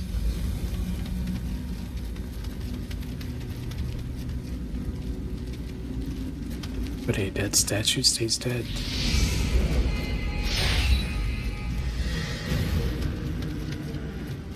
Spit at me.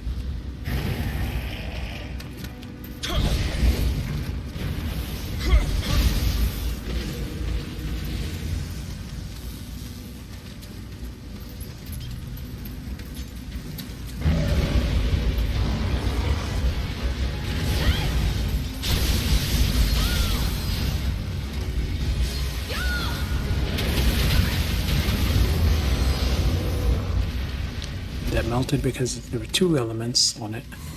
And I think this is their attempt at teaching you about that debuff.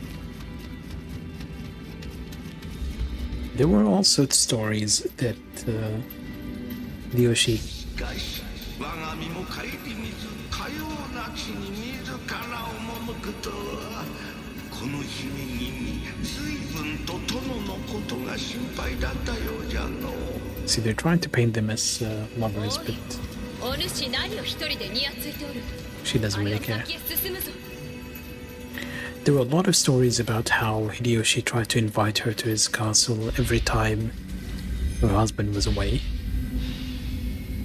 And that was during the Korean campaign. But whether that's true or not, it's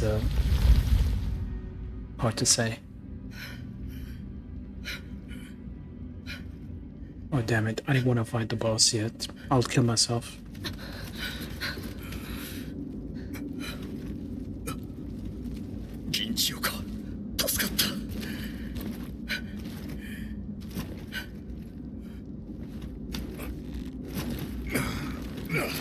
それ Hey! What the hell are you doing? 貴様何者じゃ。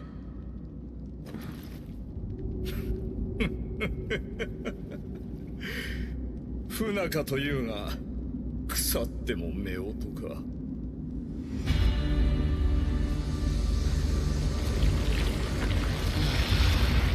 Yeah, like I said, they didn't really like each other. I found you.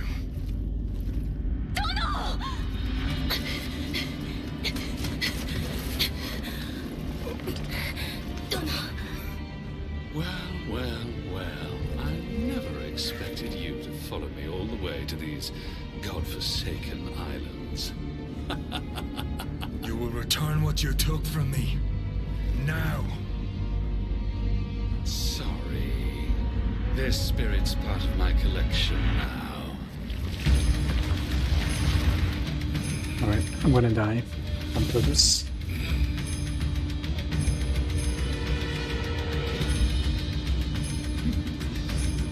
Please kill me.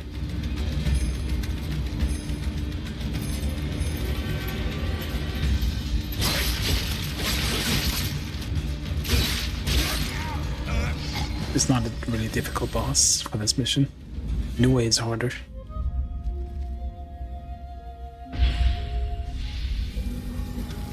Now, there was one thing I wanted. What was it?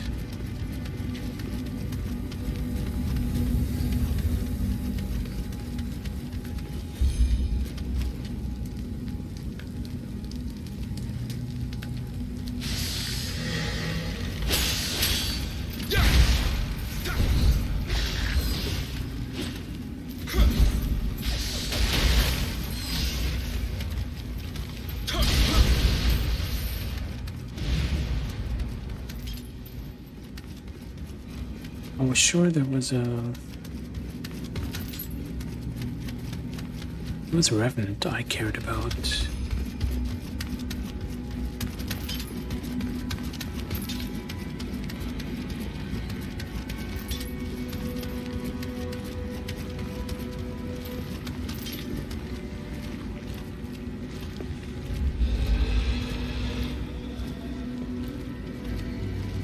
That way.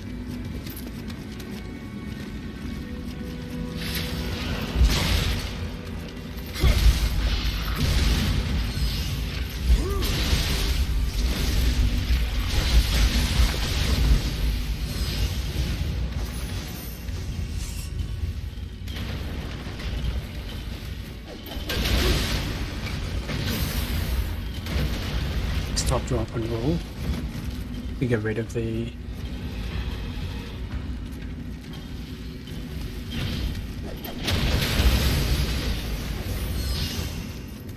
fire.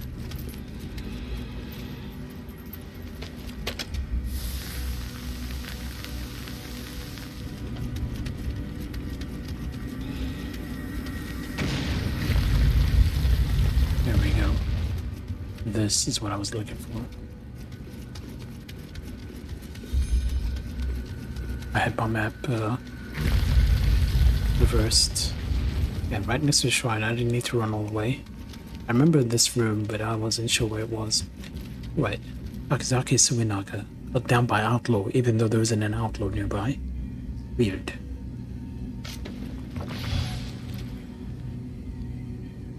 Let's kill him.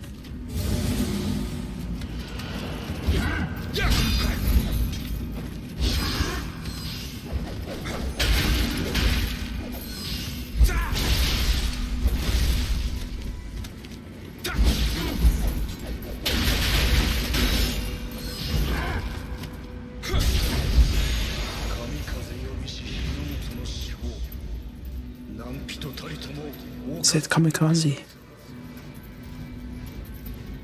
Alright, so he mentions the Divine Wings, kamikaze. Now, Takazaki Suinaga, who is he? In 1274 and 1281, Kublai Khan the leader of the Mongol Empire, this guy right here, decreed that Japan would be returned by force to the fold of the imperial Chinese tribute system, and therefore began the Mongol invasion of Japan, as you've seen in Ghost of Tsushima. And on both sides it was said that the Shinto gods were on the side of the Japanese because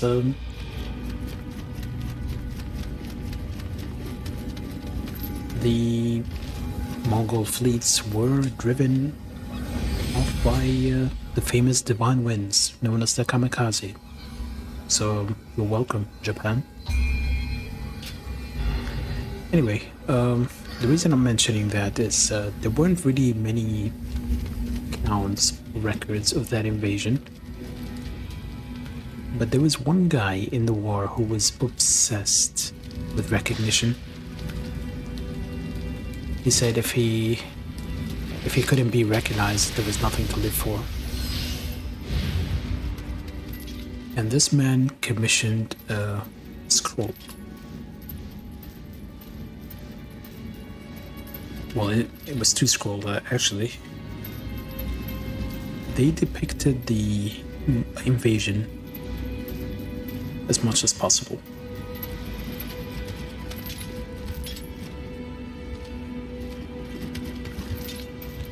The scrolls are called the Mokoshura Ikotoba, and these were commissioned in 1293, so about 12 years after the second invasion.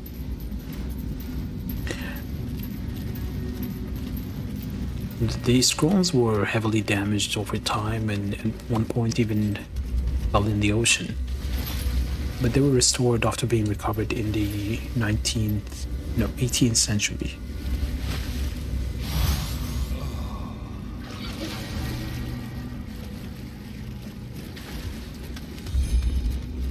And this guy is still known today only because he asked for the scrolls to be made.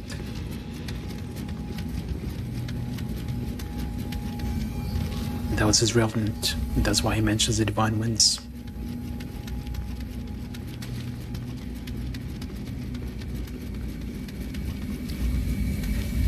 And this is when we can fight the boss for real.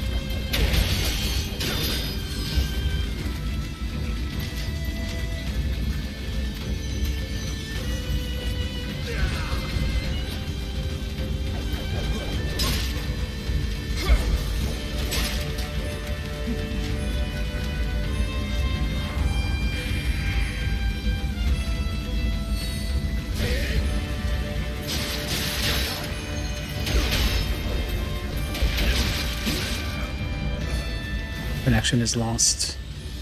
I got distracted.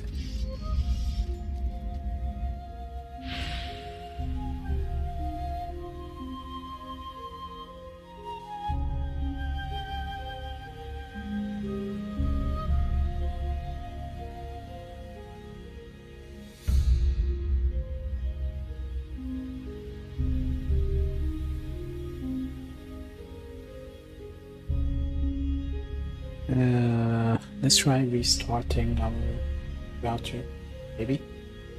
Can you hear me? I can see chat again.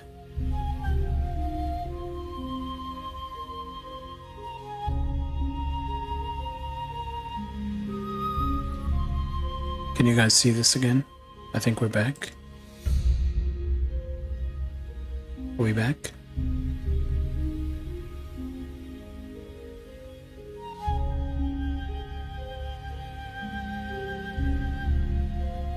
Can you hear me? Am I clear to you?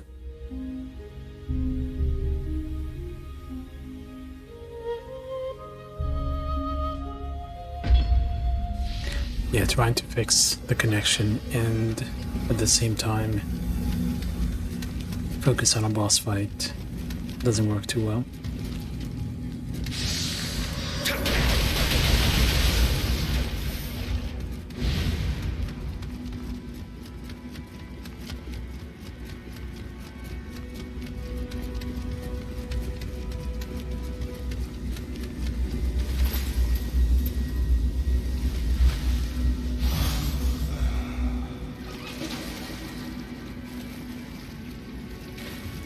Yeah, we are close to ending the stream anyway. It's a little after this boss.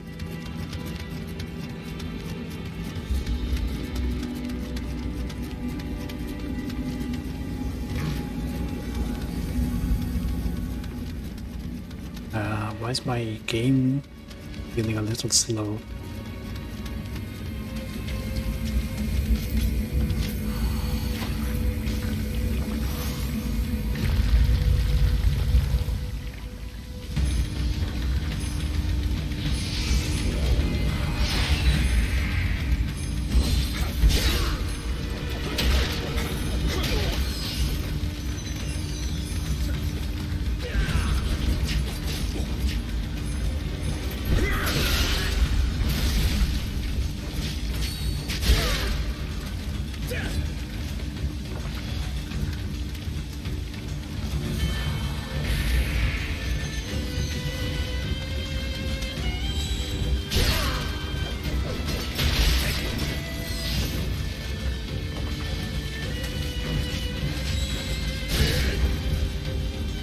Thought you were blinded, buddy.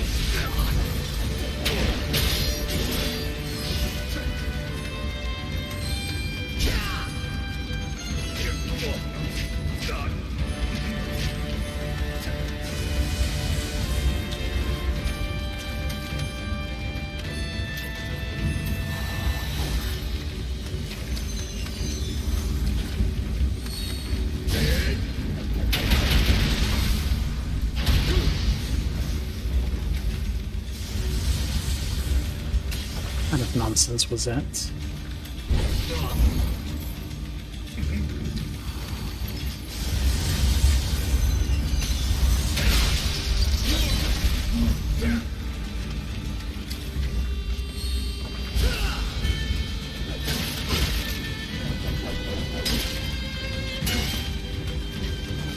Why am I handling him terribly?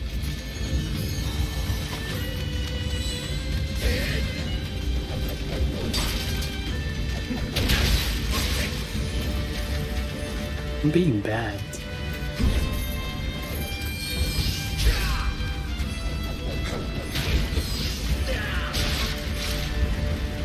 I'm being absolutely terrible.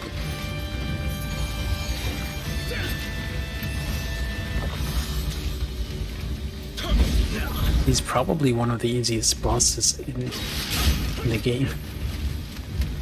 I'm just getting manhandled by him.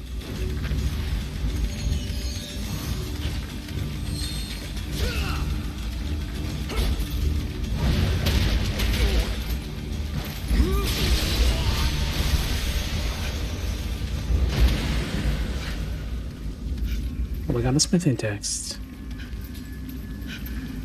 Yeah, that was awful. Just simply awful. Well, I have plenty of points.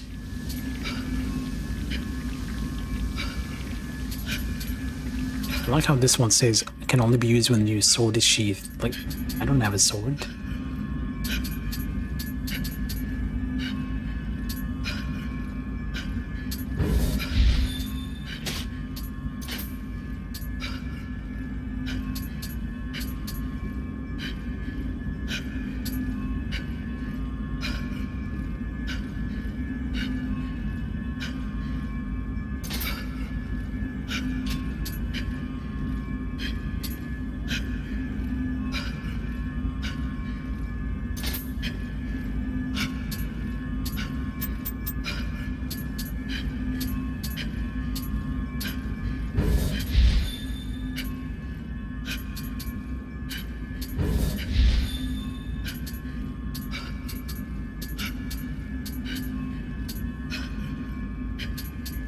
What was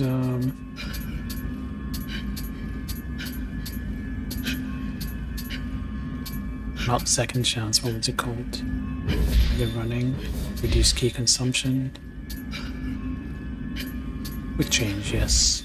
Oh, we can get quick change already. I should have had quick change.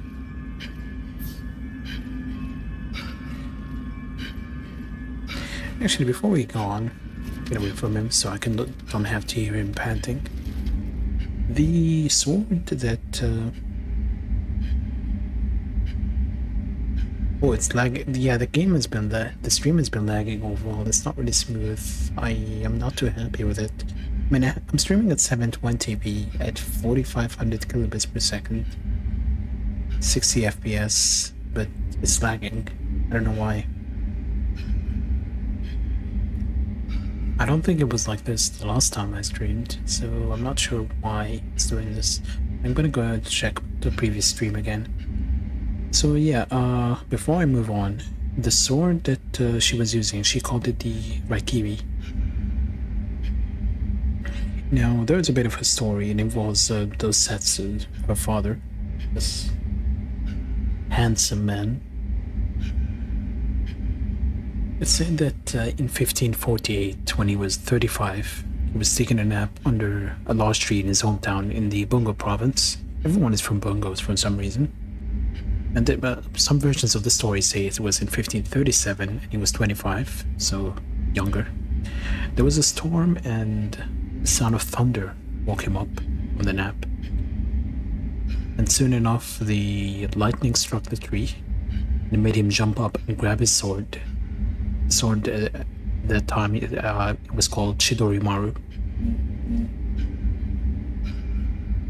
And when he grabbed the sword, he struck the god of thunder. And they say it hurt him as well, but he also injured the god of thunder. And he hurt himself that he was paralyzed on the left side of his body for the rest of his life. I mean, there are a lot of stories that say he was paralyzed on the left half. And he went on to fight in a lot of wars, and he was often carried into battle, so I don't know how he survived. That sword, after it struck the lightning, it became the Raikiri Maru, which still around in the Tachibana Museum in Japan. And this is a sword. No, it doesn't emit lightning. Too bad.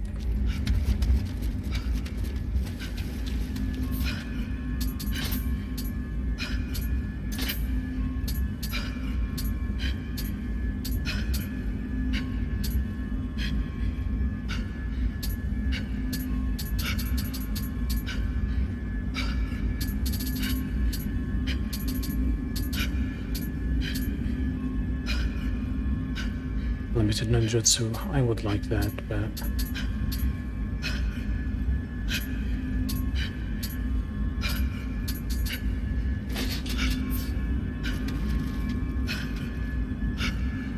let's press on.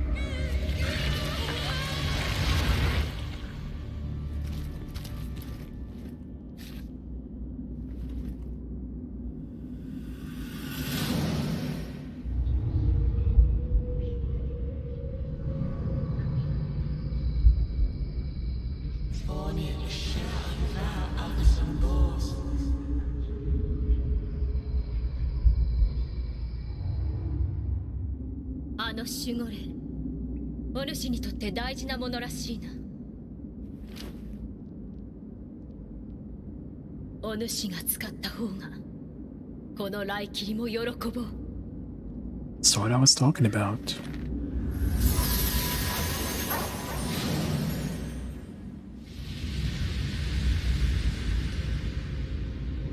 殿が異国に出兵した後、太閤秀吉様がやってきました。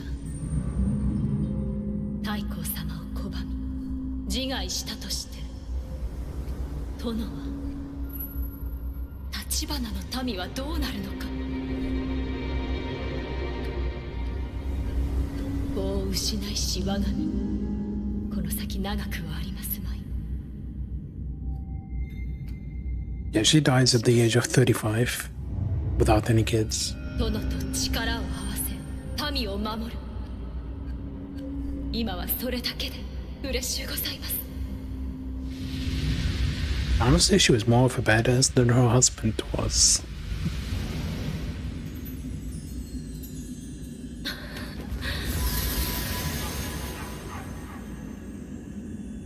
And as I said, they weren't really fond of each other and they were separated for most of their lives. And even the stories saying he kept inviting her to his castle. Hideyoshi kept inviting her to his castle. But they said he was kind of scared of her guards, women guards she had.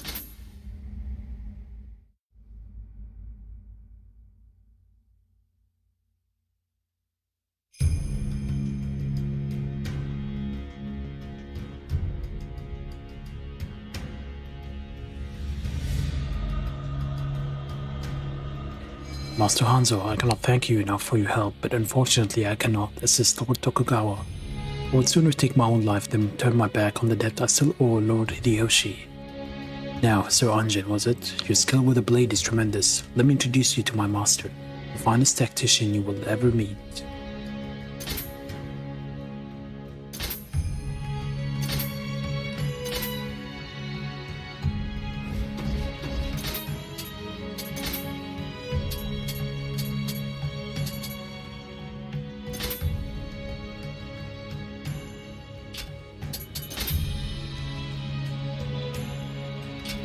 Alright, we have these two things to do. And if we go to our equipment, look at the Raikiri. Famous sword said to have been used by Tachibana Dosetsu, father of Tachibana Genshio, to slice a bolt of lightning in two. In 1548, as Dosetsu napped beneath a tree in his hometown of Bungo. It's almost like what I just read.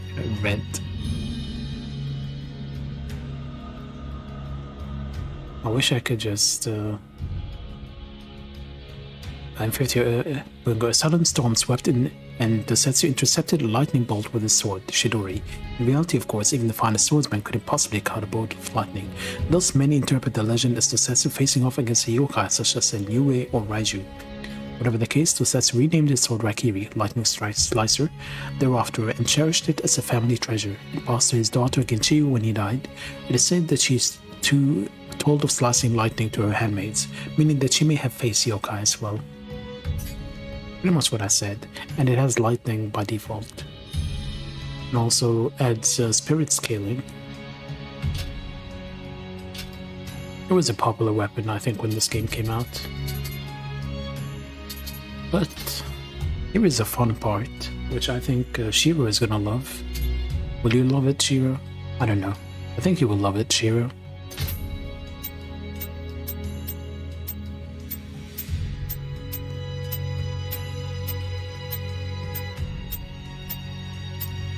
Oh, it's not there yet, damn it. Damn it.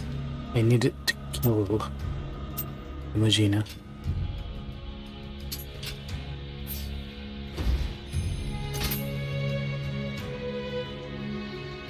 Yeah, we need to kill the Imogina, so we can't see it yet. Damn. Maybe next time.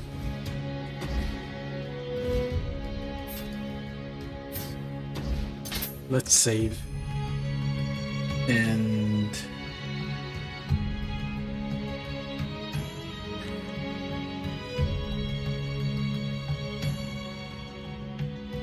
I actually have more stuff I could talk about, but I will probably leave it to next time, because we have done 5 hours today. And I don't have images for the thing I could talk about. It is not ready. yeah, today was tiring. I think I'm actually just gonna continue next week and not do another weekend session. As for what I'm gonna be streaming tomorrow, that is a good question, and I don't know the answer to it.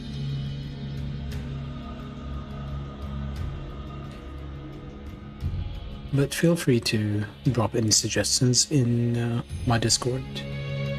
And if you enjoyed this, feel free to drop me a follow here or on Twitter.